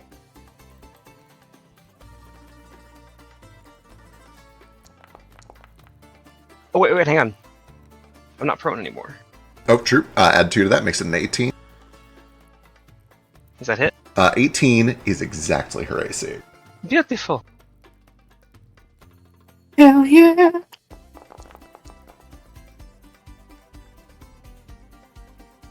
Jesus Christ. 35. Plus 5. 35 plus Spirit 5. damage. Yep, because of the spirit damage. 40 total points of damage. You cleave through. You can see that there is magic emanating from her face, and especially her eyes. She Oh wait, walks no, through- that's in Jet. It doesn't do the plus 5. Oh, fair. Got it. But you are able to kind of fight through this fascination, this magical draw, and hit for 35 points of damage as you cleave through. And then this is a double finisher? Do I understand correctly? You're about to also attack Echelache. I sure am, and I'm glad you asked, because I'm going to do that right now with my Scorpion Whip effect. Oh no. Now you see, the Scorpion Whip is a finesse weapon with reach True. and a plus 10 to my attack rolls, which makes that just a hit, it looks like. It is a hit. Beautiful. Now see, here's the thing about the dual finisher effect, is that it applies the finisher damage to both targets. You get 2 for the price of 1. Just pay separate shipping and handling. And the PWL only applies after the second attack, which is just fine, because you know what? We're running out of actions fast, folks. Hell yeah. That's a new voice, Philo. It was like That's a halfway plus five. between the TikTok voice and like the late night infomercial. 27 I heard with so the much weakness. Fargo in it. Ah, damn it! Yeah, she reels So back, close. but she is still clutching to her If I had sword. rolled just a little better. She looks down. She says, "Did you make that yourself?" Sure did. No wonder they wanted bet. you. Who? Wouldn't you like to know? I would. If you tell me I won't make your death too humiliating. Ah, I'll just take your ship instead of burning it down with the rest of this trash heap you call a prison. the ship dies with me. Anything else? Like Captain, eh? Hey, prisoners, you should get off this ship. Prisoners, go. All right, I believe that is all of your action. At the Yep. end of your turn, you suddenly hear in your mind just a shing, and magic overwhelms you. You feel your head involuntarily turn to lock eyes with Jet. I need a will save. Oh, God damn it, no. Her DC is still lowered by the Stupefy because Branch is not into the turn yet. Oh yeah! I fucking died! I brush my shoulder cape at her. You hear like the dunes whispering to you, a voice made of silk and sand that says, "You will serve," and you don't. What do you do? What do you say? I brush my shoulder cape at her, still keeping my eyes and my rapier fixed toward La Echelache, and I just scoff. Our dance is done. Amazing. You resist the spell and are also immune to it for the rest of the day, I think. Fuck yeah. I'll double Is my check. stunned one gone too? Your stunned one also goes away at the end of your turn. Yep. Woohoo! You are back in fighting shape. That brings us to La Echelache. Oh baby. It's so low. Crit miss me, I dare you. Manipulate the spell, I fucking dare you. Boy, she's learned she can't manipulate in your reach. Do literally anything within 10 feet of me and I'm gonna drop you, you bitch. She's in a lot of trouble. Okay. She is going to do a sweeping slash. She is going to go left to right. This will include hitting Branch if she gets that far. So, start with a skewer on a...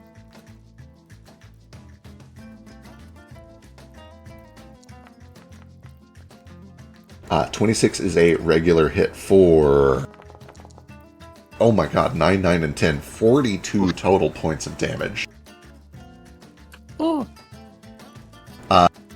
She carries this spinning slash through to... the mat for this is reduced by 2, so add 2 to this attack roll. Oh my god. God, you fucking... Okay. Hang on. Uh-huh. What you got?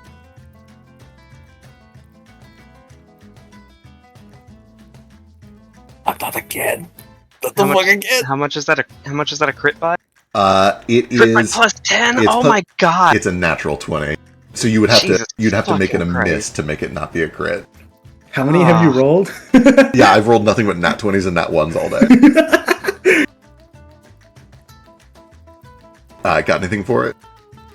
I mean, I have nimble dodge, but it's not gonna help on a nat 20 like Yeah, that. not on the nat 20. Okay, Ugh. Let's see the damage. Thankfully, there's no spell attached to this, but even just the sword is a lot. Let's find out. 1, 1, 8, and 10 makes 60 total. Oh my god, I'm still up. Oh my god. That's good, Kaz, because I think it might have just killed you. Straight up, your wounded one. Wounded 1 would have put him at dying 3. He would have been 1 up. Yeah. Oh no. Yeah. Dying 4 is where you actually die. We are carrying through to branch. Just kill me. Just You're kill me. currently at dying... Did you go down to a crit? What did you go down to? The opportune riposte. Which was a crit. So this Yeah, bumps he's you... dying. Oh no. This bumps you dying 3. Your next save, you need to be up. Yeah. Oh, fuck. For what it's worth, I will have her roll it just to see. Like she is working on map 6. Oh, she misses. Yeah, you're fine. As she does the sweep through, you see that her blade stops inches short of Jet's neck. And there's the shing of metal. And you can almost see like a frustration in Echelache's eyes, like she wants to keep carrying this attack through, but she keeps getting in her way. The blade stops just short of piercing into Branch as you are sitting there woozy, kind of wavering in and out of consciousness. That is her 2 actions. She has 1 action left. Oh no. She has accumulated map 3. I'm so scared. She does not have any 1 action spells. Her options are to move or to strike, and I think we know which one of those she chooses. It's gonna move, right? She looks down at you. Also, does she have reach? She does have reach. Most big creatures have 10 by default. Some have even higher. That makes sense. She looks down to you. She looks at the weapon that you struck her with. Impressive. No wonder they wanted you. I'll keep you around a little longer. And she's going to take her final strike at Ethan. This does not have the benefit of Sweeping Slash, so it is a full map 10. Which still hits for 22. Jesus Christ. Natural 18. For 9, 10, and 10. Jesus Again. 43 points of Would damage. you do 85 points of damage this round? That's crazy. She doesn't even need to crit. She does, yeah, she's just going to roll the highest possible value on every die that I drop. For I'm some so reason. glad we Hey, Feck. didn't try fighting her before we trained this place. Hey, Yes. Feck, be honest with Yes, me as Philo. a friend. Uh-huh. As a friend, look me in the eyes right now. Pretend you can look me in the eyes right now. Are you I'm looking. cheating? I'm not. I would like to know what's going on, because I don't want to cheat against you. I'm rooting for you guys right now, and I see 2 people down on the floor, and I'm kind of scared. Alright. 3 people down.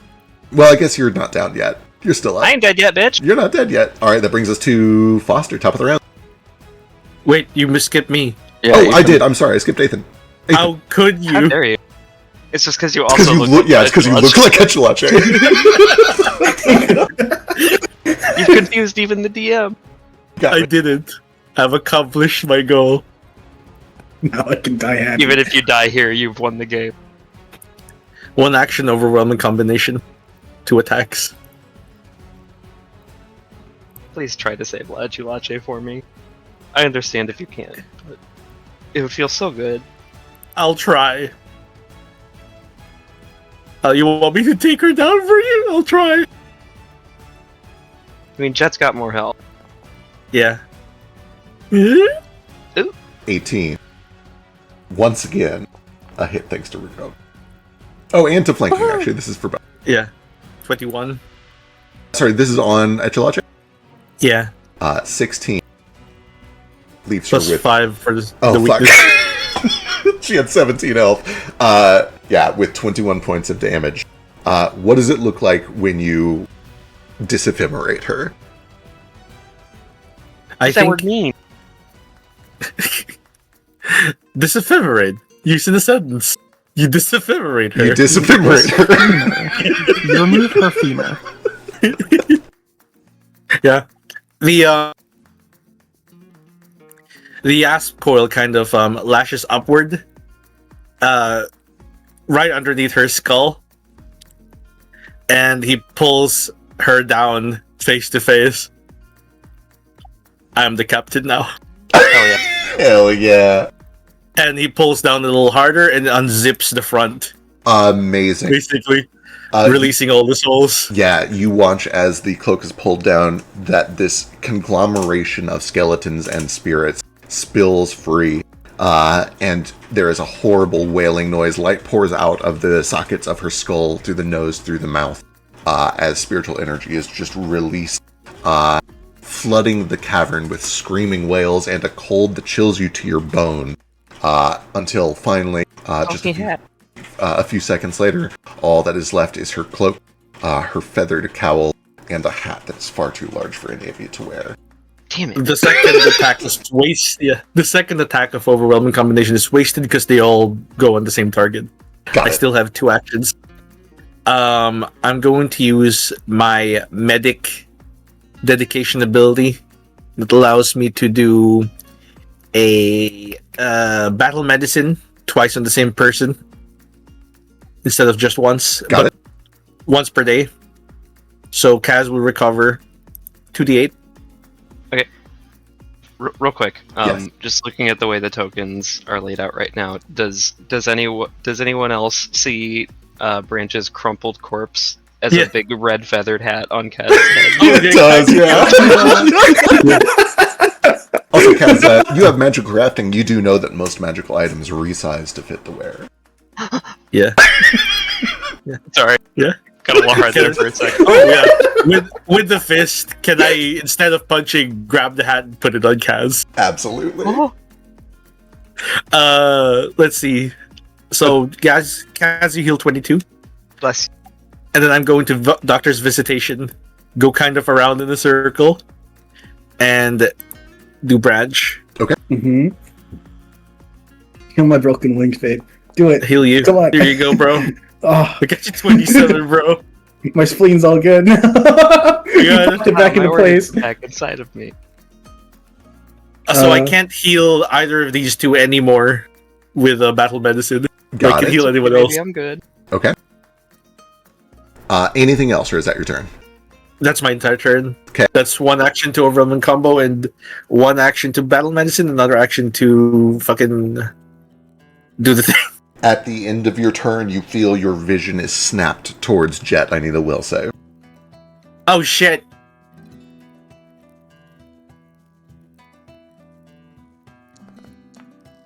Oh, I love that. I love that a lot. No, she's stupefied. Fuck. And I still haven't ended the turn. You still haven't ended the turn. Oh my god, what a I would nightmare. really like to know also, is this thing she's doing where she's trying to make us cast a will save, is that a manipulate action? It was a manipulate action to activate it. The ongoing effect of it is an aura. That's a real shame. Yep. So sorry. On a success, you are unaffected but not immune to future check. I'm critical success. Are you? Oh Resolved. my god. It's resolved, yeah. You are immune to this effect. As you shake the effect and sever it in such a way that it no longer binds you, you see that she looks at all of you, but especially at you, Ethan, in your disguise, and says, "Who the fuck are you?" And Would you like to know? that will bring us over to Foster. He saying the same thing you said. Uh-huh. Alright, for starters, this doesn't cost me anything, so I will spend 1 action to do a life boost on Ethan. Excellent. Thank you. Absolutely. Undead Bros. And then for my last 2, I have 2 options here, and they're both really fun. Which one? This one does less damage, but it's more fun. Okay, I'm gonna target Jet Shemet. I'm going to cast a spell, and she needs a Fortitude save. Basically, underneath her skin starts to wriggle and shift, and I'm going to cast Worms for Fast on her. Worms! Worms. I really hate all of this. Worms. Worms. Ants Worms. and worms. The worms Cover are the bad. mulch. I took that on Bobble. Oh my god. I hate this so much. Worms. A terrible fate.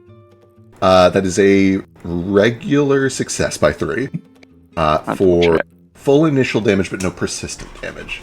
Get wormed. You hate to She hear gets it. a little worm. She gets baby wormed.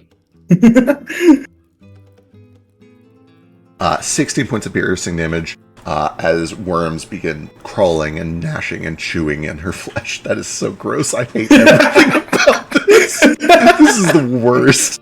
You guys What yell about at me the for one that putting makes your ticks on a teeth fall boat. out? Yeah, that one's and also then awful. Worms eating decomposed corpses is natural. I know, but that doesn't mean Literally. it's not gross. Ugh. I guess ticks on people are natural too. Alright, that was 2 actions. What else you got? That's all 3 of mine. I used the hex on Ethan. Oh, right. Got it. Okay. That brings us to Ruko. So this heals. Wait, this heals 12. Let me check. It should heal 12. It should also do it automatically when it gets back to your turn. Oh yeah. Okay. Cool. I dragged it onto myself.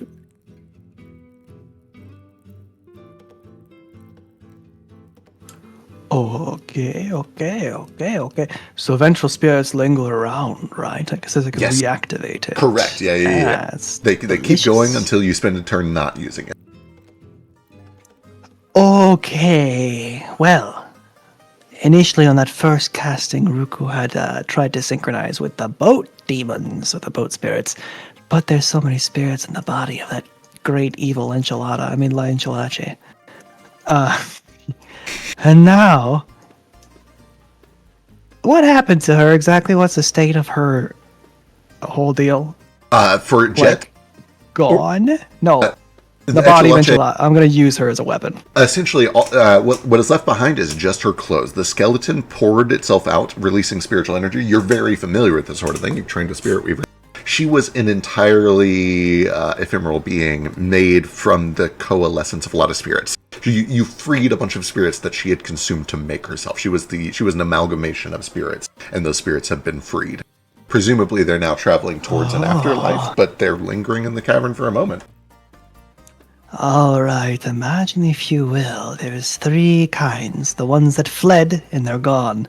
The ones that have been conformed to her core essence of spirits. And the ones who wish to fight and fight. I'm controlling the ones that were fighting. Excellent. They missed the first round. And now they siphon off of that clothes lump on the floor. And the ones that still fight and bite, I'm going to send them after Schmidt. Over in the corner, Ruko's got his staff, and he thumps it onto the boards in a rhythmic fashion, and he's got this like sort of spiritual illuminescence of like this spiritual mask. It's like an Aztec with bioluminescence from the deep of the sea. Every strike on the boards will be like the deep crack of the wood of a board from a sinking ship, and they will fight.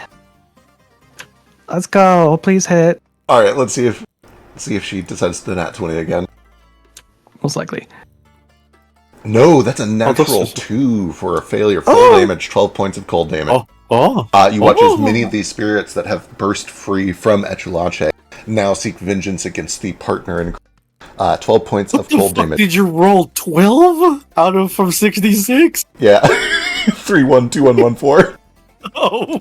Still though, between the worms and the spirits now, she is being torn apart by a horde of things that are all angry at her. That is also Hell yeah. only 2 actions. You have 1 left. It's called the hangry combo. I'm gonna kind of mix up this last little inspire courage. You probably get a glimpse at Ruko looking real what the fuck over that corner over there, Kaz. But there's a thriving mass of spirits that may be stomped upon from Echelade's body, because Ruko's staying in sync with them so he can keep using them. The last kick is yours, Kaz! He's gonna inspire courage. Excellent.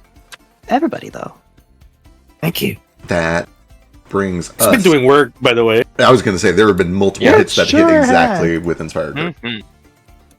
There you go. That brings us to Branch. Branch, you are prone. 1 action to stand up, but you can tack a skill check onto it if you want. I've got kick up. Tip my Oh, you have newfound Kip up. Just hat kidding. It's free. Ruko. I will tack a skill check to that kip up though, and like angry at himself for going down again. In a fight, Branch grits his teeth and kips up with a fucking flourish, like his fucking capoeira stance. Hell yeah, love it. Foot up, and I'll roll acrobatics for that. Yep. Yep. Where's the fucking acrobatics? Oh, there it is. It's literally the first one. Let me check. Be against her reflex DC, which is 20. So you kip up and you get panache till the end of the turn, but it is failure. So just this turn. Okay. And with his first action up, on the getting up phase, he goes for one attack with the fucking penance chain under her jaw. With the kick her jaw with it. Hell yeah.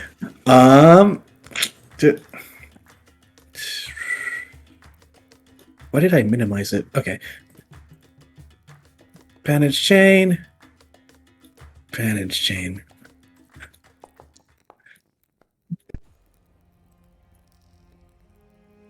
Damage. Is a hit. Does it? Okay.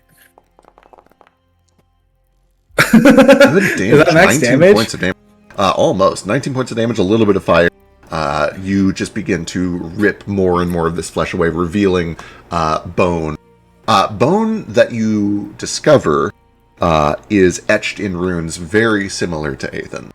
You see green light begin to kind of pour free under rotted and decayed muscle as more and more of the framework that is keeping this creature going is revealed. Does the kip up still makes it so that getting up wasn't an action? Correct, yeah, you still get it for free. Oh, I didn't think about that. I'll say yes for now. I probably need to look at that and see if it actually works. Second action, hit her with a knuckle duster. Just continue this combo. Perfect. Does this have map on it because it's a different weapon? It does, yeah. Okay. Yeah, swapping weapons does not ignore map. Yeah, okay. Might as well just keep using the fucking penance chain then. It just goes in for a second kick. 18. You guys are not currently flanking her. I don't think she's off guard, so that is a miss. Okay. One final. He has a +1 from Inspire. He doesn't have it on him. Oh, I forgot to drag that shit on me. Her AC, unfortunately, is 20, so 19 still misses. Okay, fair enough. And then last action, confident finisher. With the penance chain again. Alright. Map -10. Yeah, map 10. It's but confident. finisher still, though. Confident. Yeah. As long as it doesn't crit fail, right? How do I attach the fucking confident finisher thing to this hit? If you go to your actions tab, which is the second one in, scroll all the way up, click finisher, and then if you have multiple ones, you... It is grayed out. So it is grayed out because you don't have panache on yourself. I'm dragging that now. Thank you. There you go. Now you should be able to do it. Ranch. I don't know how to put panache on myself. It's gone. Every time I use it, it goes away. There you go. Also, double right-click her so you can target her. Whoa. Okay. Yeah. I just clicked it once and then hit T. Yeah, I usually use T. 18 is still a No. miss, but because you're doing a confident finisher, you get some of this damage anyway. Yeah. Exemplary? Is it just the precise damage? I believe it is just the precise damage. I'm checking I think now. it's half the precise for confident. Let me look it up because I got it too. Yeah. I always thought the whole point of doing the finishers at the end of the turn is just because It consumes your panache. it consumes your panache. Yeah. You can't It's attack also you also can attack afterward, I think. Yeah. Yeah. You do It's a half fisher. of the precise damage. Okay. So half of the 2d6, 11, 12, 6 and 15, so 7 points of damage. All right. Nice. Well, I know this for still future reference, never to do that again. She is still She's on her feet. She's so low. close. At the end of your turn, I do need you to give me a will save as your vision is snapped to her eye. All right. Can't wait to watch all three of you critically succeed this. I'm already immune to it, aren't I? Yeah. God damn it. That is just a regular success, not a critical this time, but there is no effect because you succeeded. Okay. That brings it to her turn. She needs to look into her heart and think real hard about what she wants to do with these last couple seconds here. Is it more valuable to do that than to do that? I hold a hand out to her. Want to catch me on the rebound, babe? One last dance before death. Oh, man. I hate this. I hate this so much. But it is what she would do. She knows, she sees the writing on the wall. She closes her eyes, and she reaches a single finger up and touches the side of her temple, like she's looking into her mind or something. She is casting a spell with the manipulate trait. I can't do shit about that. You guys can. Attack of opportunity. Cat, let's do some fucking cool dual swashbuckler. Please shit. miss, please miss, please miss. Thank God, thank God. I'm gonna hear a point. Oh, Wait, no. Cass, do you have this? Yeah, you do. Damn. Yeah, it's already on there. Please Here, miss, what? please miss, please miss. Oh, babe! Kaz, roll damage for me. Can you do 4 points of damage?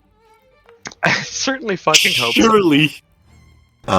Kaz, give me an Arcana check for free.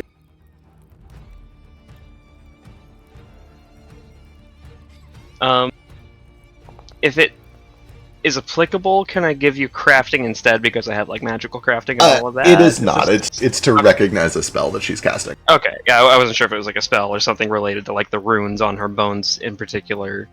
Branch also rolled a 20, not a 19. Oh, 20 would also hit. Yeah, that's true. Okay.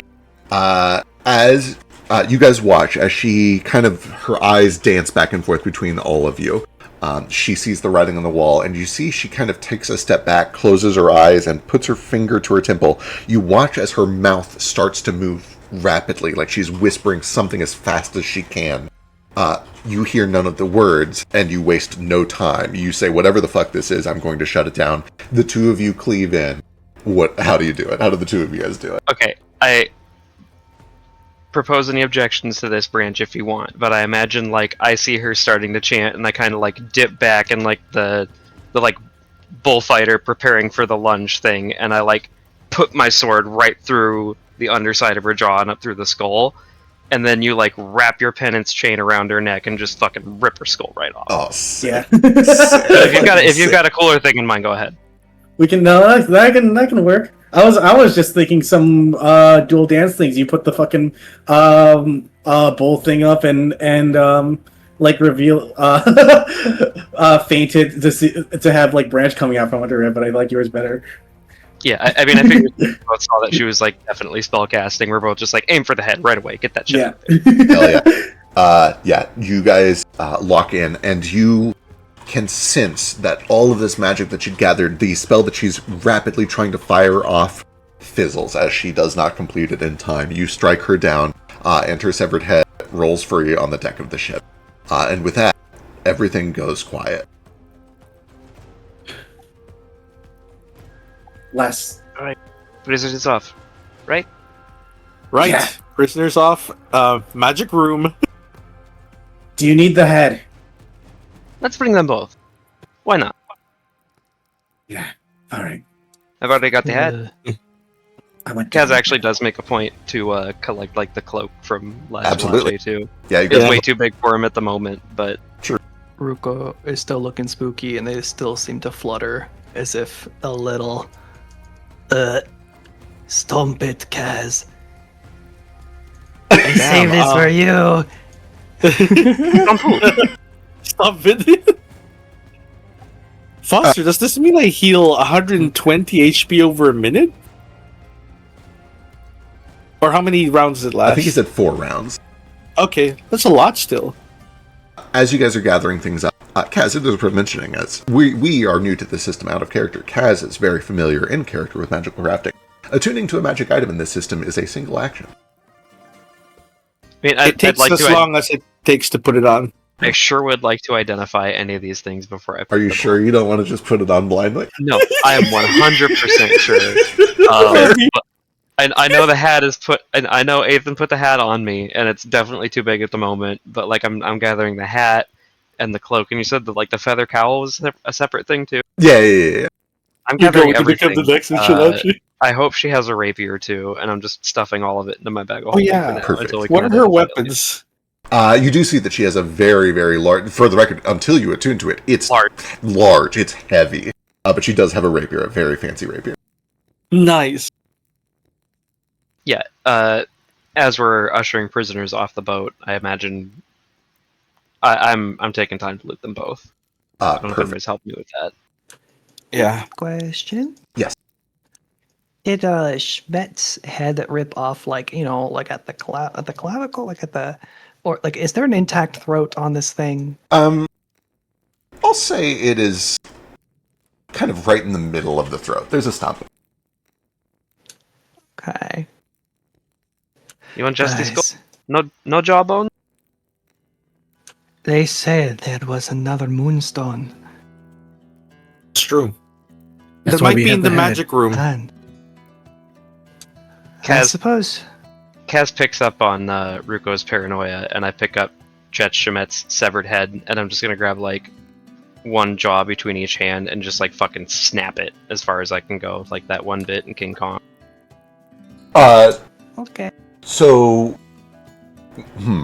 Like if it had any sort of ability to still jabber its jaws in an undead state, I'm hoping to disable that. I understand. was Ruka, you can try to intervene if you want, because I know you're coming at this from another angle. Oh, okay. I was going to try to talk to this girl. Oh, yeah, that makes more sense. Get your fingers out of the mouth. Kaz is new to this. Oh, you want it? Here. You honestly, you hold on. Yeah. It kinda creeps Like me as soon as you stick your hands there in the position, like Ruko's noodle-ass body like shoulders you. Like wait. out. You see it, and you see that one like particular blacksmith tendon in my forearm flex, and you're like, oh god, no. Wait. If we can't find the moonstone, this person probably knew where it was, so I can try to find that. Okay, but you're holding on to it, because if it starts talking to me, I'm fucking burning it. He looks at it for like a second and just looks at you real There's still sad, like A couple worms Okay. wriggling around under the cheek. It's real awful. that's. Oh yeah, if there are worms in Daintily. it, I definitely, I just throw it. Kaz goes like, oh god, like full step back, throw it, shake his hands because he doesn't Ruko, like worms. Ruko daintily with two claws like holds it by the horn and puts it on some sailcloth and like puts it in a little wrap, and then he holds it out far from him and starts going to search. Ugh. Gross.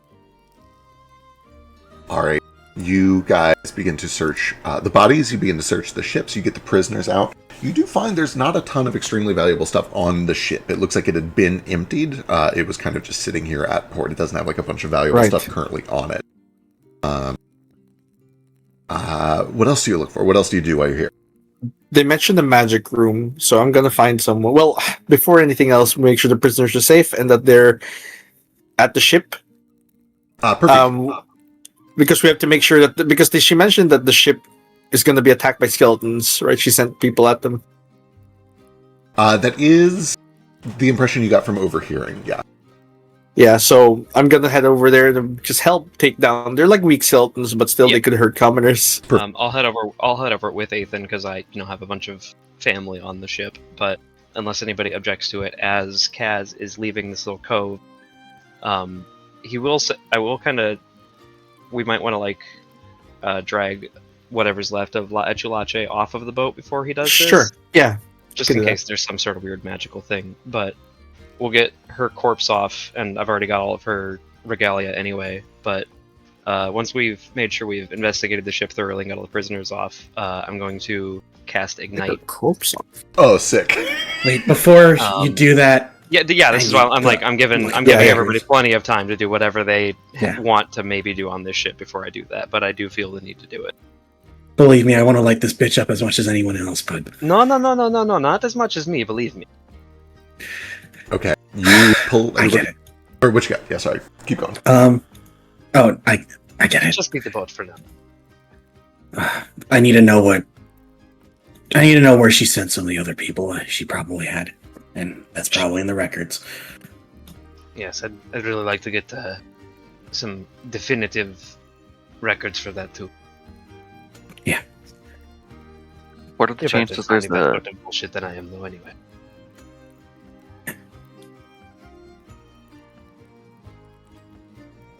What are the chances there's a copy of The Adventures of Talim somewhere on the ship? This beer be listening. Oh, my bad. But maybe. Yeah, that's what Branch is going to do, investigate the records room. Yeah, I'm looking for the magic room. After the skeleton. It's the ship.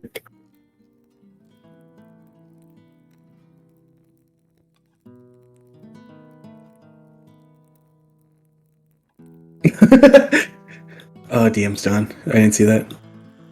Yeah, I didn't either. The thing Drink that some- we needed him most. Drink some potions, friends. Drink some potion. I also Where have some am I? free healing left on me, and I can do a bunch of treat wounds if people need. Well, Hell people yeah. definitely need, but If our DM's gone, Branch, give me perception. Foster, give me a luck check.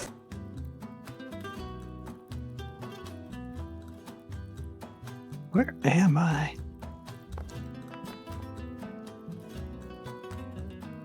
did I use my second hero point? 2-8. I don't remember. It's fine. I did. I'll say if I'm I gonna don't, use my can't hero remember, point. then I did. oh, I can't use that as a luck check. Never mind. I'll let you use it for this. Or I'll let you use it for this. It's like a looting luck check more than an actual fortune effect. Ah, you're merciful. Unfortunately, even on 11, you are not able to find it. Or not able to find one. There's presumably not one here. You guys have plenty of time to search. So, if I understand correctly, the first thing you guys do is you run out of here, go up top with the prisoners, take one of the golden chariots over to the dock to make sure your ship is okay. When you get there, you find that a ton of fucking angels, a pair of water elementals, Drajak the Red, and all of your crew are easily mopping up like a couple dozen skeleton soldiers. There's no real threat. For one final note, unless anybody else objects to it on Kaz's way out, because he's on that first chariot out, he wants to make sure his family's safe. I'm igniting this fucking boat, and I'll take some time to break away this little pathway leading up to the rest of the docks to make sure the whole prison doesn't go down to it. But I want to burn this fucking boat down. And you're doing that before you leave to go check on the harbor? Yeah, because I've got ignite, which is just a 30-foot range. Perfect. So I'm literally snapping my fingers and lighting this up as I run. Absolutely. It's so cool. Give me a perception check. Yeah. What did Jetschmidt have on there? She had some nice, Enchantress golden armor, which is probably Nice. magical. I'll note it down. You guys can identify it. Yeah. Apart from that, she had a spellcasting focus and some jewelry, but not a ton in the way of fancy magic items or anything like that. Right. Kaz, as you ignite and as you start to walk away and run upstairs to get to the chariot so you can check on the ship, you start to smell smoke and then you feel warmth and then you realize your hat's on fire. What? Oh god. I'll Oh, toss it down and stamp it out. You stamp it out and it goes back on fire. Like one of those trick boat's birthday on fire. candles. Motherfuck. I'm going to very quickly. The boat is tied to the clothes. Yeah, I'm going to very quickly fish around in the bag of my bag of holding and get out the cloak and fucking feather cowl Yeah, too. you quickly fish around and find that they were certainly on fire in your bag of holding. Oh, you Oh, stubborn man. old. Beep! And I throw up all of it, or in the water, or whatever's left of the water, toward the burning boat as I Okay. continue running past. All right, excellent. Noted. I assume you hold onto the It's rapier. You probably find the cursed rapier is not on anyway. fire. The rapier's Yeah. okay. Yeah, if the rapier's not on fire, or at least hot to the touch. Yes, you do find the rapier seems unaffected. Okay, cool. Gonna Then, yeah, need to I'll- check for fire damage inside there. Okay, then you guys get to the ship, find that it's safe. Then you come back and you start looking. Foster does not Yeah. find the book. Branch, you were looking for records, right? Yeah. Yeah. On your... I will help with that Got if we know that the boat is for sure safe, because I've got, +2 because of pursue a lead. it's perception for that. Yes. For Okay, what it's so I'll worth, you set the boat on fire and left. When you get back, it's a smoldering pile of ashes in the middle of this cavern. The cavern is Okay. full of smoke. Yeah, but I'm coming back to help Branch look around in the record room. Got it. Okay, yeah. Perfect. So +2 makes it a 17 from Branch, and then we get perception from Kaz as well. And I've got that help thing. Yes. You get a +2 to your help attempt. But that ship went up like it was made of matches. Where do I roll perception if there's not an active? On the left side. It says there's no act. Oh, never mind. I was looking at. Yeah, they have like initiative and I'm perception still- right next to each other. You're not stupid. The sheet is weird. Whew! Good help. Yeah, you guys are able to find it. Kaz is the one who finds it much quicker because it is in kind of a hidden compartment. But you pull open a stone slab that was kind of sticking out a little conspicuously. And inside, you do see that there are records of every person who has ever come and gone on this island. You pour through it quickly with a 27. There's a lot of information here. At a glance, nobody stands out as like immediately important to Kaz, but I will get you some information on that. That could be more useful. And if nothing else, it has identification on the prisoners that you just rescued, the ones that were still here. So I will make a note to give you some prisoner intel to look through. And then I will parts that between session. Making a note. Of note to you, though, the recent ones, your family. You were scheduled... Well, let's do this chronologically. The first thing that happened about 3 or 4 years ago is they got a request. They got an order from a client. In other words, they wanted somebody that Echelache did not already have. Specifically, they were looking for machinists who were skilled with the mix of magic and modern weaponry. They were looking for skilled machinists. Echelache initially rejected this offer, but then you see there are records that the ownership of this island changed unexpectedly. Originally, Echelache was kind of working with the Basali, who owned this island, and they were ousted by Cyrillin, who did some sort of a false flag attack to justify a naval assault on the island by blaming it on Basal. They took the island over, and as part of that, a bunch of new prisoners showed up, including the Vatses family. The Vatses family was perfect for this client, who, by the way, is the Imric nation. Specifically, there is a name, let me look this up so I don't fuck it up. Dr. Marlon Vinsky is an Imric inventor who placed this order.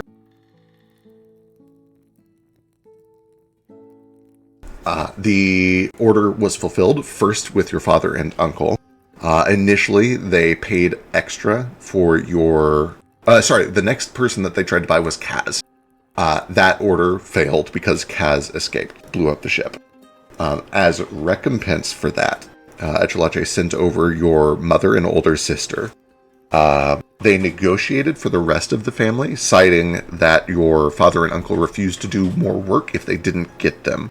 But after tense negotiation, Echelache was able to explain to them she kept them here in a bid to try to get you back so that she could deliver the whole package to them. They agreed and accepted, and so your younger brother and sister were kept here in an attempt to lure you back. Ultimately, all of you were being delivered to the Imric inventor, Dr. Marlon Vinsky. There is a location given there. I will mark it on the map for you.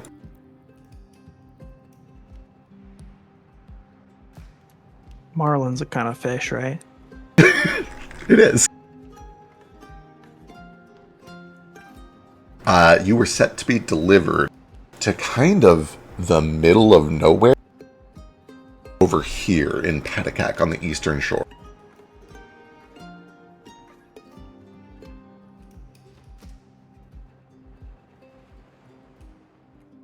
Those are all of the records that you can find relating to you and your family, Kaz. There are a lot of other interesting names here, a lot of high-profile people. There are some powerful mages, a lot of politicians, a lot of wealthy people whose families would pay a lot to get them back. A couple of inventors, a doctor or two, a necromancer, an alchemist. Just a lot of smart, brilliant, useful people. And I will try to get you a full list on that between sessions. Any among the like inventors and stuff that I might have recognized myself too. Almost. In fact, I should have had you do this. Give me a crafting check to see if you know Marlon Vinsky. So hope you would ask for crafting. Yeah, I think for most people it would be society, but for you it's crafting to recognize Marlon Vinsky. If it's a hero point, we take the better roll, right? Yes. How close are we to wrapping? Very. Probably not any more combat. Basically, right? Right. As soon as you guys are done looking through this place, as soon as you're done with the business here, we are ready to do our regroup. Ooh, that's a good roll. Yeah. No more hero points. On a 27, you've heard this name once or twice. The reason you've heard this name, he is originally Imric from literally the other side of the world.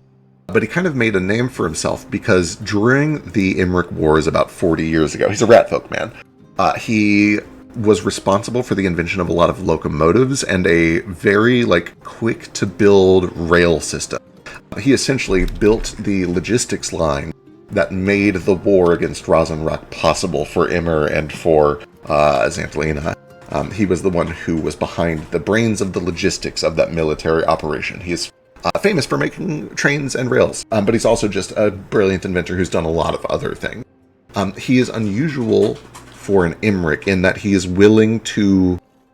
He snubs his nose down at magic, but he's still willing to use it, right? Like, he's willing to make it bend to his will. He's willing to make magic his plaything.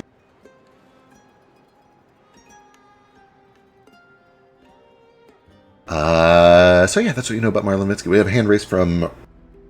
Oh my god, Ethan. Oh yeah, I'm just can I collect Jet's body because of the etchings on it? Absolutely. And I'm looking for the magic room. Yes. Specifically the rune that marks her as a servant of the Desolate King? Oh, the magic room. The room. I gotcha. Sorry, I misheard you. Yeah. Yes, yeah. Easy. With nobody here to challenge you, you're able to find pretty quick that over in the west corner here, there is a chamber that is alight with magic. And you find it's kind of crude, kind of old-fashioned. I don't know if you know much about magical crafting, but I assume you probably bring along Kaz at some point. And frankly, even I'm here too. Foster and Ruka, Ruka's here. And you have esoteric lore. You're all probably able to recognize this. Yeah. It's a very simple, kind of old-fashioned style contraption. It is a machine that was built around a naturally occurring vein of blue stillstone, which has control over water. And it essentially just redirects water. And the impression that you get is that it had been bolstered tremendously with divine energy as the need grew stronger and stronger. You see that there is a lever on the ground. And also just a handful of runes that have been built around it. You assume that there's probably a little bit more that you can do with this than simply flipping a switch. And if you want, you can take time to study this and figure out how it operates. Okay. Yeah. That would be Arcana or Religion. You could give me one of the other magic checks if you want, either Nature or Occultism, but they have a much harder DC because that's not how this thing was built.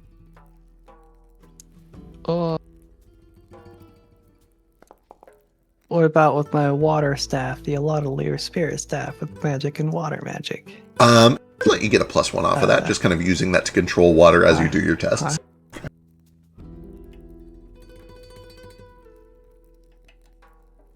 Arcana or Religion? Yep, those are your best two. You could also do Occultism or Nature, but with a much harder DC.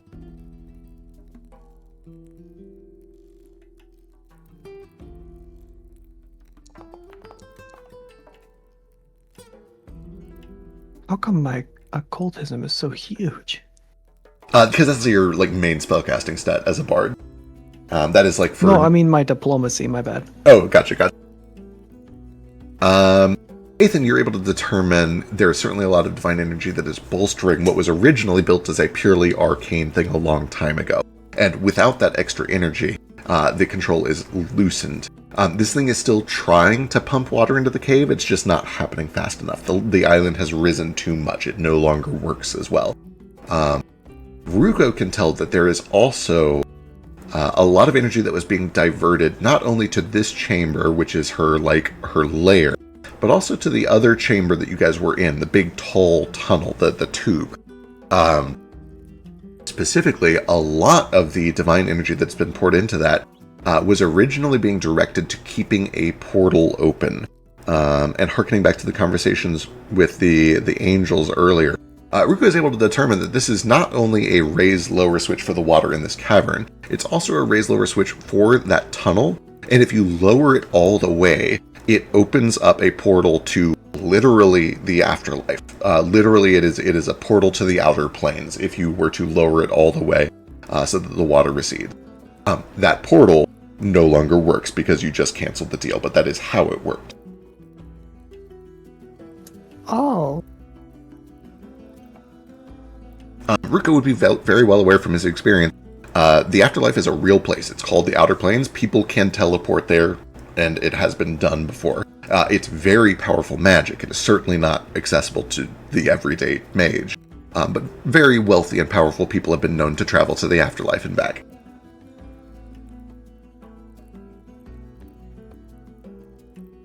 Yeah. A portal. I'm glad that's cut off. Does this imply that her magic room was literally like on the afterlife? Potentially? I would doubt it. The last thing- yeah. Moonstone. Yeah, I'm looking for it, and I'm not sure where it would be kept if not here. Yeah, give me perception checks to look for the Moonstone specifically. Searching here, searching the records room, searching what is left of the ship. Searching the whole place. You guys have no time limit, essentially. You look and look and look, and you find not only no sign of Moonstone, but no sign where it would be kept other than where all of the other valuables were kept, which was up in the Joaquin Temple. Mm-hmm. I asked the angels, I guess. There was a Moonstone? No, we were never given a Moonstone as part of our tithe. And we are magically aware of when we are being cheated. We're not aware of any Moonstone ever having come to this place. The closest thing is that there was a very small shard of an artifact with properties similar to a Moonstone that was brought when they were doing some construction work. Right. Thank you. I'm going to check where the obelisk was now that we have time. Yeah, you go back in there, and you look around with your 21 perception check. You dig, and sure enough, just like the other places, you find that when you dig under some of the bricks there's a tiny little wooden shard of what you've come to understand is probably a shard of the Seed of the Moonlight prayer. And it's at this point, Ruko, that your earlier religion check yields a little bit more information. The obelisk is set up in such a way that it has a very clear route to the portal to the afterlife. The impression that you're getting is that this obelisk was reaching through the portal and not only exerting control over undead here on the mortal plane, it was attempting to project the power of these obelisks, the power to control undead, straight into souls in the afterlife, which then got pulled through that portal here, enslaved, and sent somewhere. They were siphoning souls from the afterlife here. Crazy.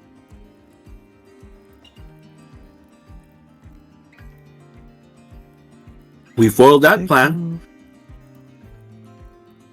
I don't think she had Moonstone over here. I think whatever Judge Sametslot is planning just needs it and heard about the news of the Moonstone being stolen. Yeah, Right. Assumed we did it. But he saw us, and shit hit the fan, and magic was depreciating here. And then he asked, "Did you steal the Moonstone? Like there's one here powering them." No? Am I crazy? No. I have a head in a bag. Could we? You could always ask her. I can get rid of this. It's true. Okay. You could ask, can- but could I do Okay. a perception check, kind of insight, to figure out what she meant when she asked that question? Yeah, absolutely. You can give me a perception. Like, As an could the insight moonstone check, have been stolen somewhere else, and she's accusing us of doing it? yeah. Right. As I'm double checking myself on this too, can I try to figure that out? Yes, you can also give me a perception check.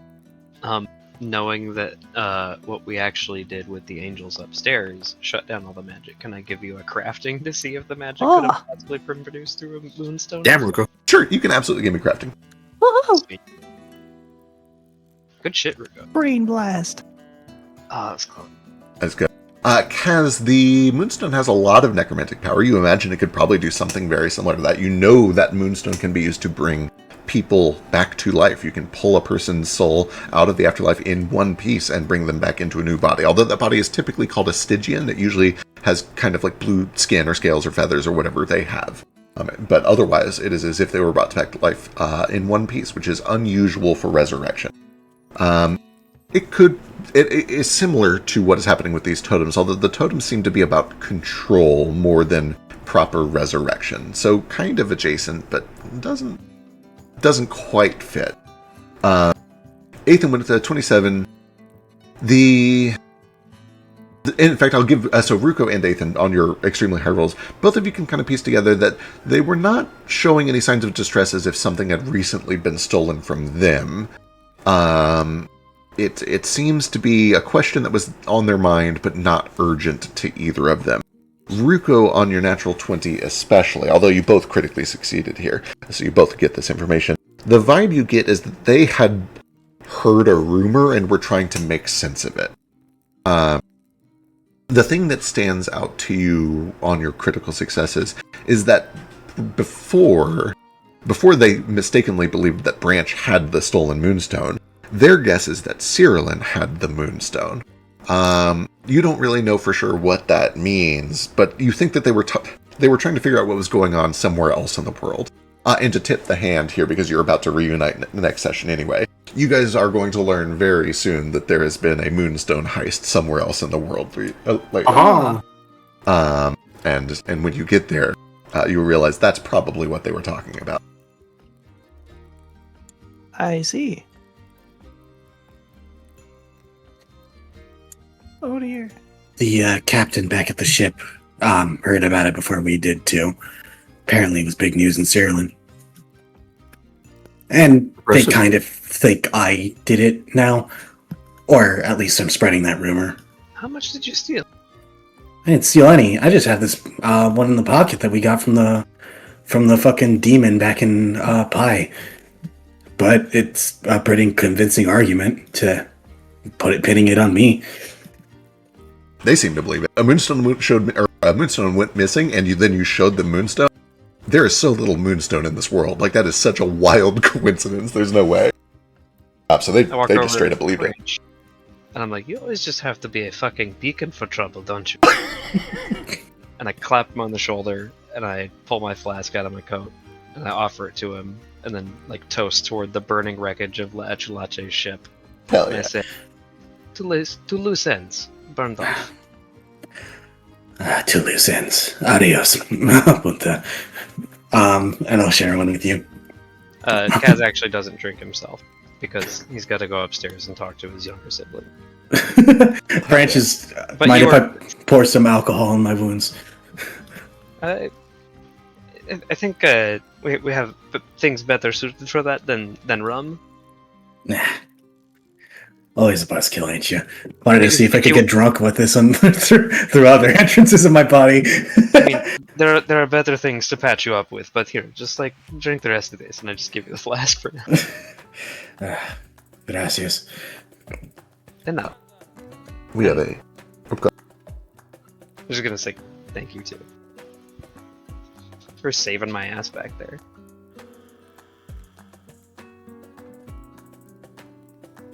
Don't worry. You would have done the same for me. And, Oh, I already did. you were all right about breaking out the prisoners. Would have been cruel to just leave them to their fate here. I need to learn to actually be the hero? That sounds fucking corny as shit.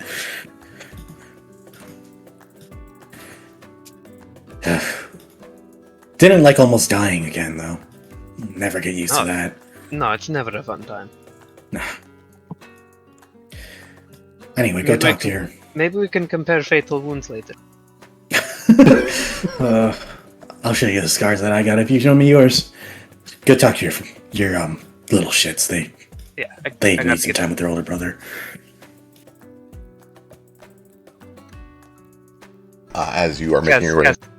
Cass had some other stuff that it probably didn't actually come up much verbally while I was reading through all that log, but while we were reading about that guy in particular, Kaz looked very, very increasingly angry as he read all of it. Like he knew that guy personally, maybe, or recognized the name at least. Perhaps. Let's see. Foster's is waiting until we're done on the island. So back on the island, Kaz, you are able to take another chariot back out over to the ships. Where you do find, by the way, it's not just your ship anymore. It is now accompanied by 3, I need to double check, 3 golden ships. As far as you can tell, these are ships made of gold. You don't know how they're floating, but they are floating. They have beautiful billowing sails, gold trim, and they are staffed by angels. It's a sight to see. It is a truly... Can I talk to the captain of one of them? Sure, absolutely. You find that one of the captains is this very, stern, all-business-looking, dark-skinned woman, this short, kind of curled hair, and just, covered head to toe in gleaming golden armor. 2 sets of golden wings folded behind her back. Her arms are crossed, but she does see you approach. She kind of straightens up as if she's on duty, and says, yes, hello. I give her a very captain-to-captain sort of salute. She bows graciously. One that's a peer-to-peer thing, not like you're on my payroll or anything like that. Right. And it just goes man, this is... I mean, I know this is a magical or angelic sort of thing, but I'd always imagined a ship made of actual gold. This is awesome. You paid tremendous amounts of money. We give only the best. What's its name? Difficult to pronounce in your tongue, but it sounds like this. And she raises a hand, and you watch as all of her crew kind of stops. They kind of put their fists over their sternums, and they begin to sing essentially a choral song for about 45 seconds. That's a long name. Yeah, it's a very long name. And when she gets to the end of it, they all go back to work. You may address her however you like. We usually go with the golden aria. Oh, that's beautiful. Oh, that is very nice. I have a ship with a very similar name myself that might do this one more justice, actually. Tell me if you're sure. It's called the Gilded Thylacine. The Gilded Thylacine. That is very nice. Really rolls off the tongue. We have a bit of a theme. I'm sure you figured that out. Oh, yes. Gold. Always luxurious.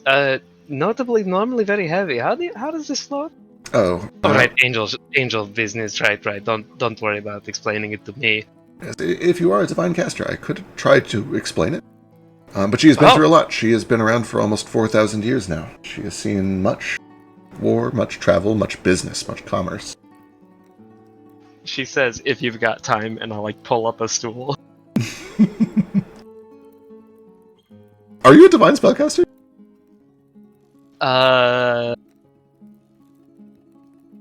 You quickly learn as she's explaining all of this. Yeah, I think magical crafting, it's mostly Arcana. Usually, not, divination. Yeah, I've got a +5 in Arcana. There's a separate divine or something, right? Occultism, religion. It's occultism. It's religion. Okay, yeah. Okay, yeah. I've got a +0 in religion, so this is definitely not the alley that I thought it would be for me. Right. You quickly learn, perhaps with disappointment or perhaps with intrigue. It's kind of up to you. Most of what's done here is not good old-fashioned, I put runes into this object and it channels mana from the weave to make this effect happen on a regular programmed basis. It is this was blessed by the 3rd hierarch angel of this place at this time. There's a portion of their soul embedded into the hull of the ship that keeps it aloft at all times. The ship is, for all intents and purposes, almost kind of an angel itself. Yeah. it's a little interesting, but the more he hears about it, the more he's like, oh, it's like he thought it was like good old fashioned sailing, or maybe Right, like right. some arcana craft, but it's like oh, this is all like actual like divination and like holy magic and shit, something Right. that I can't aspire to any day ever. It's like, okay, that's neat, but whatever. Right, not useful to you. You do. Be right back just a second. That's all I had. And I'll go regroup with my family. In And theory, who we is could also- separate from the ship we've pirated and just take these two while they go on their way to where they're supposed to go, right? Theoretically, yeah. Okay, I'm back. I think Foster has like. Yeah. Unless you guys have any other business on the island, Foster has a hand raised. Yeah, I'll go to Ethan, but I'm not trying to keep it secret. Whoever wants to chime in can chime in. Hey. Ethan, is the plan with Yes, the Foster. 10 prisoners we brought to turn them back over? Oh, right. They are they were marked for death. Yes. The plan actually was I was going to execute them, but they get a last request. I don't know. That seemed fair. Those were military things. I don't know what normally you do with prisoners. Do you have any suggestions? I don't. Sorry, go ahead. Fucking. Let's get real dark here for a second. What are Okay. Branch is very familiar with the process of putting a prisoner to death, and he'll explain that to Ethan and Foster if they want to hear it. I don't actually know what the society rules are. I would describe it if I could, but yeah. You certainly know what it's like in Eden, and especially in Famidor. You can also just give me an Edgisite lore check to see if you know other cultures. In Eden, the capital punishment was kind of controversial. It was left up to each province how they handled it, or if they handled it at all. The places that did handle it would typically do it through hanging. Sometimes through like an execution block. Some people thought that was a little more humane. When the calamity happened about 30 years ago, chaos kind of took over. Like, there's not a procedure that is normal in all places anymore. In Famidor specifically, a lot of the time, if you're wealthy, they'll give you an execution block. If you're not, they literally just take you down to the sea and shank you. It's not pretty. It's not pretty, and it's not very, like... I mean, you had kind of a pretty death because you were a high-profile case. They were literally going to bash your head on a rock. That was their plan. They had a big hammer, and they were going to smash your skull. But yours was kind of like a high-profile case that was being done ingloriously on purpose to prove a point. But yeah, it really is just kind of up to whoever's in charge of the justice in any given area. And if you're feeling merciful, or I guess you're still feeling wrathful, it'd be real easy to sail out to sea and push each and every one of them off. Oh goodness, no! I just want to end it humanely. You would Not know really. specifically for the Edgisite Church, when it is that church that has been wronged, they are big fans of like poetic justice. If the murderer murdered people with strangulation, they would strangle. It's kind of like that sort of deal. I don't know. I think it's kind of stupid, but not kind of. It's idiotic. Whatever. What is exactly? Poetic justice. Oh, It doesn't do anything. It doesn't fix what happened. Not before. really. No. We're just preventing something from happening again. I guess. Yeah. I feel a bit selfish, fucking deferring this onto you, but I ain't want no problem. I ain't want nothing with them. Not anymore. You can No problem. do whatever you want with the fucking prisoners. I understand. Yeah. Okay. I've just got one request for one of them. Of course. I can't think of his name. He had the one with the medical condition who was... The one who Her. killed children. Yeah. To try and experiment on them. Yeah. I Forgot his think name as well. we Out of take character. his shackles off and leave him here. I nod. That's pretty poetic. I don't want him on the ship with all those kids, and I don't. Right. He doesn't deserve fast or easy. No, you're right. I mean, probably none of them do, but Very well. I used to be the one to order the executions for... Oh shit, what's the military term for people who just... deserters. Deserters, yeah. Deserters and looters, and I would not accept anyone in my army who would rape and pillage, who would desecrate a temple, anything like that. That's an execution. I never did it myself. They wanted my hands clean. I'm going to do it myself this time. No, you My don't. hands are not clean. What coward tells someone to kill someone and doesn't do it themselves? He's gonna kind of turn the ass coil into a kopesh.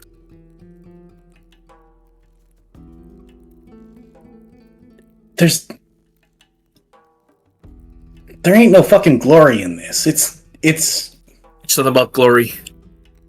yes it is. You just said it. You just said that this is a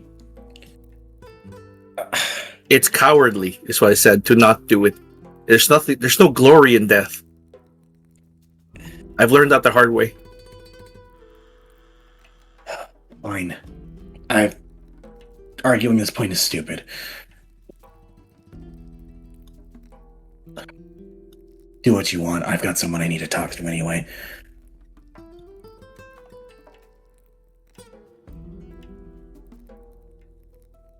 I do ask for last requests. Within reason. Yeah. Some of them just silently decline. Some of them are, oh, yes, I'd like a castle and a horse and 2 swords and an armament. I make them out of paper for them.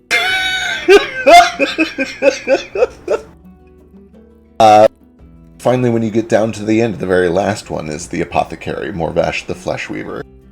And he looks can I up. put a shoulder on Ethan's? Well, I'll let Ethan do his thing real quick. Mm-hmm.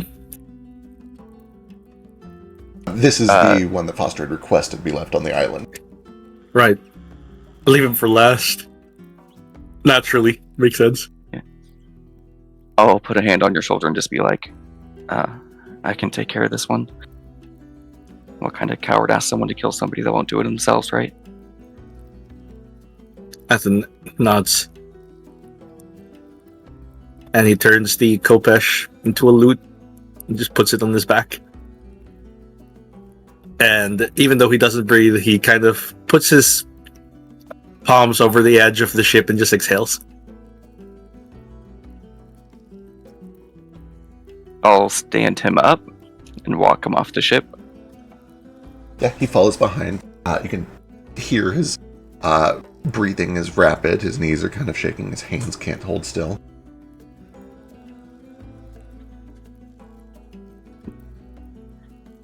There's no way to make this easy, so I guess I'll just tell you. You're gonna stay here. You're gonna die. It's going to be slow, and it's going to hurt. You're not going to kill me. No. He exhaled breath he had been holding for hours, and then kind of furls a brow. He looks around. This place is empty.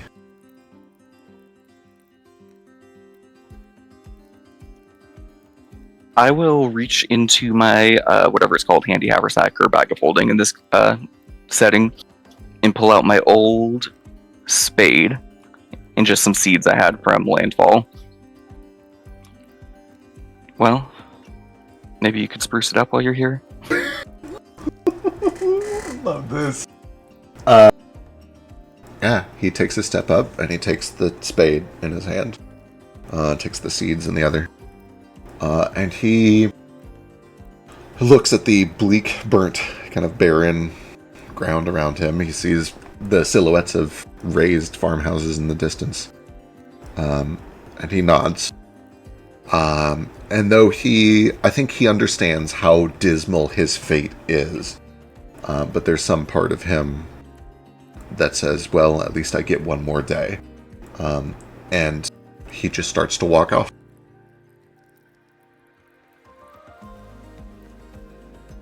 Before he does. Uh-huh.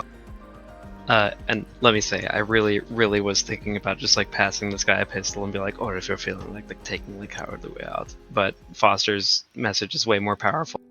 I'm instead going to pass him a thermos of Blood Eye coffee and say, make that last day count, old man. You've got a lot of making up to do. He'll take it and sniff it and walks off. Just drugs.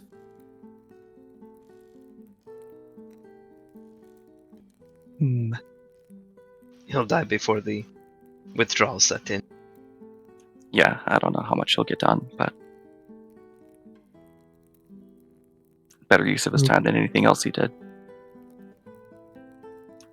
He'll make good fertilizer, all the organs.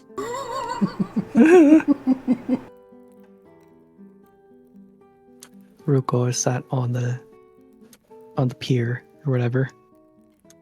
Can I play with the little shell guys? The little water spirits? Yeah, absolutely. They're still here, yeah. Yeah, while everybody's getting things resolved and sorting prisoners and whatnot. Ruko's, he's just, you could see him from a distance, like, doing his gestures, and he's like telling some animated folk tale about the sea and the coiled shell and something. With these two big guys. Because he befriended one with a cool shell, a fossilized one. Anyway, Yeah. he'll glimpse the bad guy going down the docks. I'm like, he doesn't leave here, okay? He's got a lot of learning to do. Or death. Anyway, so the story goes. Yeah, there's a... Oh, you're worried about him swimming off of here. No, if the ships come to save him, this is his salvation if he finds it. He must remain here. Ah, I understand. Well, we are at your service, Warden of the Lighthouse. We will leave two behind to watch. Excellent. And yeah, he gets another pocket of like shells and stuff he found down deep. Perfect. And he's just you know, he likes these guys, so he's having a little bit to chat with them while people are getting the boat stuff ready. All that. You do stuff. see one of them has found a very cool conch shell that he is adding onto himself. It's like, we don't get over this way often. I don't see this species very much.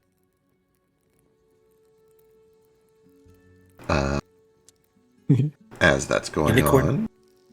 on. Branch, what's up? Do we have time to talk to an NPC? We're wrapping up here, but essentially, if there's anything you'd like to do before regrouping, now's the time to do it. Yeah. Right. One is we discussed taking one of the other ships instead of the fucking Cyrillin one, right? If you would Do we like to, do- you certainly can. How does the rest of the party feel about that? Yeah, as long as I can get my family off of the rest of the ship and anybody else Yeah. I care about off of that. We're taking the prisoners with us. Yeah, bid Yeah. Captain Amy a fond farewell and wish her the Well, best. I would like to talk to Amy real quick. Yeah, go ahead. I'll fine. probably join for that unless you want it to be a private thing. I don't have anything in particular I want to say, but I feel like Gaz owes her You can be there for a that. thank you as well Yeah. for Yeah. all the bullshit. The two of you guys go find Amy then. That's I gotta say, this is not what I was expecting when I set sail a month ago. It really wasn't what Are those- I was either, to be are- honest. Are those angels? I think so. Yeah. Ran into them in there. Man, what the fuck? What happened in there? A lot. Want to talk about it? Sure. Short story, long story. I assume you give her kind of like the synopsis. I don't know if you keep secrets. I don't know how much you tell her. We'll be open about it. Our branches, at least.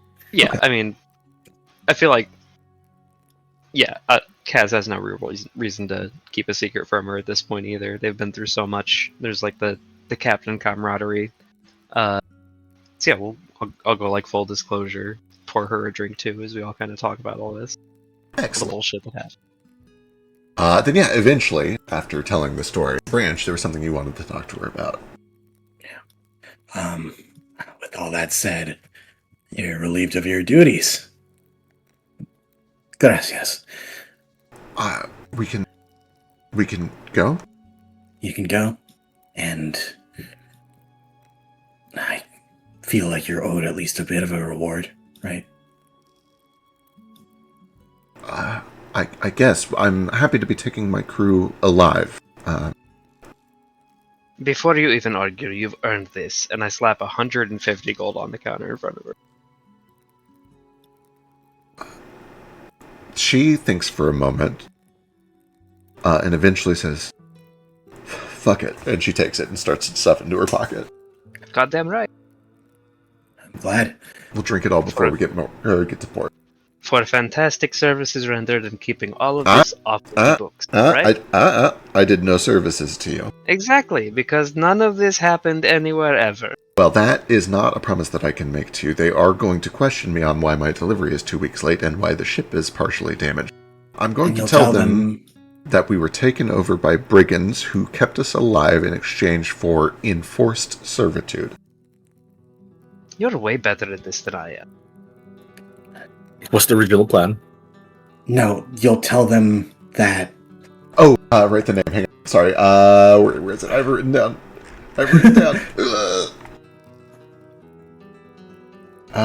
Right, and they called themselves the Shapers of Iron. The Heretics of Iron. Shapers of Iron was a different one. Just kidding, the Heretics of Iron. Why is it my note wrong? Badass. That is pretty badass, actually.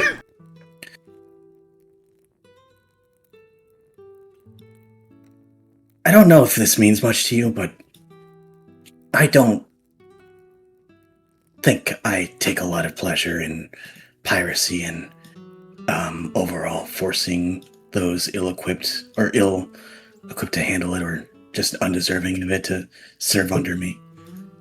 Don't really know if there's much I can do to apologize for that, but 150 gold's good, right? I mean, I feel like you could probably punch her a little bit more. Don't think it's all on me, right? In another life, I would love to be the full swashbuckler pirate, but I've learned too much about how the real world works through commerce, even if it is off the books. Can I get from the two of you a diplomacy check? And actually, Ruko, even though you're not part of this conversation, also give me a diplomacy check. Can I give you underworld or piracy sailing instead? No, this one is specifically, it is for pleasantries. It's for pleasantries. Fair. Pleasant pleasantry. Pleasant pleasantries. She takes all of this and says, can I ask, 2 questions. 1, why are you doing all of this? We had people we needed to get off that island. Okay. That's the short answer. I'm gonna look to Branch and see if he wants to give any more.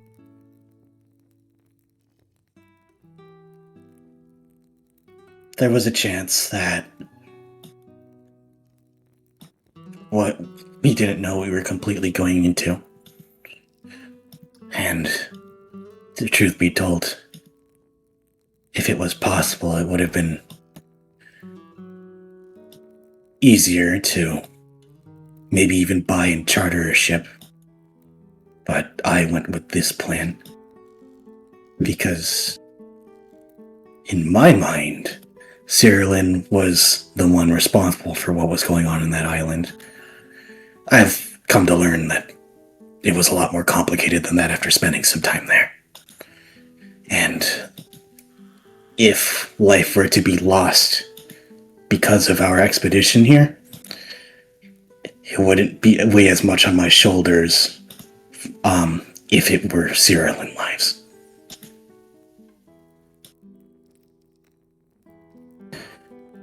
I want you to know that I'm... No. There's not much that I can't say that won't amount to worthless platitudes. But I just want you to know that this feeling you and your crew had working under us, the subservience, the inability to do something that's stronger than you, that scares you, that you felt weak to.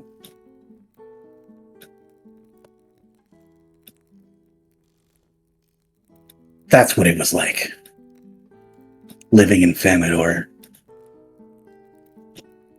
She smiles and says, well, you've already asked or answered my second question. I was going to ask if it is worth it to fight back. I don't expect you won't. I don't like violence. But Even the most hardened pacifists are drawn to it. I think you might be right. I think maybe sometimes, regretfully, with disdain, when the status quo perpetuates violent oppression, we have to speak the only language they understand, which is more violence. You have a point. I thought really... they could take the higher ground by having my family just arm the underdog. And then they burnt down my hometown and took me captive, and what other response is there to that but more violence, more blood? It's the only language they understand. There are, and I want to be so clear, you've been very reasonable throughout all of this. I don't know much about these heretics of iron. I don't know what your future plans are. I'm still concerned for my safety and the safety of my crew, but I am also now concerned about the people of Cyril. There are many like me who are part of this system without being in control of this system. Does that make sense? We're not... There are many we're not all like bad. us, right? Yeah.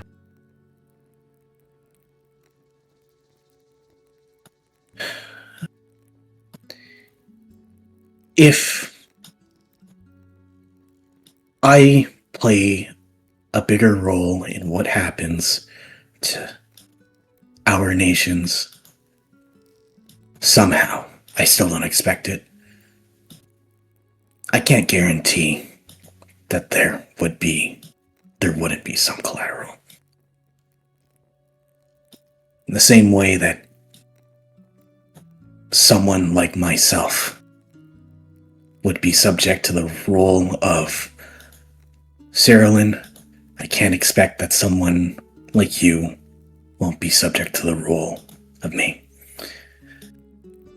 And again, there's nothing I can't really say that'll help that cause. But I hope you know it's not done out of malice, just out of preservation. She takes a drink. She shrugs. Yeah, war's fucking ugly. I get it. Yeah. Shit sucks. Shit sucks. Regrettably, disdainfully. Whatever pretty four-syllable words we can add onto it. But I appreciate just taking off the mask and saying shit fucking sucks and drinking with the enemy. Grapes off. Oh, on the topic of taking off the mask, she looks past the two of you to Ruko on the deck. The Dragonborn has not taken his eyes off of that one since he saw him unmasked. I don't know if that means anything to you. I'm not going to tell him that you guys are not coming with us until our ships part ways. Which Dragonborn? The big one? Both, but the big one especially. Yeah, that idiot was supposed to keep his mask on the entire trip.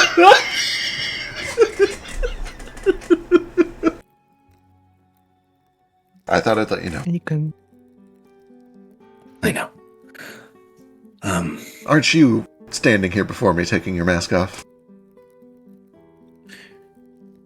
You're smart enough to know that the decision that stupid might be a little calculated. Well, she gives a face that just silently says, "Who's to say? Who's to say he's not doing the same?" Darling, there's always another mask. Do you even know my name? No, Maybe I'm and just- don't you dare fucking tell me. Wouldn't dream of it. And I pour her another drink. Perfect. Oh, hi, it's nice to finally meet you. I'm the one that was responsible for the ant. Is this... Ant-Man. He was here the whole time. Oh yeah, he was up below decks. Gave him a lot of light readings so that he wouldn't be super bored. They're just adorable. Look at them. There's that flowers in your skull. It is. Yeah.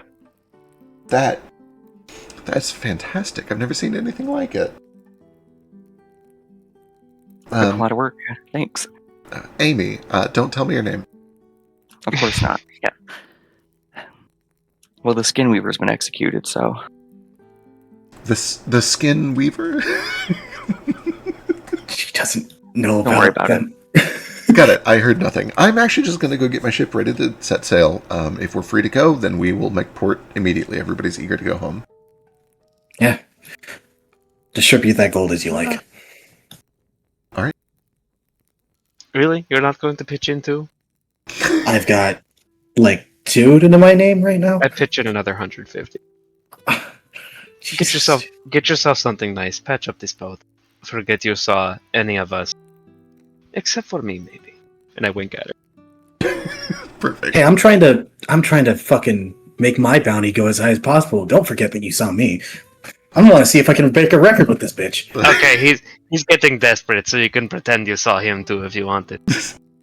But I know your eyes were on me the whole time. And I walk off the ship. Perfect. Working through I do this. not understand these gay men. Yeah, I was going to say, he's gay as hell, but he will do anything he can Why to lead this Why woman does on. he keep hitting women? Okay, working through these hands quickly so we can wrap up here. Sidge or anything else? I want to talk to my dad, but after everyone else is Okay. done. Perfect. And we might save that for the regroup session. All right. Notably, the regroup session does not necessarily have to be only big group conversation. The plan is to have a mix of like all 10 of you literally sitting in a room explaining what happened, but then some like smaller downtime sessions where you have private conversations and NPCs and stuff. Yeah. Henry is from... I put stuff what I want to do before Perfect. meeting the other party there. Yeah. And you actually probably have to take off for work soon, so running through that all looks good. Yeah. We'll make sure that all gets done before the regroup session. Anything else for us? No, not that I can think of. Perfect. I check up on the party emotionally to see how they're doing. Excellent. That's all. Kaz, anything before leaving the island? I'm sure you obviously have long conversations with your family, but... Family stuff can wait, but both of these are just super quick, and actually both of them are for Foster now. The first one was when he was sending off the child harvester, and the second one was when he was now talking to Amy, so it'll probably just kind of wait until both of those interactions have happened, and whenever they get a private moment to themselves, he'll kind of look at Foster and be like, you know, back there, when you were dealing with that, the unmentionable, and thank you for that, by the way. I definitely didn't trust him, like, around my family, but, I've never seen you actually so scary. Like, you're a walking fucking skeleton, but that was disarming, like, legitimately. But Amy's onto something, too. With all those flowers, you hide it well. well, thanks, Kaz. I don't think anyone's ever called me scary before. Is that a compliment? I wasn't sure if it was meant to be or if it would be. I'm not sure anymore. I think I'm with gonna the ant take it earlier, as a too? compliment. God damn. I mean, I love a good ant. Love a good ant prank. A good ant prank. Ant-based shenanigans. Ant-based shenanigans, gotta love them. You did great in there the whole time, by the way. How are you feeling about everything? I feel like I'm still bleeding out through a lung, but As soon as we stop moving for 10 minutes, I swear I'm gonna patch that lung up.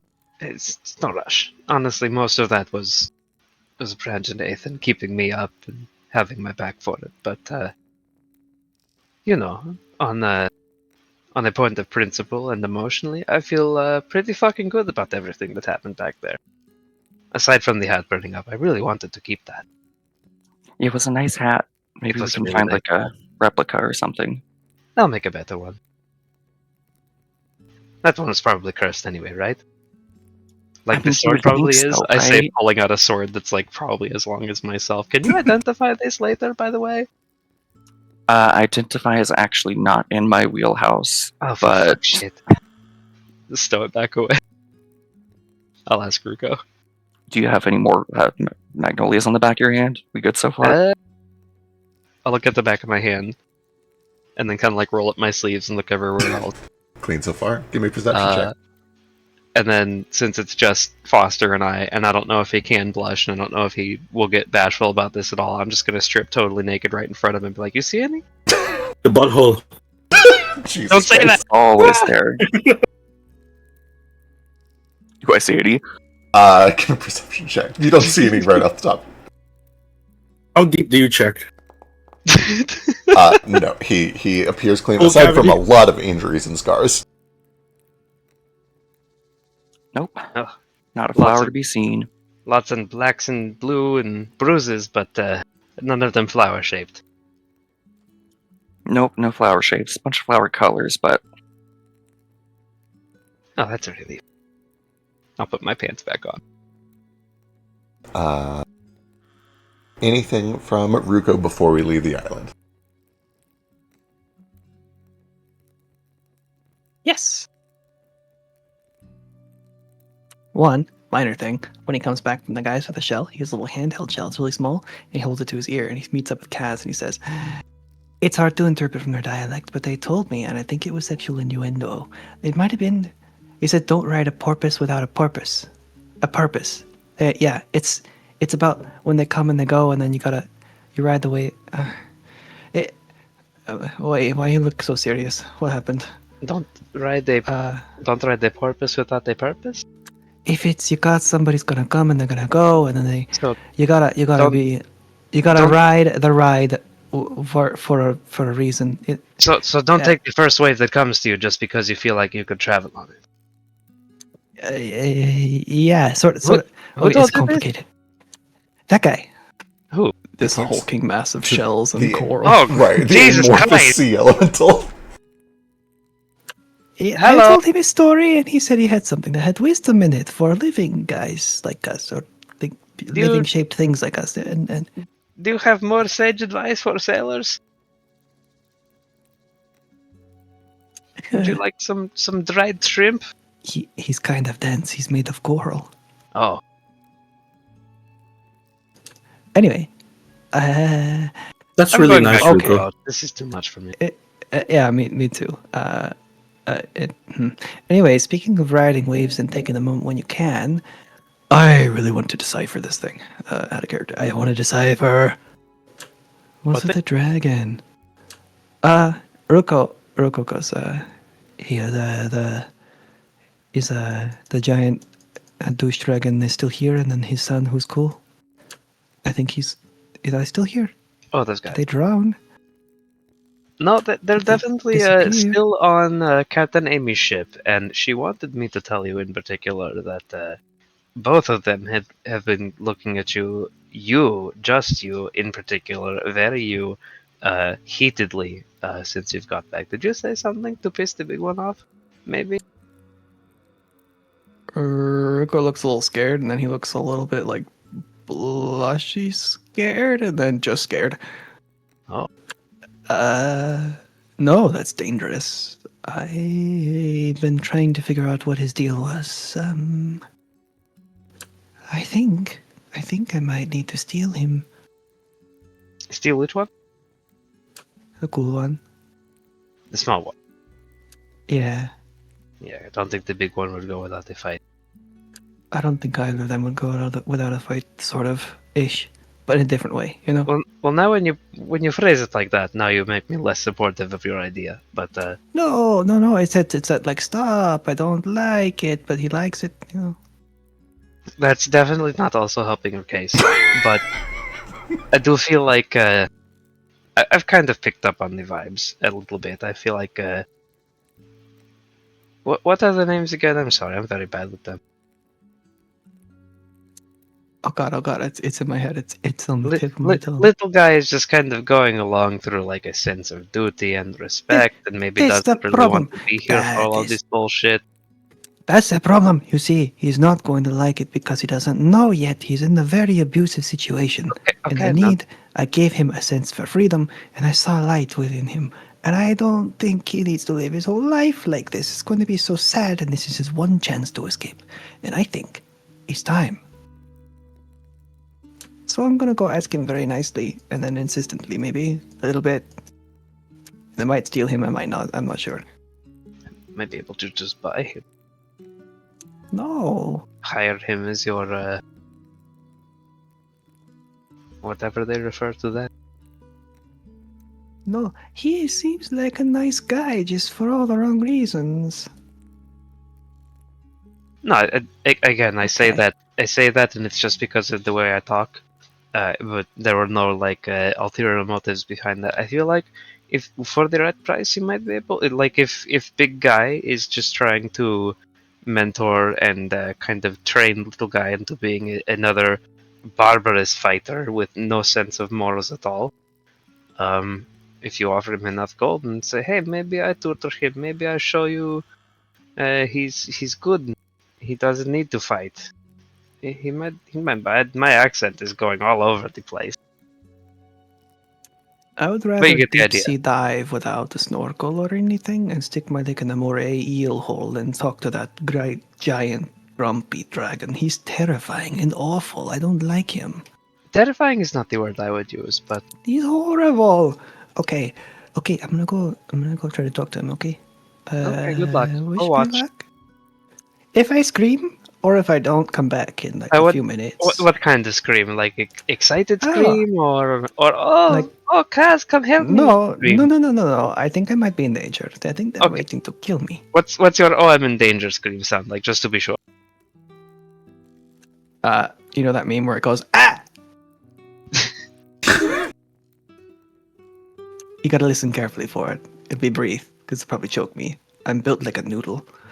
Actually, yes, I need backup. Branch Narafi, Foster, Kaz.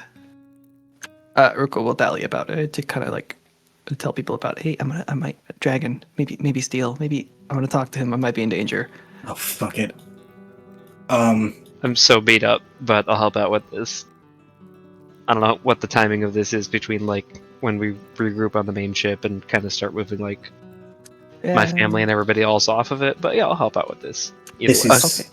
Assuming we had stupid. 10 minutes, I can throw out treat wounds every 10 minutes. Yeah. I want you to know this is fucking stupid, and we have no quarrel with them, and they have no quarrel with us. And if you want to go in saving every fucking person with an abusive relationship, we would still be in Unyo. But fine. He just... It's not even a glare, it's just a sadness. Like, but disapproving. I've spoken with him a lot. I think this is one. This is the last time we'll ever see him.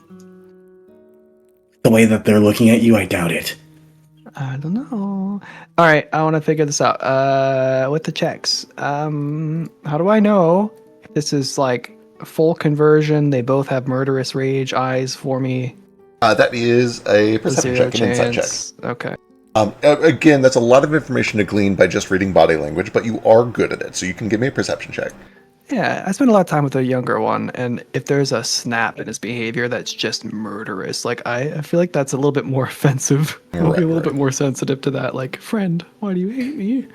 Big guy, fuck that guy. I don't care about him. Can I do one more, like, investigator perception check to try and put all the clues together? The fucking why we can assume why he hates Ruko so much. He has a bounty on him or whatever, and but like why the tattoos? Where is he probably going?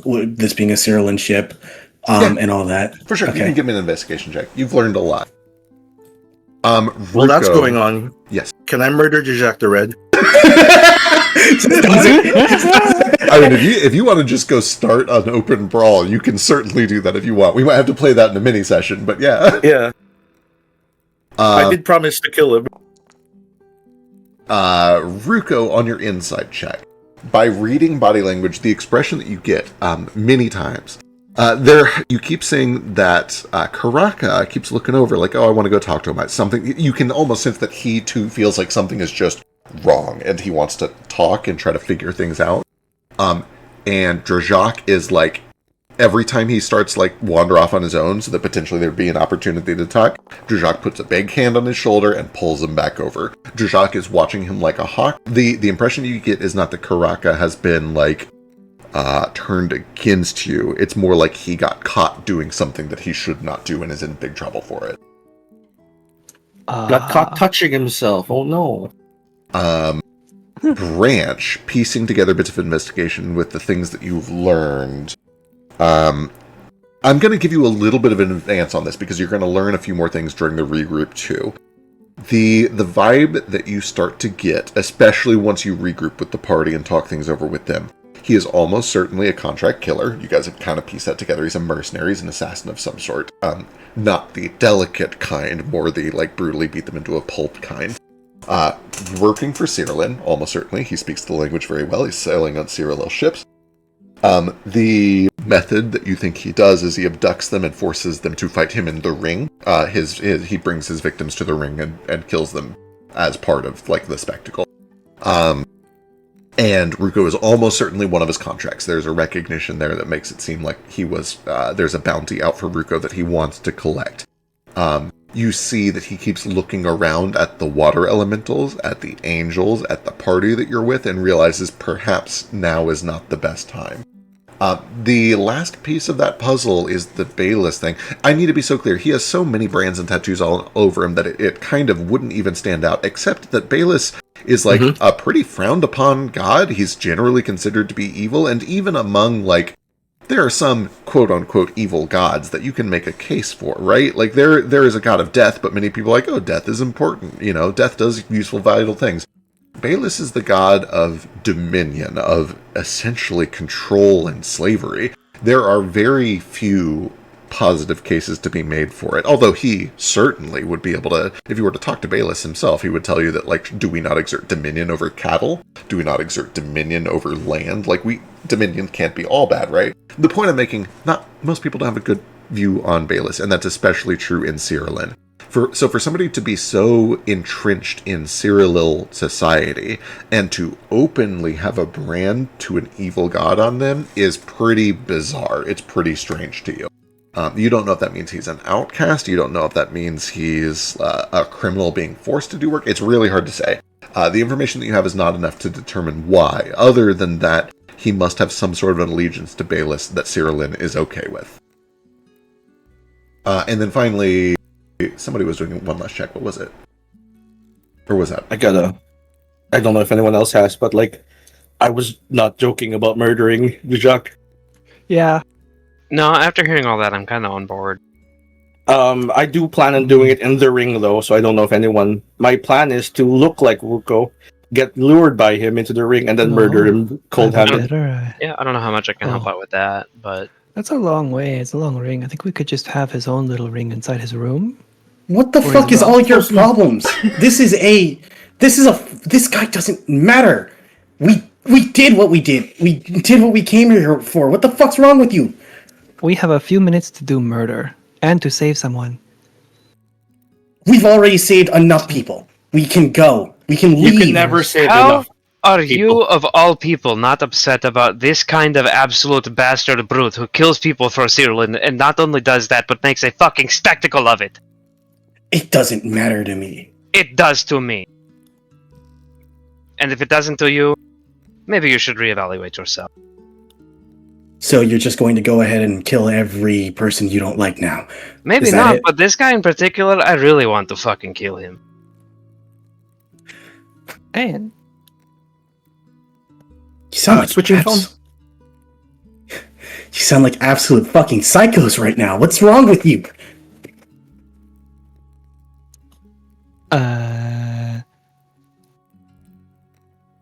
There's 2 Rukos. Surukos. Oh, Yeah. Yeah. He gestures. He's talking as single Ruko. Or no. He's like, here is the plan. Okay. He gets one hand on Kaz's, I guess, forearm, and then he does the same. He's going also for Narafi's shoulder, but it's fucking tall. Both forearms. Look, here's a plan.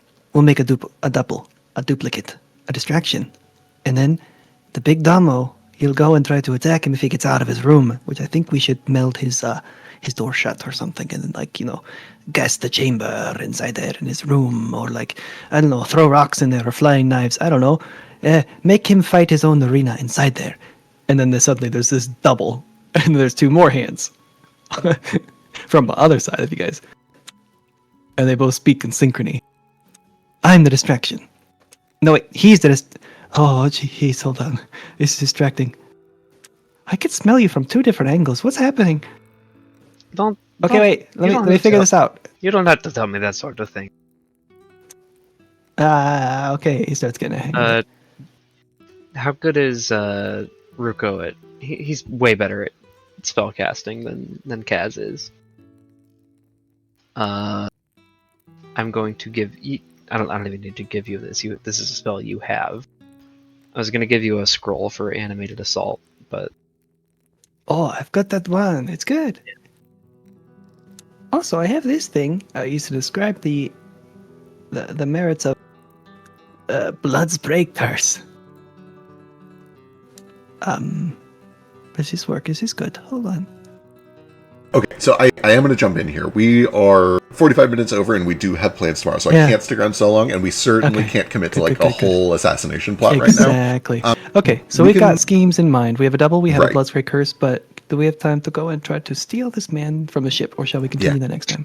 We will talk about that over the week. I think we should wrap up here and figure out what the plan is, and then we can figure out if we should do a small side session for it, or if we want to...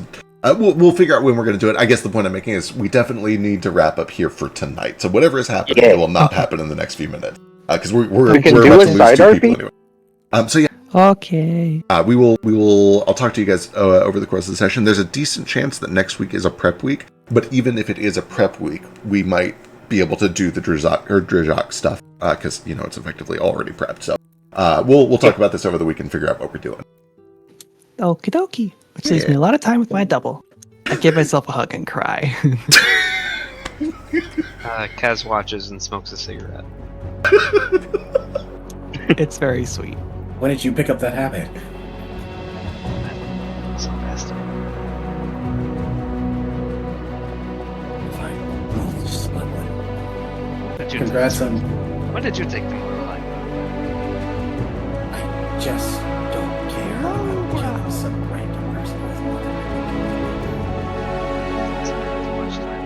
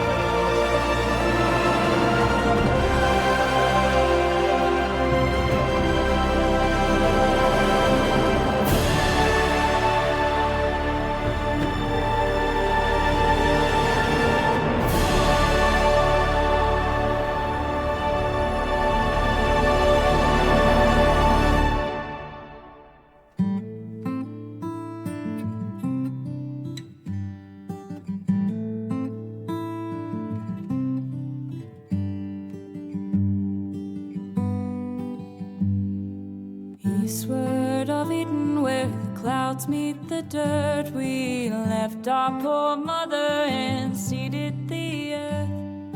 Gates they were shuttered, the latches were locked. Oh, eastward of Eden, where men become gods.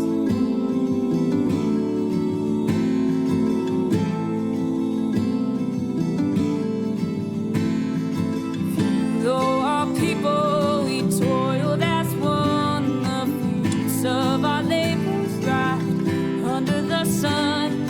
Our children they fed to outnumber the stars. So eastward of Eden, where day turns to dawn.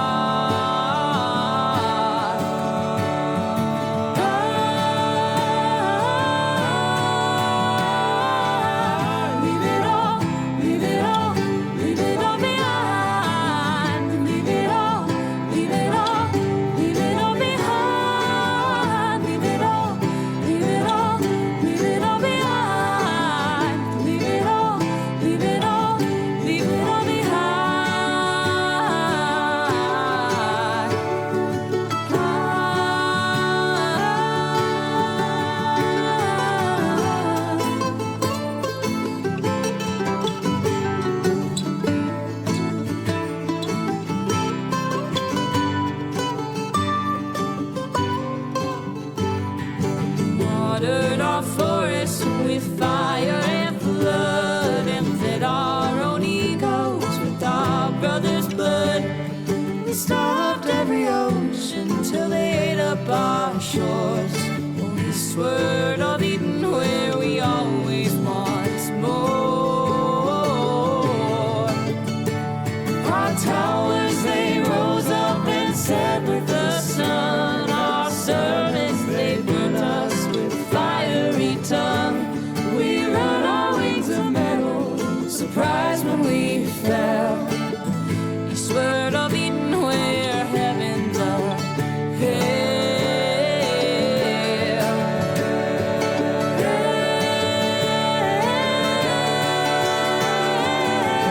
Leave it all, leave it all, leave it all behind. Leave it all, leave it all, leave it all behind. Leave it all, leave it all, leave it all behind. Leave it all, leave it all, leave it all